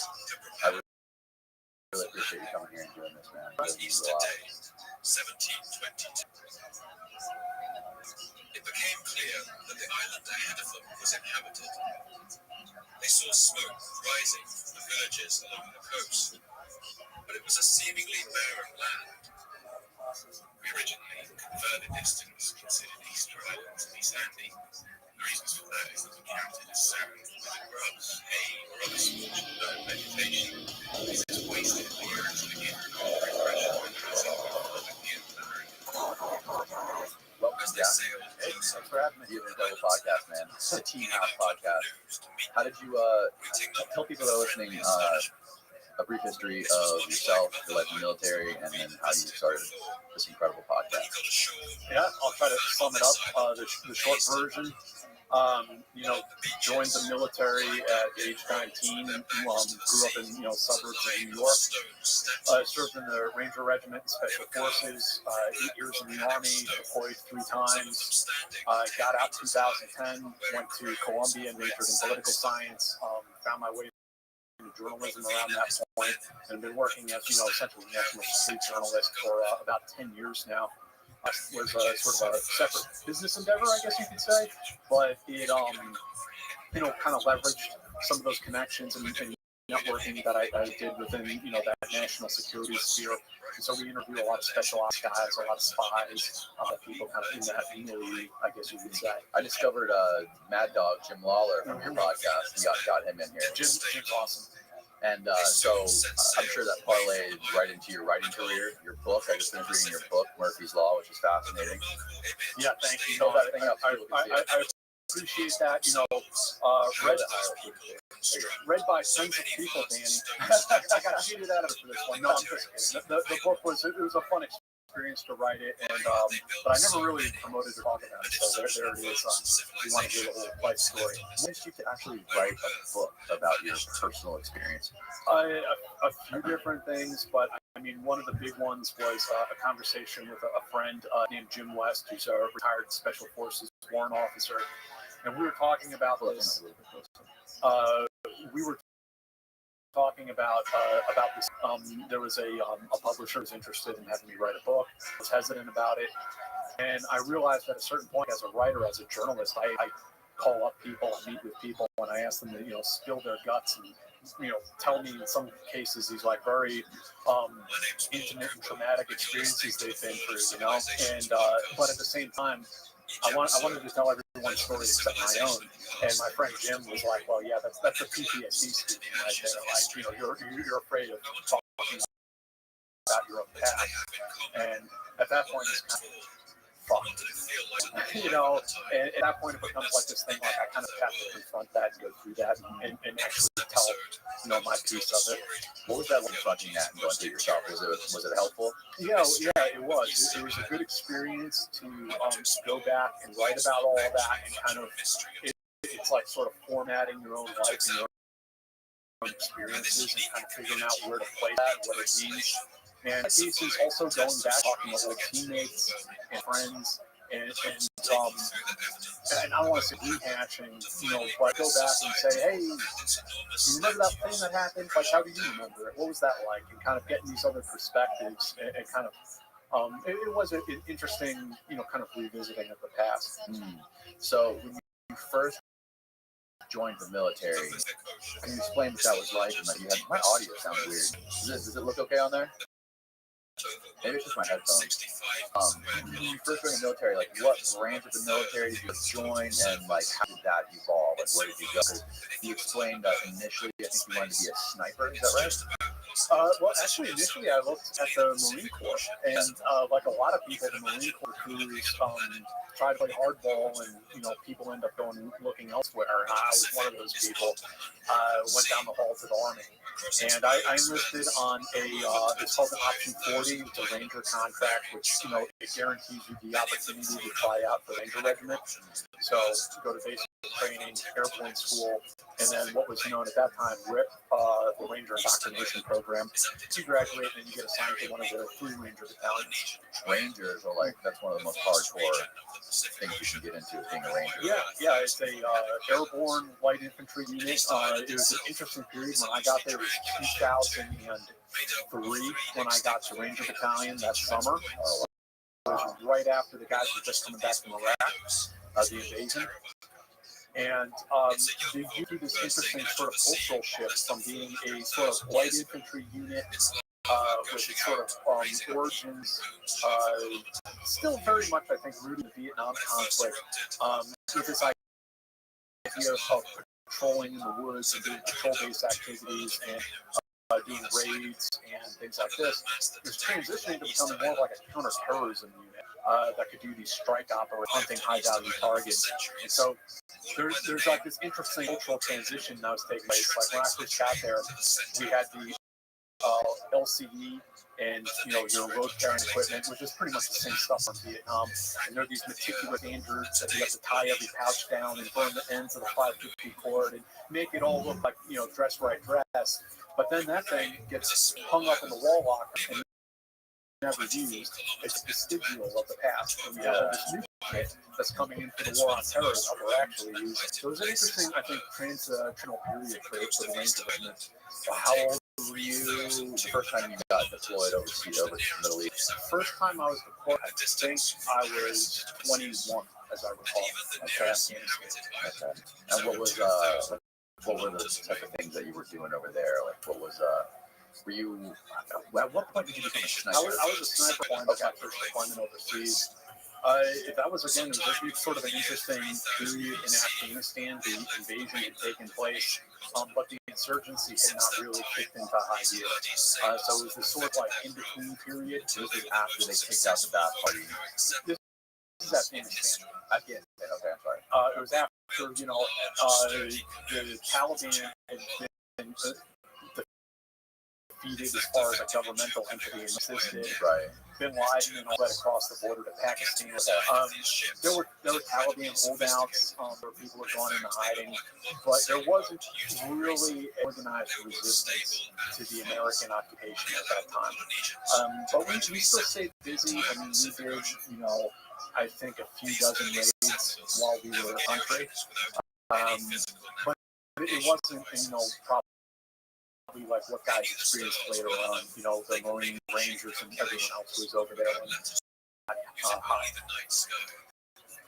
What happened after that? What happened? And can you explain what transpired and how the insurgency started to develop out there? Well, yeah, I mean, I wasn't there. That was my one trip, but I mean, the Taliban was able to reorganize and constitute a armed resistance to the United States. And, clearly the people of that country chose the Taliban, whatever America offered. Reading your book, one of the most eye-opening things about your book to me was when you explained, like life, you said death seems to you. Like death didn't mean anything, and you said there was nothing special or spiritual about it. You think that it was just like life and death was just a thing. Once you're dead, then that's it. You're forgotten. Right. Yeah. Well, I mean, I think as a soldier, like you go about doing your job, and a lot of people don't understand that it is a job. It's an occupation. And you get on with it, right? You see it as a job that you check into work, you do, your tasks, and, you can rest when the mission's over. I think what the part of the book you're referencing is when we killed a terrorist. He was squirting off an objective, meaning he was trying to escape. He wasn't surrendering, he was trying to run away. And our rules of engagement authorized us to kill terrorists who were trying to run away. And we did, and we brought his body back to the base. I remember looking at him. I had actually watched this guy die. Is this the guy that was running away? Yeah, and the entire task force opened fire on him. Yeah. And so this guy's corpse, I watched the guy be shot and killed, and then his corpse, was there outside our operations center. And, just riddled with bullets and, flies falling across his face. And looking at him, it's just, that experience hits you. Like, this guy was a human being. He was a bad person, but he was a living human being, and then we made him a dead human being. And that sort of thread between life and death sort of I guess sort of the saying that we tend to apply to human life here in America or the Western world. Or, I mean, even then it's too much. I mean, there's people cultures who apply sanctity of life. I should say, war zone. That sanctity, I think, disappears rather quickly, evaporates in the thin air. Yeah, it's so interesting to see that perspective. I was just listening to Joby Warren talk on a podcast. My friend Julian did, and he was explaining a situation where he saw a house get raided, and the guy got put, like the father of somebody, he got put on the ground and put his hand behind his head, tied him up, and the guy's like old son came out and didn't know what was going on, and he just came down with no one talking to him or anything. So I think he laid down next to his father, hand behind his back. Where was this? I want to say it was in Afghanistan or Iraq, so somewhere out there in the Middle East. And that hit me. That hit me hard, like the perspective of those people and how they grew up like that. And that's another thing that you mentioned in your book that hit me hard was you explain how the people who live out there and the people, when you compare them to the people that live out here, two different species evolving on separate timelines. Yeah, and I mean, you're absolutely right. I don't want to make that sound like some sort of like racial, prejudiced argument. No, it didn't seem that way at all. Yeah. The way I mean, it's an issue of poverty and the extreme poverty that these people live in, and that their lives are so different than ours. That it feels like we're like almost different species on different kind of tracks, right? But one of the moments that kind of burned my memory that I bring up in the book was driving. I believe it was around the outskirts of Missoula, and there was this pothole in the road, and one of the sides of the semi truck was just a hole in the ground, just filled with like putrid black water. And there were two little kids in the water, like 5 years old, splashing each other. And it's like, we ain't in Kansas anymore. Another Iraq incident was when I set my rifle down against a vehicle to take my body armor off, or take my, maybe take some pull gear off. And this little kid made a beeline for my rifle. And I was like, oh, that's not good. And I kind of reached over to get to it. And I used to hit kids when I was a teenager in school. And so I know how much like a 5-6-year-old kid is supposed to weigh. I picked this kid up, and he's like a feather in my arms. He doesn't weigh anything. They're severely malnourished out in this remote village in western Iraq. So I mean, the way of life is and also going into some of these remote valleys, it really does feel like you're on another planet.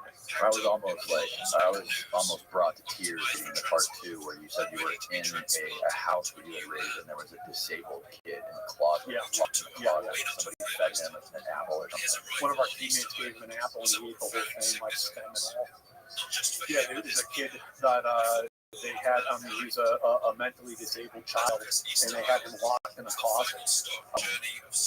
If you are suffering any kind of disability in a country like Iraq or Afghanistan, like you are beyond fucked.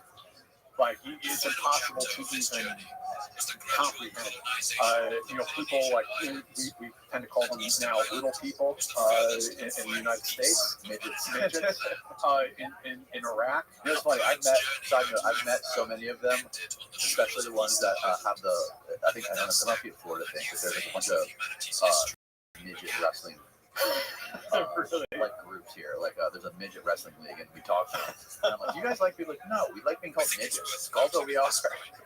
Well, these folks are like they're like used as like key boys in Iraq, and the people there say, these midgets are quote unquote crazy. They're crazy people, and so they're treated as like subhuman. I've seen like people just like going up and slapping them around, beating the shit out of them. There are lots of them over there, and not a lot, but they're around. Yeah. Stories of Indian people who are crippled, and they'll just get left on the side of the road in the middle of nowhere and handle. It's the stuff that happens to over there, especially to children, it's just really terrible. And I have to also caveat some of this. I have a jaundiced being there as a soldier and being there during a war. If you talk to somebody from who is Afghan or Iraqi and grew up there in that culture, they can explain some of the other aspects of the culture and some of the the beauty and things of that I have no doubt exist. So I'm very much coming from a soldier's perspective and an outsider's perspective. Yeah, what when you came back and you sort of like left the military, what was your perspective, like hindsight looking on like our pretext for going into Iraq and all of similar to like what you're doing now, the work you're doing now is kind of like calling out the bullshit that's going on. When you first kind of covered some of that stuff that the United States was doing, going in there, and what was your perspective on that? How did you take that? I was telling you earlier, no one really lives a life of empiricism. It's too painful to live like that. No one lives in a total-based world all the time. We all have stories that we tell ourselves to a certain extent. Soldiers tell themselves little stories to make sense of them being in what profoundly insane environment. Being in war it's not to say you're seeing things every day. You have to have some sort of a way to rationalize that. I remember roommates and I having conversations and talking about, maybe the way we got into conflict was wrong, but we're best of it and try to build this up into something. And, try to help these people now. And I think that was we sort of told ourselves. For me personally, by 2010, I was very disenchanted with how the war was being prosecuted. I didn't believe that we were taking it seriously. And I made the decision to get out of the military. As a friend of mine says, we got out during the halftime show. We punched out and left halfway through the war. Yeah, as time goes on, like a lot of veterans, and I can't say other veterans, but I think a lot of us come out of the military for various reasons being pretty angry about what we experienced and what we went through. Yeah. And then as an individual on your own, you're sort of left to figure out what that experience means. What was that? When you look back on these things, it seems like a fever. When you look back and you think about, a firefight under night vision goggles, you think about, a valley you drove through, a woman in Afghanistan washing plates in the river, or the kids splashing each other in the putrid black water. It seems sort of like a dream, like that. And some of those almost killed me as well. I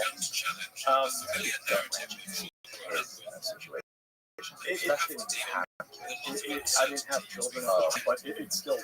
It was still tough. I mean, it's the kids. It's always that with the things that fuck people worst, and the collateral damage leads to the stress that guys have. It's not from killing the enemy in combat. I don't think that really bothers Truman so much. Killing armed enemy is one thing. You see civilians caught up, it's different.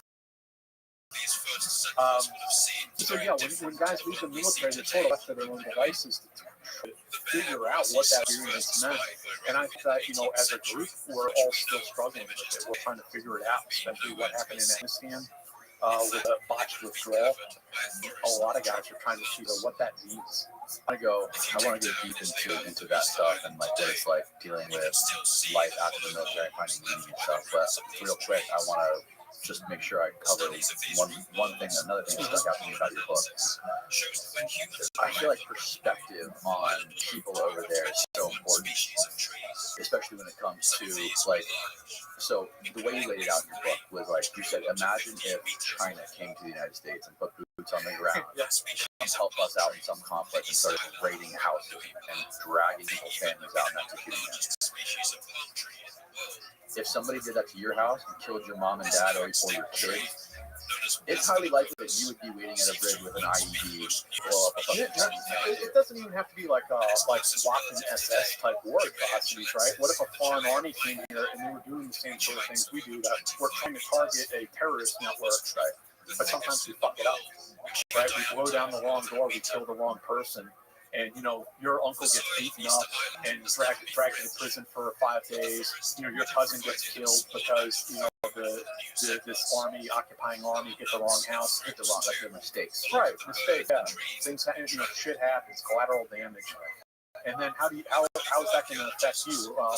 Are you more or less likely to join an insurgency at that point? And I think what I'm trying to get at there is, with these wars, these counterinsurgencies in Iraq and Afghanistan, there's a lot of reasons we're looking at, that our government is looking at. There's a whole commission on Afghanistan, congressional committee that's starting up to look at, how did we fuck this up? What did we do wrong? And there's a lot of reasons and a lot of finger pointing, but there's very little talk about the local populations fundamentally rejecting our proposition, that they fundamentally rejected for foreign imposition. So they did not want foreign personnel, foreign military, foreign soldiers walking around their streets and essentially telling them what to do. They rejected that premise. It was just unacceptable to them. And so we can look at these wars and say, oh man, if we had just tactically done this instead of that, if our strategy had been, be it interoperability, you can turn it into this intellectual thought problem that if only we had moved chess pieces around differently, we could have won the war. Other people will try to blame the media. If it wasn't for the liberal media, we would have won the war. But when we talk about it, all of these things, we fundamentally miss the fact that the local populations in these countries just did not want us there and will not accept us there. A lot of things that culture and people of Islam are just evil, and that the Quran just teaches them to kill Christians. I just had this guy on the podcast a couple days ago. This guy, that brother he's from Kosovo or Albania. Yeah. And he was talking about he was educating me a lot on that religion. And it's the most closest religion to Christianity, he was saying, and the way that they teach it, because there's a couple guys in a cave that are doing some evil shit by however many billions of people. The biggest, the number 2. I think there's 1 billion Muslims in the world, worldwide. It's a huge population. The vast majority of them are not in terrorist activities. Right? And so, we don't want to demonize those, ordinary people going about their lives. There is, and has been for the last 20, 30 years, a growing, call it Islamic movement, for political Islam in some countries. But what mostly concerns us is not the sort of politics we see in Egypt or even necessarily Afghanistan, you could argue, but it's more of the jihadi Salafist brand of Islam that tends to be violent and interested in particularly doing terrorist operations, and that's what our chief concern is. So when you got back to the United States, what was it like when you got back? How long did it take you to retire from the military? Did you stay enlisted? What were you doing when you came back? You mean in between deployments, or I left the military? After how many deployments did you do in the first place? 3. You did 3 deployments. So when you were done with your deployments, did you stay here in the U.S. before you retired, or how did you transition into journalism? So I came back from a deployment to Iraq in 2009 and the military in 2010. Did it all out of a plane, which is a bad idea. Anybody who's transitioning out of it, have a plan when you get out. I got out and went back home. I spent that mandatory 2 or 3 months in my mom's basement playing video games. Got for college. I did my first year at a school called Murphy in Dobbs Ferry, and then applied to Columbia and transferred over there. Did the last of my undergrad and got my BA. So while I was in college, the post 9/11 GI Bill is a great thing, and it provides a sort of buffer to transition as well. And what is that bill? The 11 GI Bill, the bill that will pay for a veteran to go to college, and it'll also pay a housing allowance. So it's sort of like all of your expenses are paid. There's even a book allowance to buy college textbooks. So I mean, it's a very soft cushion for a guy or a woman coming out of the military after 4 years or older to make use of that GI Bill. And you have to sort of 4 years to transition into civilian life, get yourself a degree, and find a new job. Then while I was in school, I was part of a startup company, a startup military news website. And, when I did that, I suddenly found myself in this position where, okay, now I have to write news. So I kind of fell into it, and what the follow-on thoughts of that was, well, I can't just sit around and tell war stories about, this is what Iraq was like in 2005. Who cares? So I started making trips overseas to do reporting from Iraq, Syria. I even made trips to the Philippines, Switzerland, South Korea. There's some interesting stuff. What was that like? Going from being over there in these countries, actually like fighting a war, to being over there working on your own project, your own journalistic endeavor. It was so much fun. It was such a great time. No one was telling me what to do. I did exactly what I wanted to do, the way I felt it should be done. The trade-off to that, I mean, some of these experiences were very safe. I mean, Southwest Switzerland, it doesn't really get more safe than that, right? But some of the stuff going to Iraq and Syria, the trade-off to doing this stuff as an independent journalist is that there's no airstrikes on call. There's no helicopters coming to pick you up. There's no... you get shot, there's no highly trained ranger medic coming to plug the wounds and get you into a sketco like stretcher and evacuate you. You don't have any of that, so you're really out there. I was really out laughing in some instances, and that's sort of the trade-off. You're living your life the way that you choose and living by your wits, and it's very exciting. But as we were talking about over lunch, I did get to a point with it where I was like, yeah, if I keep doing this, it's gonna kill me. Yeah, I talked to another guy on here, Ryan Tate. He was telling me that he got out of the Marines. He was experiencing this hyper alertness, this hyper vigilance everywhere. Yeah. Everywhere he went. Threats everywhere. Just hyper alert of everything. Were you experiencing like that at all? Is that sort of what helped you decide, or maybe decide to go back over there and experience that kind of you're still, even though you're doing journalism, you're still gambling a little bit for that situation? Absolutely addicted to the adrenaline high of war. I think the term I used in the book was that war is intoxicating. And it absolutely is. I never experienced sort of like that, like hyper vigilant or like flashbacks from people, sort of symptoms you hear about PTSD. When I look back on it, what I realized was exactly this was what I was doing with these trees, was that I was so addicted to the adrenaline and working in this high environment. What I was doing was I was creating the same high environment, or even more stressful environment in my civilian life. So I was doing these reporting trips, working full-time writing news stories. I was writing novels. I was a full-time student at a university. I was a new father. I was traveling all over the city. I was having phone calls. I was doing news spots, going downtown to do news shows, traveling around the country to do other things. Subconsciously, I was doing this. I was working myself to death because I was just riding that chronic, adrenaline spike every day. And it caught up with me, it definitely caught up with me. I literally hit the pavement. I was so stressed out, I actually passed out on the way to school one morning. Yeah, on 112th Street. And that was the first wake-up call that something's got to give. But to be perfectly honest, I was in the Army for 8 years. I would say it took about 8 years for me to fully detox out of that mindset. Yeah, and find some hobbies, some things that I can do just for me. They have nothing, all this insane war stuff. Be a dad in a different way, be present in a different way.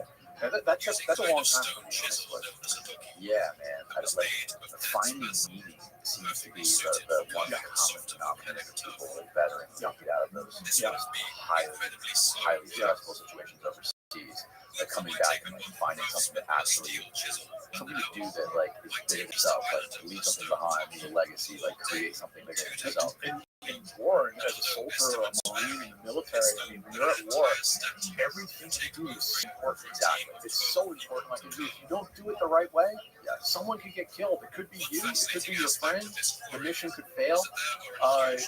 Everything has this immediacy to it, right? And then when you get into the civilian world, it's obviously totally different, and it's much more laid back, and that creates a sort of like cultural schism between the veteran and their own culture, and it takes some time to reconcile that. Pardon the brief interruption. You went to Syria, right, for a while. You went to Syria a couple times. Yeah, a couple times reporting on. What exactly were you reporting on in Syria? And did you have to find somebody to like go with you everywhere to translate and what do they call it, fixer? Yeah, I have used fixers in the past for limited things, like translation. So there's a whole insane story there. But I mean, the first time I was smuggled in northeastern Syria. Did a border crossing that may not have been built, and hanging out with the Kurdish YPG and YPJ militia in Syria. That was just an absolutely fascinating experience. And then the second time, I was invited to Damascus, and so I was actually hanging out with the Syrian Navy. So where for somebody I don't know the geography. Where is Damascus? The central, south central Syria, I guess you could say, capital city. Okay. Syria. Okay. So, and then what were you doing there? Like, what kind of situations did you find yourself in? And then what kind of people were you talking to? Yeah, it was an interesting moment in where the Assad government was attempting to institute this policy of new openness. We want to, we're the good guys. We're bringing, we're going to let in all these Western journalists. They bust us in. I got invited to this thing, this event, and they literally was like a couple busloads of journalists, and we were busting in for this conference. In Damascus, we had opportunities, to go walk around Damascus. We had opportunities to put in media requests to go and interview people, and that didn't go very well. But I was there in an interview in the room with President Assad. It was a fascinating experience. I was actually thinking about this the other day, about the conference itself, where it is the government, the regime is putting people in front of you that they want you to hear their perspective, right? That they're speaking at this time. So when I look back on it, what strikes me, we were hearing from a series of people in Damascus who are profoundly out of touch with their own country. When I think to it, there's things that just make me chuckle. Like, I remember the oppression of the Kurdish population that came up at one point, and there was a Syrian woman who was a speaker there, and she said, "This name sounds Kurdish. It sounds very Kurdish. This has never been a problem. I've never been discriminated against." They're just completely out of Syria, who could not report, could not speak their language, could not lawfully have a job. I mean, it's just insane, just total insanity. Wow. Can you give some brief context to like what the geographical situation was in Syria at that point in time, and what year was that, and like what was going on? What was ISIS doing at that point? Oh my God. So what year was this? 2015 or 2016? I'd have to go back and look myself. The situation was extremely complicated. ISIS was definitely full force. The battle for Aleppo was taking place around this time frame, or had just concluded. The Kurds and the YPG and YPJ and what eventually became SD is active in the northeastern part of the country. You had a small American garrison in Al-Tanif down in southern Syria. But I mean, there was still like FSA, like notional, Free Syrian Army. Al-Nusra was still all over the place. I mean, it was total chaos. I mean, there was still areas outside Damascus that were controlled by militias. What was happening at that time frame was that the regime was kind of like cutting deals with these different militias that controlled different sectors, like come back into the fold and you'll get some sort of amnesty. So it was like crazy simple. Yeah, it was like the city is controlled by the government, but not really. Like, you came to find out, like as you go into these different sectors, actually a militia commander has more say over what happens than, say, the Ministry of Defense.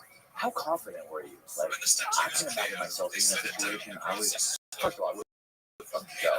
Second of all, if I was there, I would be fucking terrified after watching videos and fucking saw heads off people and journalists and just like innocent people.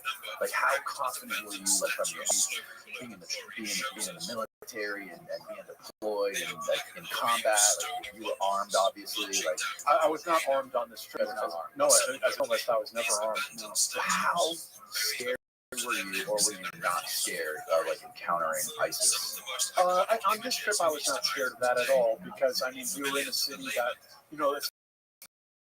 especially the central part of Damascus, controlled by the government. We were there at the government's invitation on the U.S. passport. So it was all very legit and above board in that sense.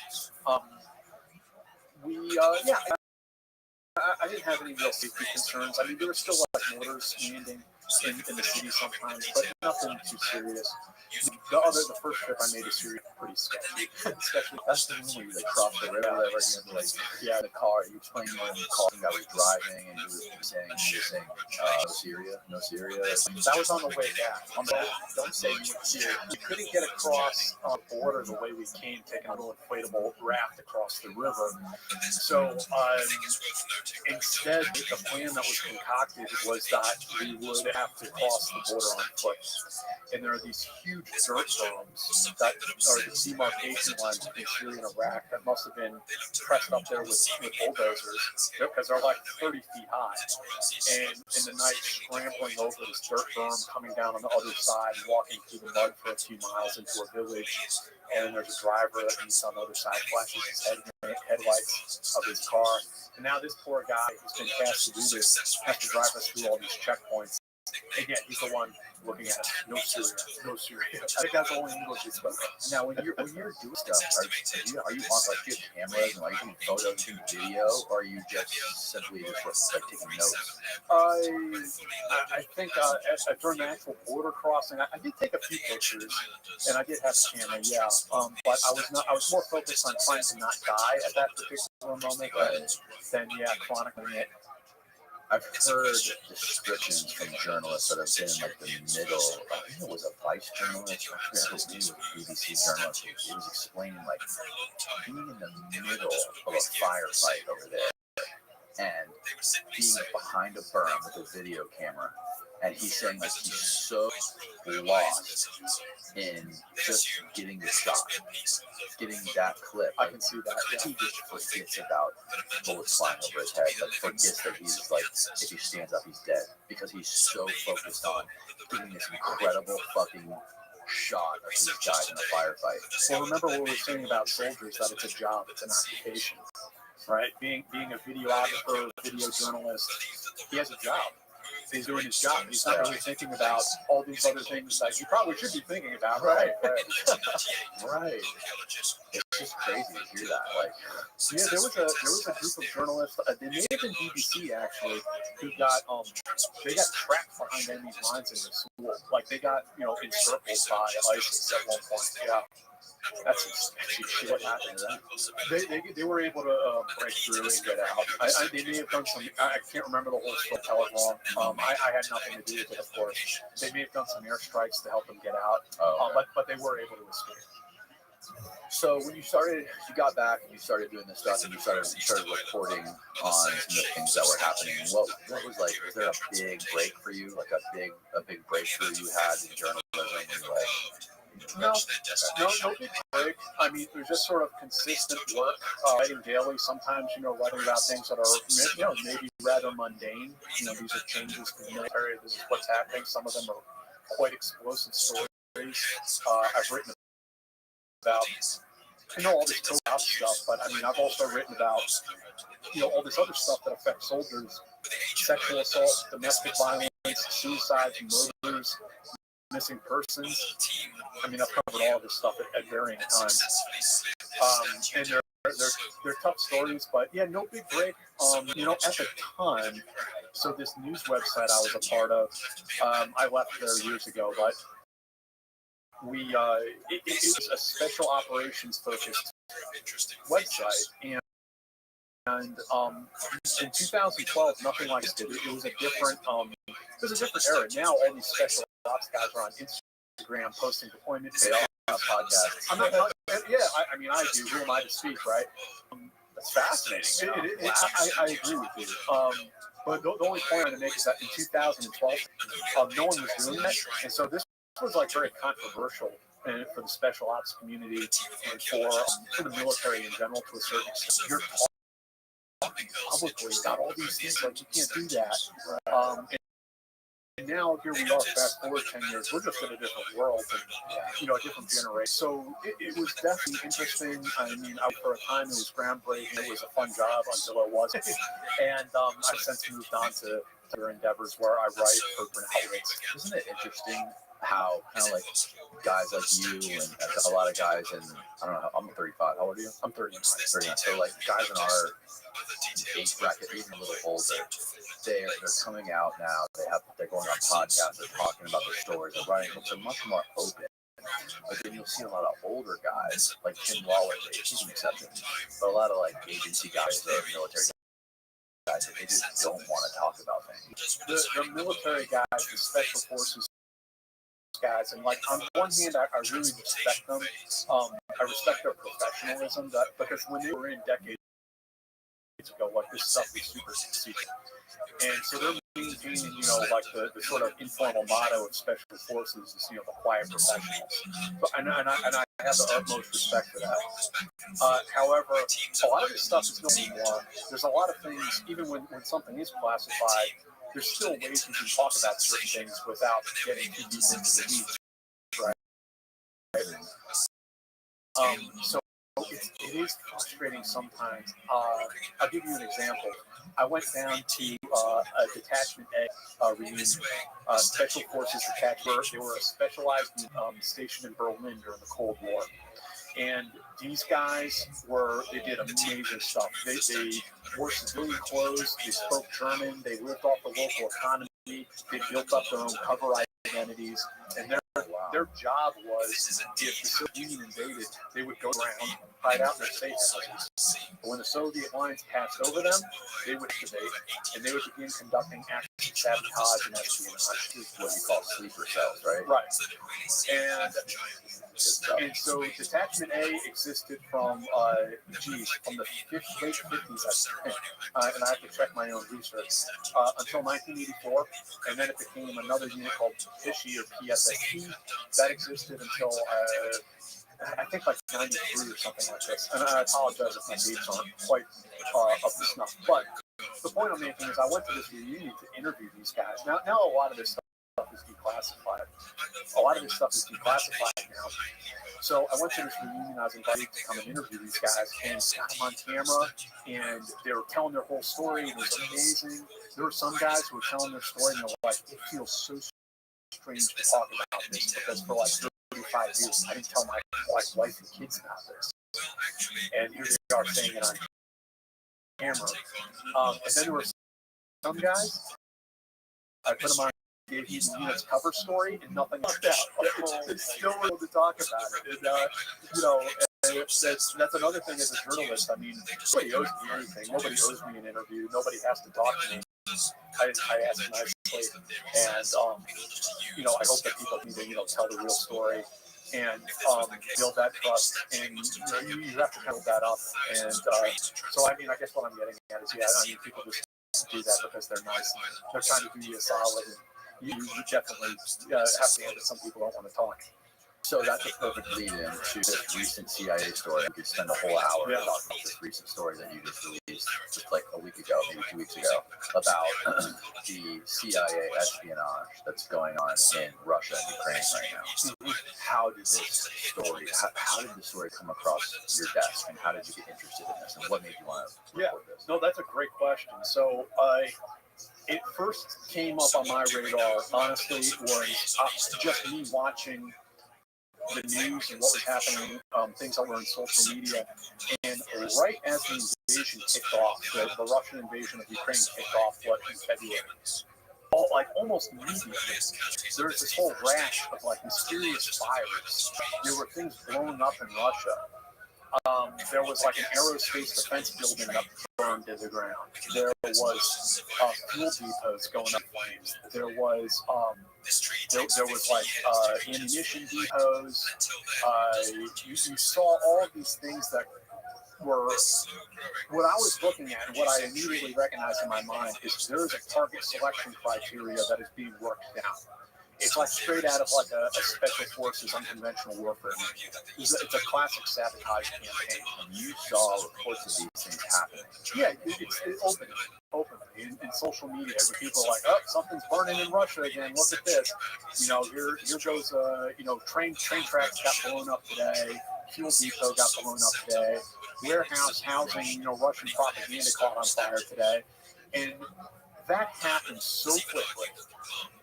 It was very clear to me that this was done by people who had pre-planned these targets. They had done a reconnaissance ahead of time. That there were teams on the ground doing this, and that this was an intelligence. There was a intelligence behind this organization for the public strings, and I don't know who is doing that. I truly did. But I can see that there is something there, right? And I don't think it takes any genius to put two and two together. And I certainly was not the only person that realized that. I think a lot of people, they didn't know specifically, but a lot of people were like, wait, nod.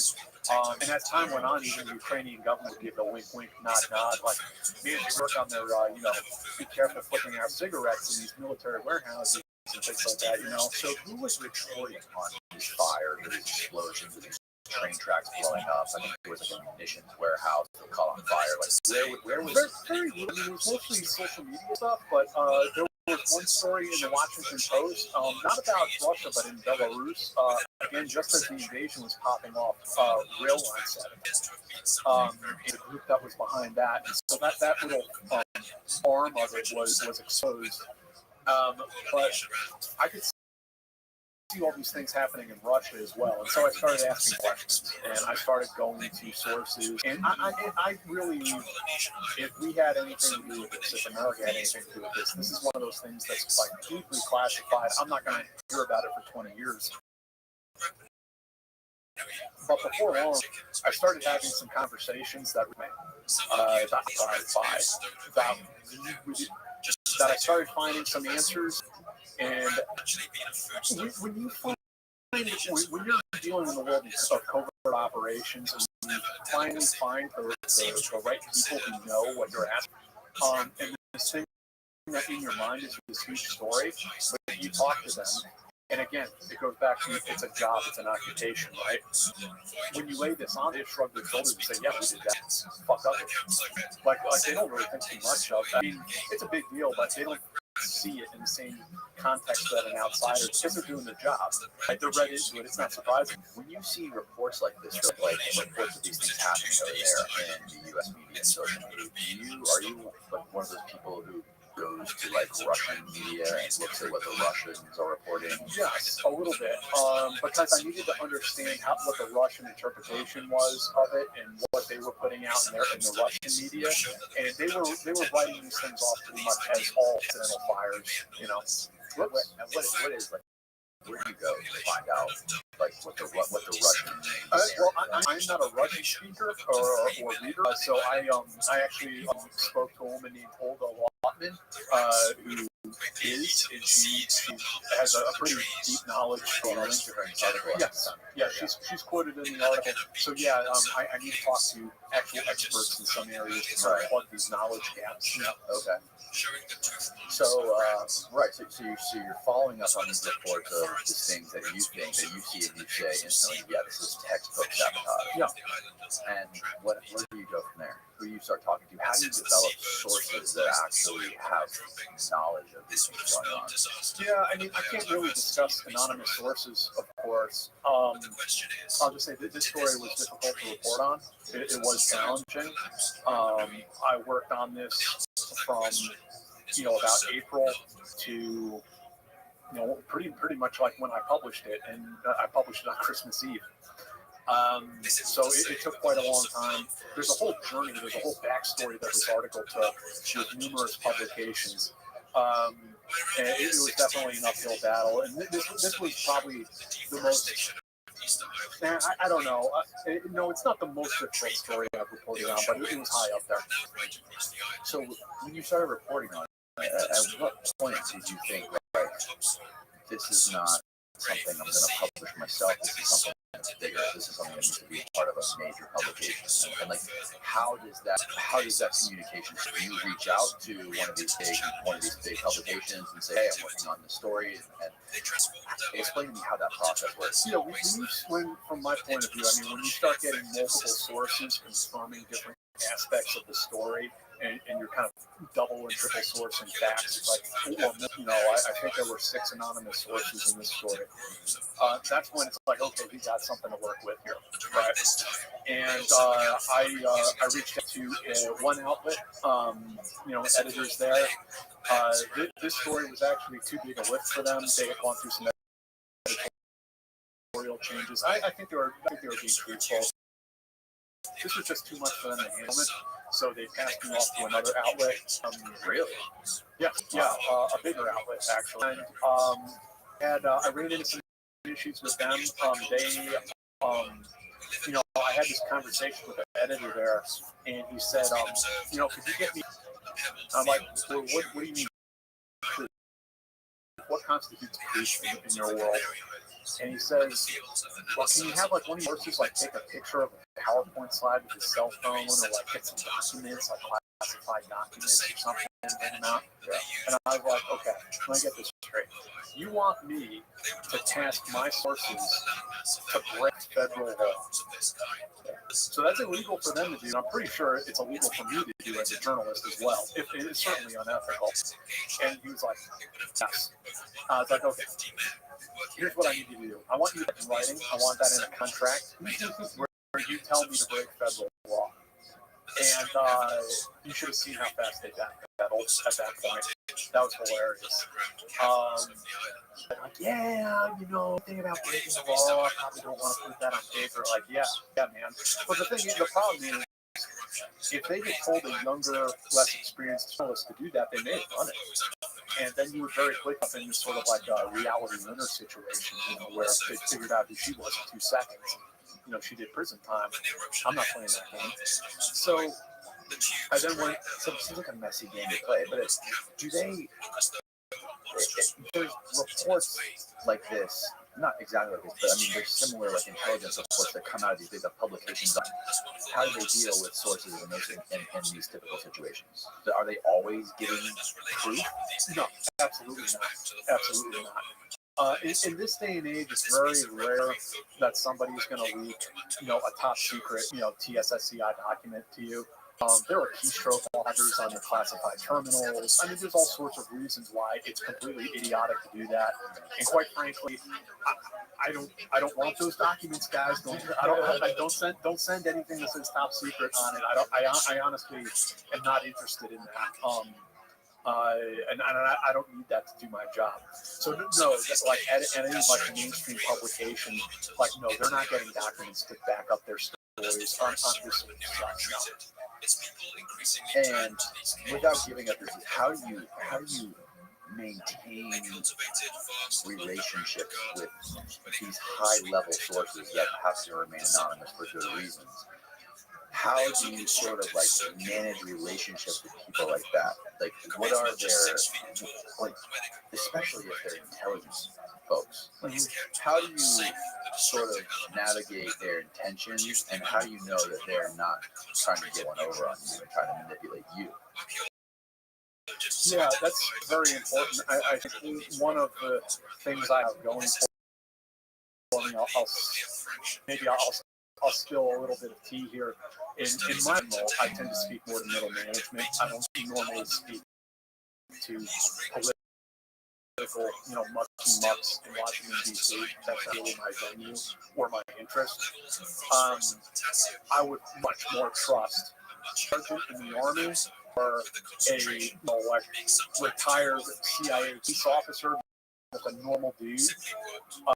When they tell you something, they're telling you because like either like a crowd of like an op they pulled off, or they're pissed off about an op that went wrong.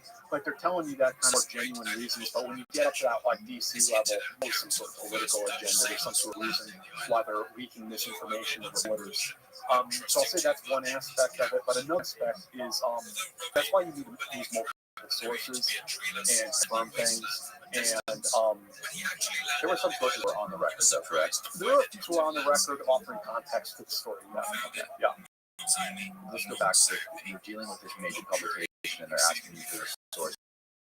You ask them they're asking them to give it to me in writing. So I expect a lot in writing.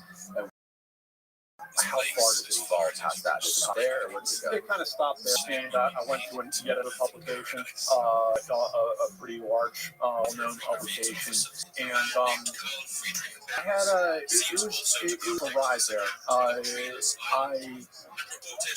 This article, my story went through a rigorous fact-checking process at that publication. It passed through that fact-checking process. We were good to go. We had a publication plan. We were going to contact the CIA for comment, give them 48 hours to respond, and then 48 hours after that, we were going to publish. So we had a plan, like 11th hour type shit, right? Like so this is not standard. This is not typically how it works. No, this is not atypical. But now we're like in the red zone here, right? We're close to hitting that public button. So you go to the CIA for comment. Their on the record comments, which should be said, here on the record, is they deny all of this. They said the United States, the CIA has nothing to do with these sabotage operations. It's a flat denial, which they are entitled and actually committed to denying Title 50 covert operations. That's completely lawful for them to lie to anyone about a covert operation. It's not illegal or unethical for them to do that. Okay, got it. But now the deputy director of the CIA wants to have a conversation with me and the editor-in-chief of the publication. Who's the deputy director of the CIA? David Cohen. And I told them, I said, look, I can talk anytime today, except at like whatever it was, 2 o'clock or 2:50. I have to pick up my kids. When did that call take place? Exactly when I was picking up my daughter at school. Wow. Now, David Cohen had an off-the-record agreement with the editor of the publication, but he had no off-the-record agreement with me. I never spoke with him. So I will go ahead right out and tell you, David Cohen blamed the Ukrainians. He said these are rogue Ukrainian operations. That the Ukrainians have gone rogue and we can't control them. That's what he said to the editor in off-the-record comments that he made to that editor. So now, the editor's coming to me and saying that we need to square the circle, meaning we need to make the CIA's off-the-record comments jive with this story. Wow. And then he's going into my article, he basically scrubbed every aspect of the CIA out of this story, make it about Ukrainian ops, which the story is not about Ukrainian ops. That's not what it is. Couldn't you just taken what the CIA guy said and just add it as context to the article? We could have added additional context, but the deputy director's comments were off the record. It's enough as far as talking to that editor. Like I said, I don't have an off-the-record agreement with anybody at the agency.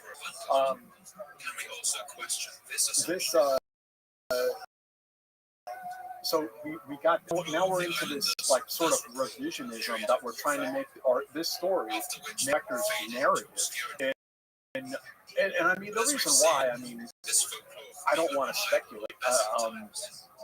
I'm not going to say that's what happened, okay? And you can draw your own conclusions from that. Now we're also dragging our publication plan is kind of broke. We're trying to square the circle, right? 5 days go by, 5 or 6 days, and a story miraculously appears in the New York Times, blaming on rogue Ukrainian elements, quoting anonymous intelligence officials. Gee, that was. Who could that have been? Yeah. And interestingly about that New York Times story is there was a lot in there about the Dugina assassination. Alexander Dugin's daughter, who was assassinated in a car bomb. Oh, yeah. And a lot of trying to pad around that. It's not us, it's not America, it's not CIA, it's rogue elements. And that was interesting because my article has nothing about Dugina. And my line of questioning that I submitted to the CIA has nothing about Dugina. They just felt necessary to get ahead of that story and put it out there up front that we have nothing to do with it. But again, I'm not going to speculate. You just draw your own conclusions by what may have been. Isn't there signs when you see all these former Pentagon officials and CIA officials getting like salaries at these big TV channels like NBC, CNN, they're like paid correspondents now to come in and comment on whatever's happening. You know, it's one thing for a government official. I mean, I understand what you're saying. It can be a revolving door, but I think it's one thing for a former government official to find a job in the media, offering like commentary, political commentary, contextual commentary on national security issues. But it's another thing for a servant, high-ranking intelligence official to give him the ability to edit, fact-check a piece of journalism with off-the-record comments. It's like, hey, hold on a second. If that's the story you're going with, then I'm going to need that on the record. And we'll put that in the story. But such and such said this about rogue ops. Right. And that's their side of it. But to make off-the-record comments, it's just, I mean, look, and I want to also be clear something about the ethics of espionage. I am not saying that the deputy director is a bad man. I've been told he's actually a good person, but he's very charming. I'm not saying he's unethical. I'm not saying it wouldn't even be fair to call him a liar. I think that would be the wrong thing to say. He is upholding his professional and lawful obligation to keep covert ops off the front page of the paper. And I totally understand that. The game is the game.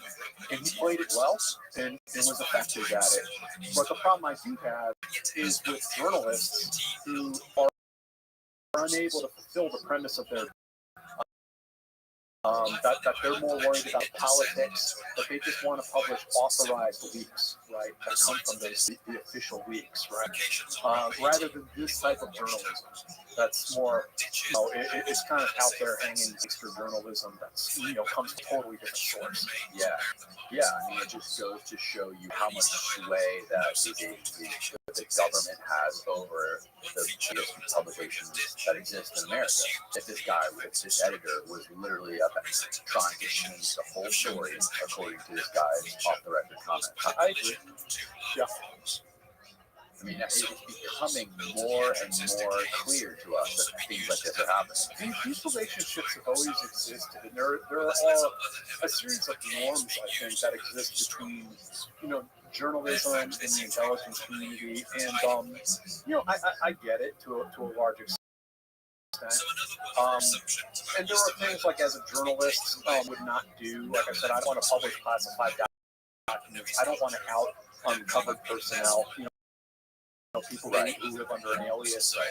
I don't want to run the names of CIA assets like that very sensitive stuff. I do care about national security, but again, there are ways to report stories. Like in this story, I talk about the United States and CIA. We are working by, with, and through a liaison partner to do these sabotage operations. That's one of the interesting things.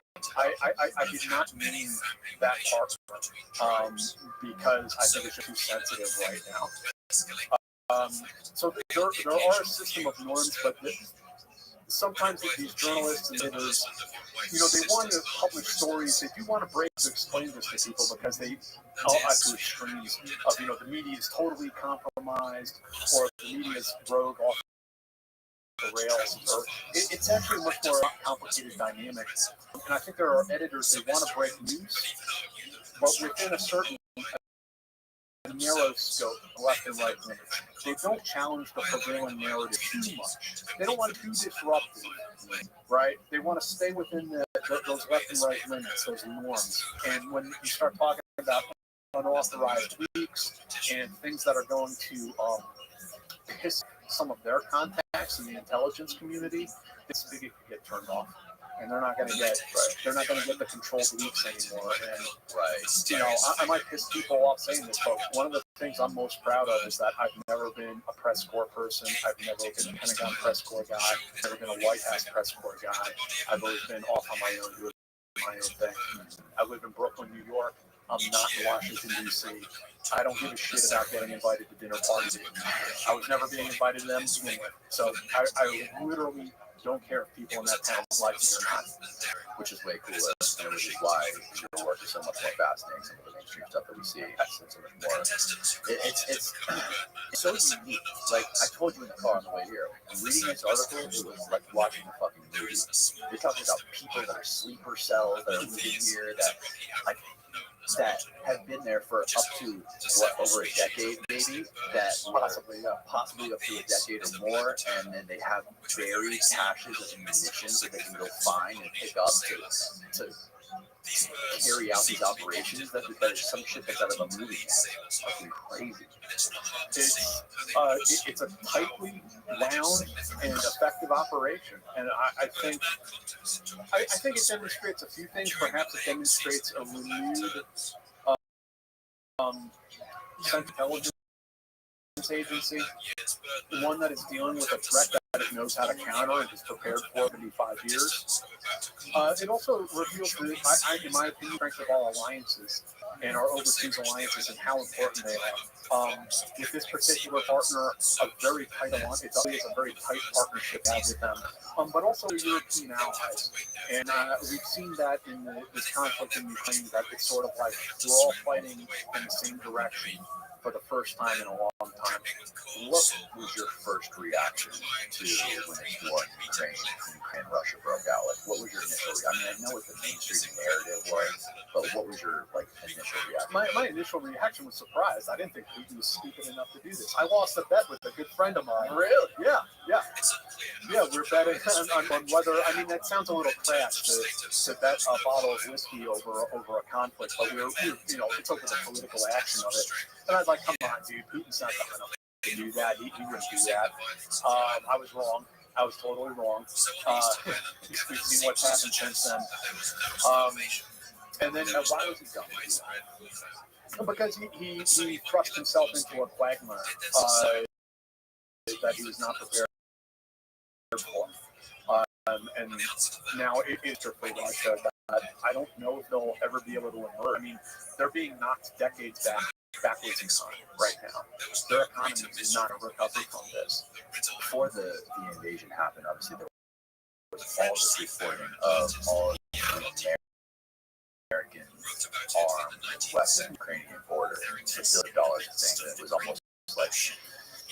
almost like we've been arming and equipping them since 2014. I mean, there's a pretty substantial going on. Right, but I'm saying like just specific the specific time where we're gearing up to invade, how like we also like ramping up on the Ukrainian side as well, and on top of that, we were reporting on it like crazy, almost as if like, hey Russia, we fucking dare you. You know, I mean, what was happening is that there was an astounding series of, you know, again, and not, I shouldn't say leaks. I mean, there were like official statements being made by government officials, like the invasion's coming in 2 days. You know, the invasion's coming in. And what they were doing was they were trying to sabotage Putin. That we clearly had very strong intelligence about his intentions and what he was up to. And I think how we knew that is going to be a fascinating story in the future. But I mean, one of the criticisms I've heard from some people within the intelligence community is that we have this huge intelligence apparatus, but we don't do anything with the intelligence. We just kind of sit on it and watch. And that's what an intelligence service does. Not everything needs to lead to paramilitary action, right? But some people get frustrated with that. But this was a really interesting situation where we declassified intelligence and we used it politically and diplomatically to warn our allies and to scare our adversaries. And to kind of, as one person described it, to be kind of like taking those arrows out of his quiver before he was able to fire them. So he was not able to launch any sort of surprise attack. Everyone knew it was coming by the time it happened. Right.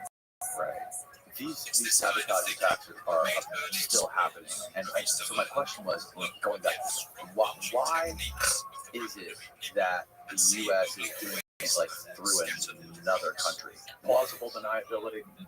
Plausible deniability. Yeah. So they're just basically like they're staying out of it, but they're sort of like giving them the map and giving them like the orders and tactically, strategically telling them what to do and helping them accomplish their mission. Right, we're working through a liaison partner. So agency resources, tactical planning, intelligence going to that partner, the partner who is training these civilian groups who are then going and working to sabotage cells inside Russia. So we're working through a partner. And it maintains plausible deniability. And the partner, and to clarify, in the article you see it's a NATO ally. Correct. Does that mean it's a NATO country? A NATO country. Okay, got it. And you know, the other thing you have to consider is, let's say the CIA was to do this directly. The CIA has difficulty operating in Russia. We consider Russia to be denied territory. Our spies who work, you know, at the embassy in Moscow are under like constant. I mean, everyone in the embassy is really under surveillance, right? Like pretty harassing surveillance, pretty heavy surveillance. We have a difficult time working in Russia, so you know that territory is denied to the United States. But is it denied to all of us who may have an easier time working there? This is another reason why we would work through a partner force. Why is the U.S. Why is Russia? Why don't they try to like maintain some sort of civility and work together in the world? From difference in national interests, history, culture, geography. What do you mean exactly when you say that? Well, they see, you know, they're abroad, doing, you know, post-Soviet states, the stands, the Baltics, you know, these former Warsaw Pact countries. They see that as being in their sphere of influence, and they develop that as a buffer between them and NATO. But they've lost that. They see, you know, NATO. I'm not encouraging, but NATO encirclement. Right. Even talk about Georgia, you know, the country of joining NATO. There's been conversations about it. And so this, you know, Russia, because of its history, you know, standing out in our minds, they have a history and a fear of invasions coming from, you know, their western flank, and you know, are driven by a sort of paranoia in a lot of ways. Isn't that justified that we're encircling them with NATO and they're basically surrounded? You have all those missiles, all those launch pads from NATO all around. From their perspective, certainly it's a real military concern that they have. And even though the notion of a NATO invasion sounds completely ridiculous, an invasion of Russia sounds completely ridiculous to me, or to, I think anyone, any you know, national security professional. That's not even a possibility. We're not going to invade a nuclear power, right? But if you're a Russian in general, you have to take possibility seriously and plan for that contingency. Yeah, and I am not a Russian, expert by any means, but I mean, I think we're just we're coming from two different places. Our history, our culture, our geography is very different. Our concerns are very different. I had one person tell me that, even if you ordered the CIA and the FSB to cooperate with one another, that these guys have spent too much time mugging each other in cafes in Rome and New Delhi for decades that they work together. That's just a cultural clash in between these intelligence services. We tried to work with them after 9/11 on counterterrorism endeavors, and it didn't really go anywhere. They weren't sharing information with us. I mean, I'm sure there's more to the story than just that, but that cooperation didn't really work out. Yeah, it's like what would we do though? They put missiles in Mexico and Canada. We would freak out and bomb the hell out of them. Yeah. So yeah, I mean, I certainly understand Russia's consternation, but let's also consider Russian belligerence in their invasion of Georgia in 2008, their invasion of Ukraine in 2014. They're engaging in this sort of aggressive territory expansion. Eastward into Ukraine and into Europe. And Europe has played this game before, right? They've been there before. And one of the things we learned from the past is you can't appease a dictator. Yeah, do you think, speaking about these sleeper cells that are in Russia, whether they're from the U.S. or from NATO country, do you think, how many of your cells are currently in the U.S. that are from Russia or from? That's a good question. People have before, and I think that this comes up in a number of regards. For a long time, there were fears about Hezbollah sleeper America, and like how we can't do anything and get too provocative against Iran because these sleeper cells will activate and conduct acts of terrorism in America. Well, assassinated Qasem Soleimani, leader of Quds Force, Baghdad, a few years ago. Where were these Hezbollah cells? Now here we are fighting this proxy war with Russia. The Russians know that they're being hit. They know that there's an intelligence agency hitting them, on their home turf. If there are Russian sleeper cells here, my question is, what are they waiting for? So I think that we can sometimes overestimate our enemy's capabilities and project all sorts of things into them. At this point, I really think we have to call into question, the last 70 years of Russia analysis that we've done, that we have built up Russia into a boogeyman, that maybe they never would to begin with. I did an interview with Milt Bearden, who ran the agency's covert program in Afghanistan the first time in the 80s, the Stinger program. And he said the most pushback he ever got from cable traffic he sent back to Langley was when he was writing about how the Russian military was underperforming in Afghanistan in the 80s. He said the vehement anger that came from some of the analysts that he misread the situation. Didn't understand the Russian army. They were so committed to this idea of the Russian bear, and it was inconceivable that there was, not performing. And now we've seen this in Ukraine, where this military we built up in our own minds these ideas of, artillery barrages, human wave attacks. The sort of wholesale destruction that we saw in Grozny in Chechnya. We've sort of built up an enemy of our own imagination. Although, I don't mean to minimize it either. There is a real national security threat. There's a real threat from China as well. But again, I think we have to couch some of our assumptions about how the Chinese military would perform. The Chinese military, and when was the last time they did a large-scale previous landing operation? When was the time they did an air assault operation? Their military has basically no experience. When was the last time they did any of them? And I think that we have to couch some of our assumptions about how the Chinese military would perform. The Chinese military has basically no experience. When was the last time they did an air assault operation? When was the last time they did an air assault operation? When was the last time they did any of them? And I think that we have to couch some of our assumptions about how the Chinese military would perform. When was the last time they did any of them? So these capabilities don't come out of nowhere. The Ares capabilities came out of a lot of failures, honestly. Like, we screwed up a lot, and we had to fix ourselves afterwards.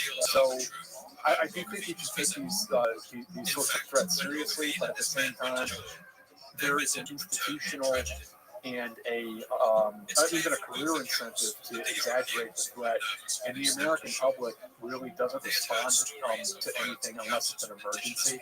Like, we're so desensitized that, like, it really has to be an American space. Yeah. Like 9/11, or like the way you talk about climate change, climate apocalypse right now. If something's not done right now, we're all gonna die. Like, everything is this, it has this immediacy, this emergency. It's like nothing less than that gets the attention of American citizens. Right. Yeah, we live in a society like that. Everything is like that. And it goes to, again, like, comparing Russia to the United States, just like while we're on this topic. We were talking briefly, mentioning to you briefly about like the Oliver Stone Putin interview. He's having that discussion with Putin. It's I think he spent like over 36 hours with him talking, and it was edited down into a 4-hour documentary, 4 episodes, 1 hour each. And again, he's covering all these topics with Putin. You can say whatever you want about Oliver Stone, like he's anti-American, pro-dictator. But he does have a very open conversation, discussion with Putin, and he challenges him on a lot of things. And Oliver claims that Putin did not even get to set it before it was published. I don't know if that's true or not, but that's what he said. And again, he challenges him on all these topics. And Putin is able to have a free-flowing, deep conversation about these things. You can tell he's thought about this stuff, and he's making judgments that he thinks is best for his country. And it seems like, I mean, obviously, that he's a bad guy. I'm not bad things. I'm not saying that he's a good guy. I'm just saying that it's very valuable to be able to have kind of conversation and see what guys' minds at. Some people will say that it's all bullshit. It's just like everything he said was a lie. He fabricated all that to make him look good, to make blood look good. But it was very fucking convincing. Yeah. I haven't heard an American president say something that was that convincing in a long time. Yeah, I mean, look, Putin would not be in that position as long as he has been if he was stupid. Right, I can absolutely believe that he's a very smart man. Made a strategic error in Ukraine.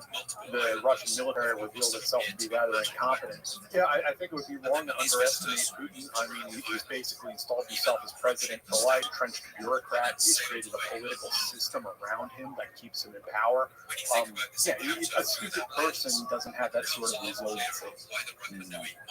And compared to America, look at our president that we spend usually 4 years, and how much of that time is spent just on the election? 2 out of 4 years. Like, how get anything done? Should the American president think about? Shouldn't the American presidency be 10 years? I don't know the answer to that, but yeah, this democracy thing. Okay, or if you like the term limit, like why not? If the people want to vote these people in and keep this person president, like how would that be a bad thing? I don't know. Listening to all this stuff. Yeah, I mean, no, I get it. I mean, our system has a lot of drawbacks, and it's kind of a shit show. But I do think it's better than having president for life. And, a lot of these other systems have led to so many excesses and abuses. And I prefer the messy American style to some of the other systems that I've seen out there. What do you think a full-scale war would look like between the U.S. and Russia? It's a nuclear exchange. And then the question is, will a limited nuclear exchange or a full-blown, ICBM, strategic nuclear weapons exchange, end of the world type stuff? Yeah, I mean, 2 nuclear powers going to war. We have very little data on that. Pakistan and India have done it on a few occasions. 1999 cargo conflict.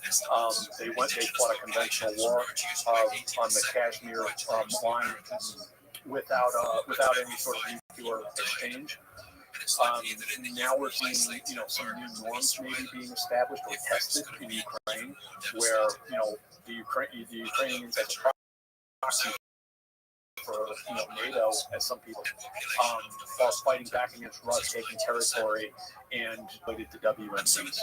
Right. The Russians have not pulled that because they know how dire the repercussions would be.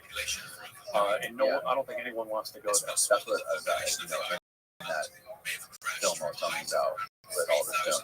He asked him what that would look like. The same question. He said Putin said it would be the world. Yes, and I don't think the Russians want that. I don't think Vladimir Putin wants that, and neither does any single NATO nation decide that either. So it's interesting how. There's always this. I talked to an analyst named Michael Kaufman for this article, and he speaks to how there's this nations will stumble into war. It'll happen accidentally. That one side makes a move that's misinterpreted, or one side crosses a red line without knowing it, or an accident happens and it triggers World War III. There's a fear of that. But he points out that this isn't really the way we think. That they had an incident as it happens and decide how they want to respond to it, and ROI, it works for them or not. They may choose to ignore certain operations and pretend they're just accidental fires because they don't want that particular subject to go any further. And it's more convenient, politically expedient to just ignore it for now. You don't think that this has anything to do with that North version?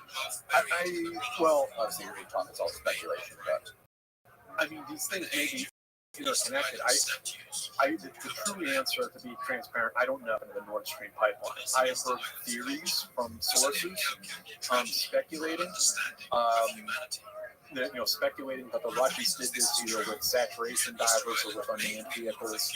I have talked to explain what saturation divers. Just divers coming off a submarine, breathing off of mixed gas, like deep sea diving.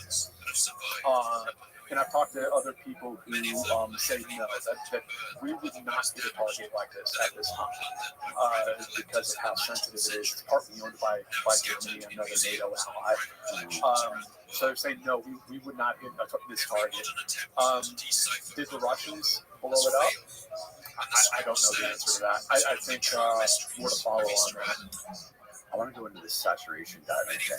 Yeah. You said there's a guy here who is a saturation diver somewhere in Florida. How do we get this topic got brought up before we start the podcast? Oh, well, I mean, geez, down in Panama City, Florida is the Navy's experimental diving, where they do sorts of cool things and develop nuclear tests. Oh, really? It's in Panama City?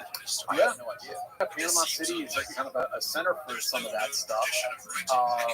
Some spooky goings on down there, you might say. There's some other things happening down there. There was well, I did this story years ago. It was about a CIA operation that went wrong in the not quite the South China Sea. It's north of Luzon in the Philippines. And it was an operation where some CIA paramilitary guys, it's called Maritime Branch. There's the three components of air branch, ground branch, and maritime branch. So these guys have the three different paramilitary components, and there's also like a covert influence group that guys who do like propaganda. So Mar Branch has 4 guys on a small boat. And they're to go out there. They're under like a civilian cover, and they're going to go on one of these like atolls out there that where it's like rocks that are visible at low tide. They're going to send a couple divers out with a pod. It's disguised to look like a rock, but it's packed with like sensitive electronics that classify it. And they're going to put the pod in the rocky atoll, and it's going to monitor Chinese military traffic in the area coming through the area. What happens is, as they're heading to complete their mission, a hurricane starts sweeping through the Pacific. They have to make a decision to continue with the mission because the hurricane is supposed to like veer north and miss their air operations. So they decide to go ahead with operations. Well, the hurricane did not veer. It barreled straight towards them. And by that point, there was nothing they could do to avoid it. They could go north, south, east, west. It didn't matter. They get hit full bore. And I guess they were wedged between the hurricanes, what, like mainland China?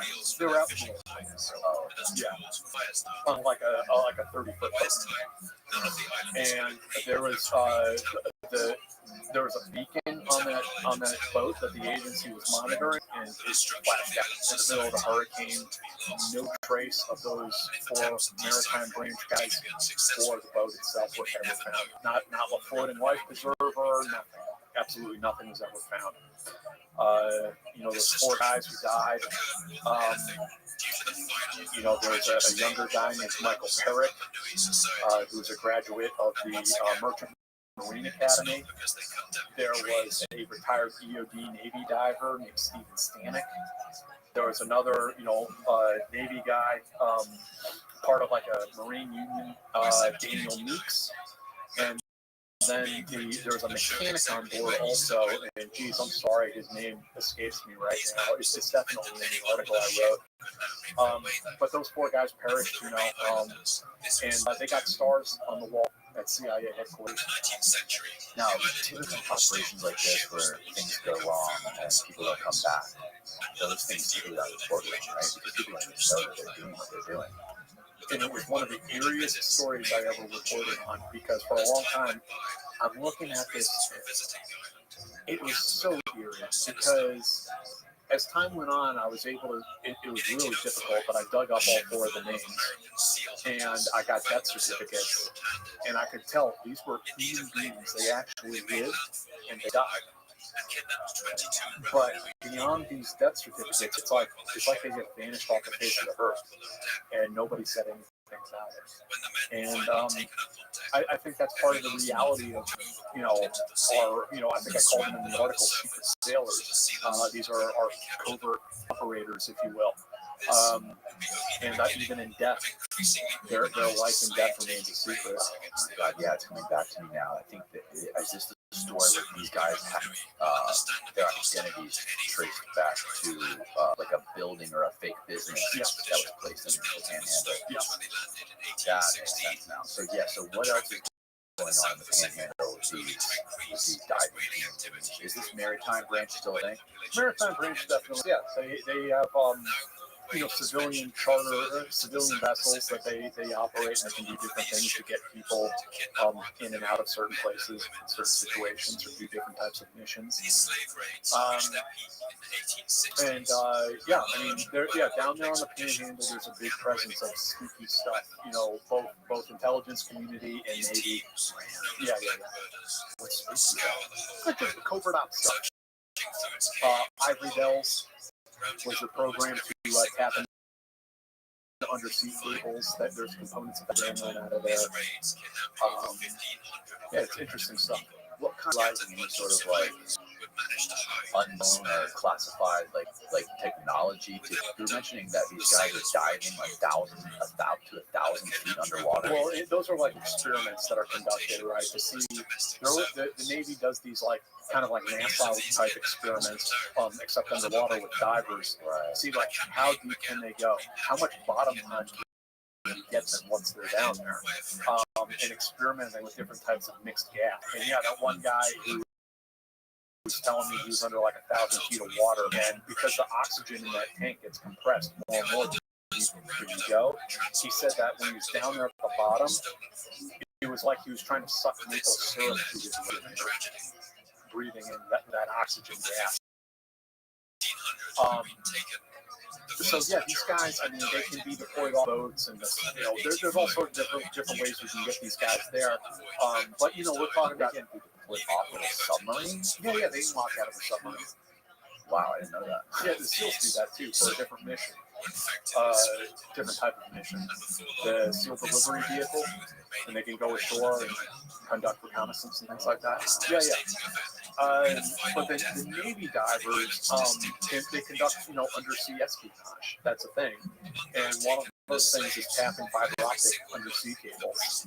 And I mean, everyone taps fiber. America, Russia, France, Israel. You can. I mean, we're all tapping fiber. We're all tapping each other, and we all know it. Yeah. There's even a term for some of that. If you've ever heard of fourth party collection, no. Fourth party collection is when you go into, you're exploring around trying to find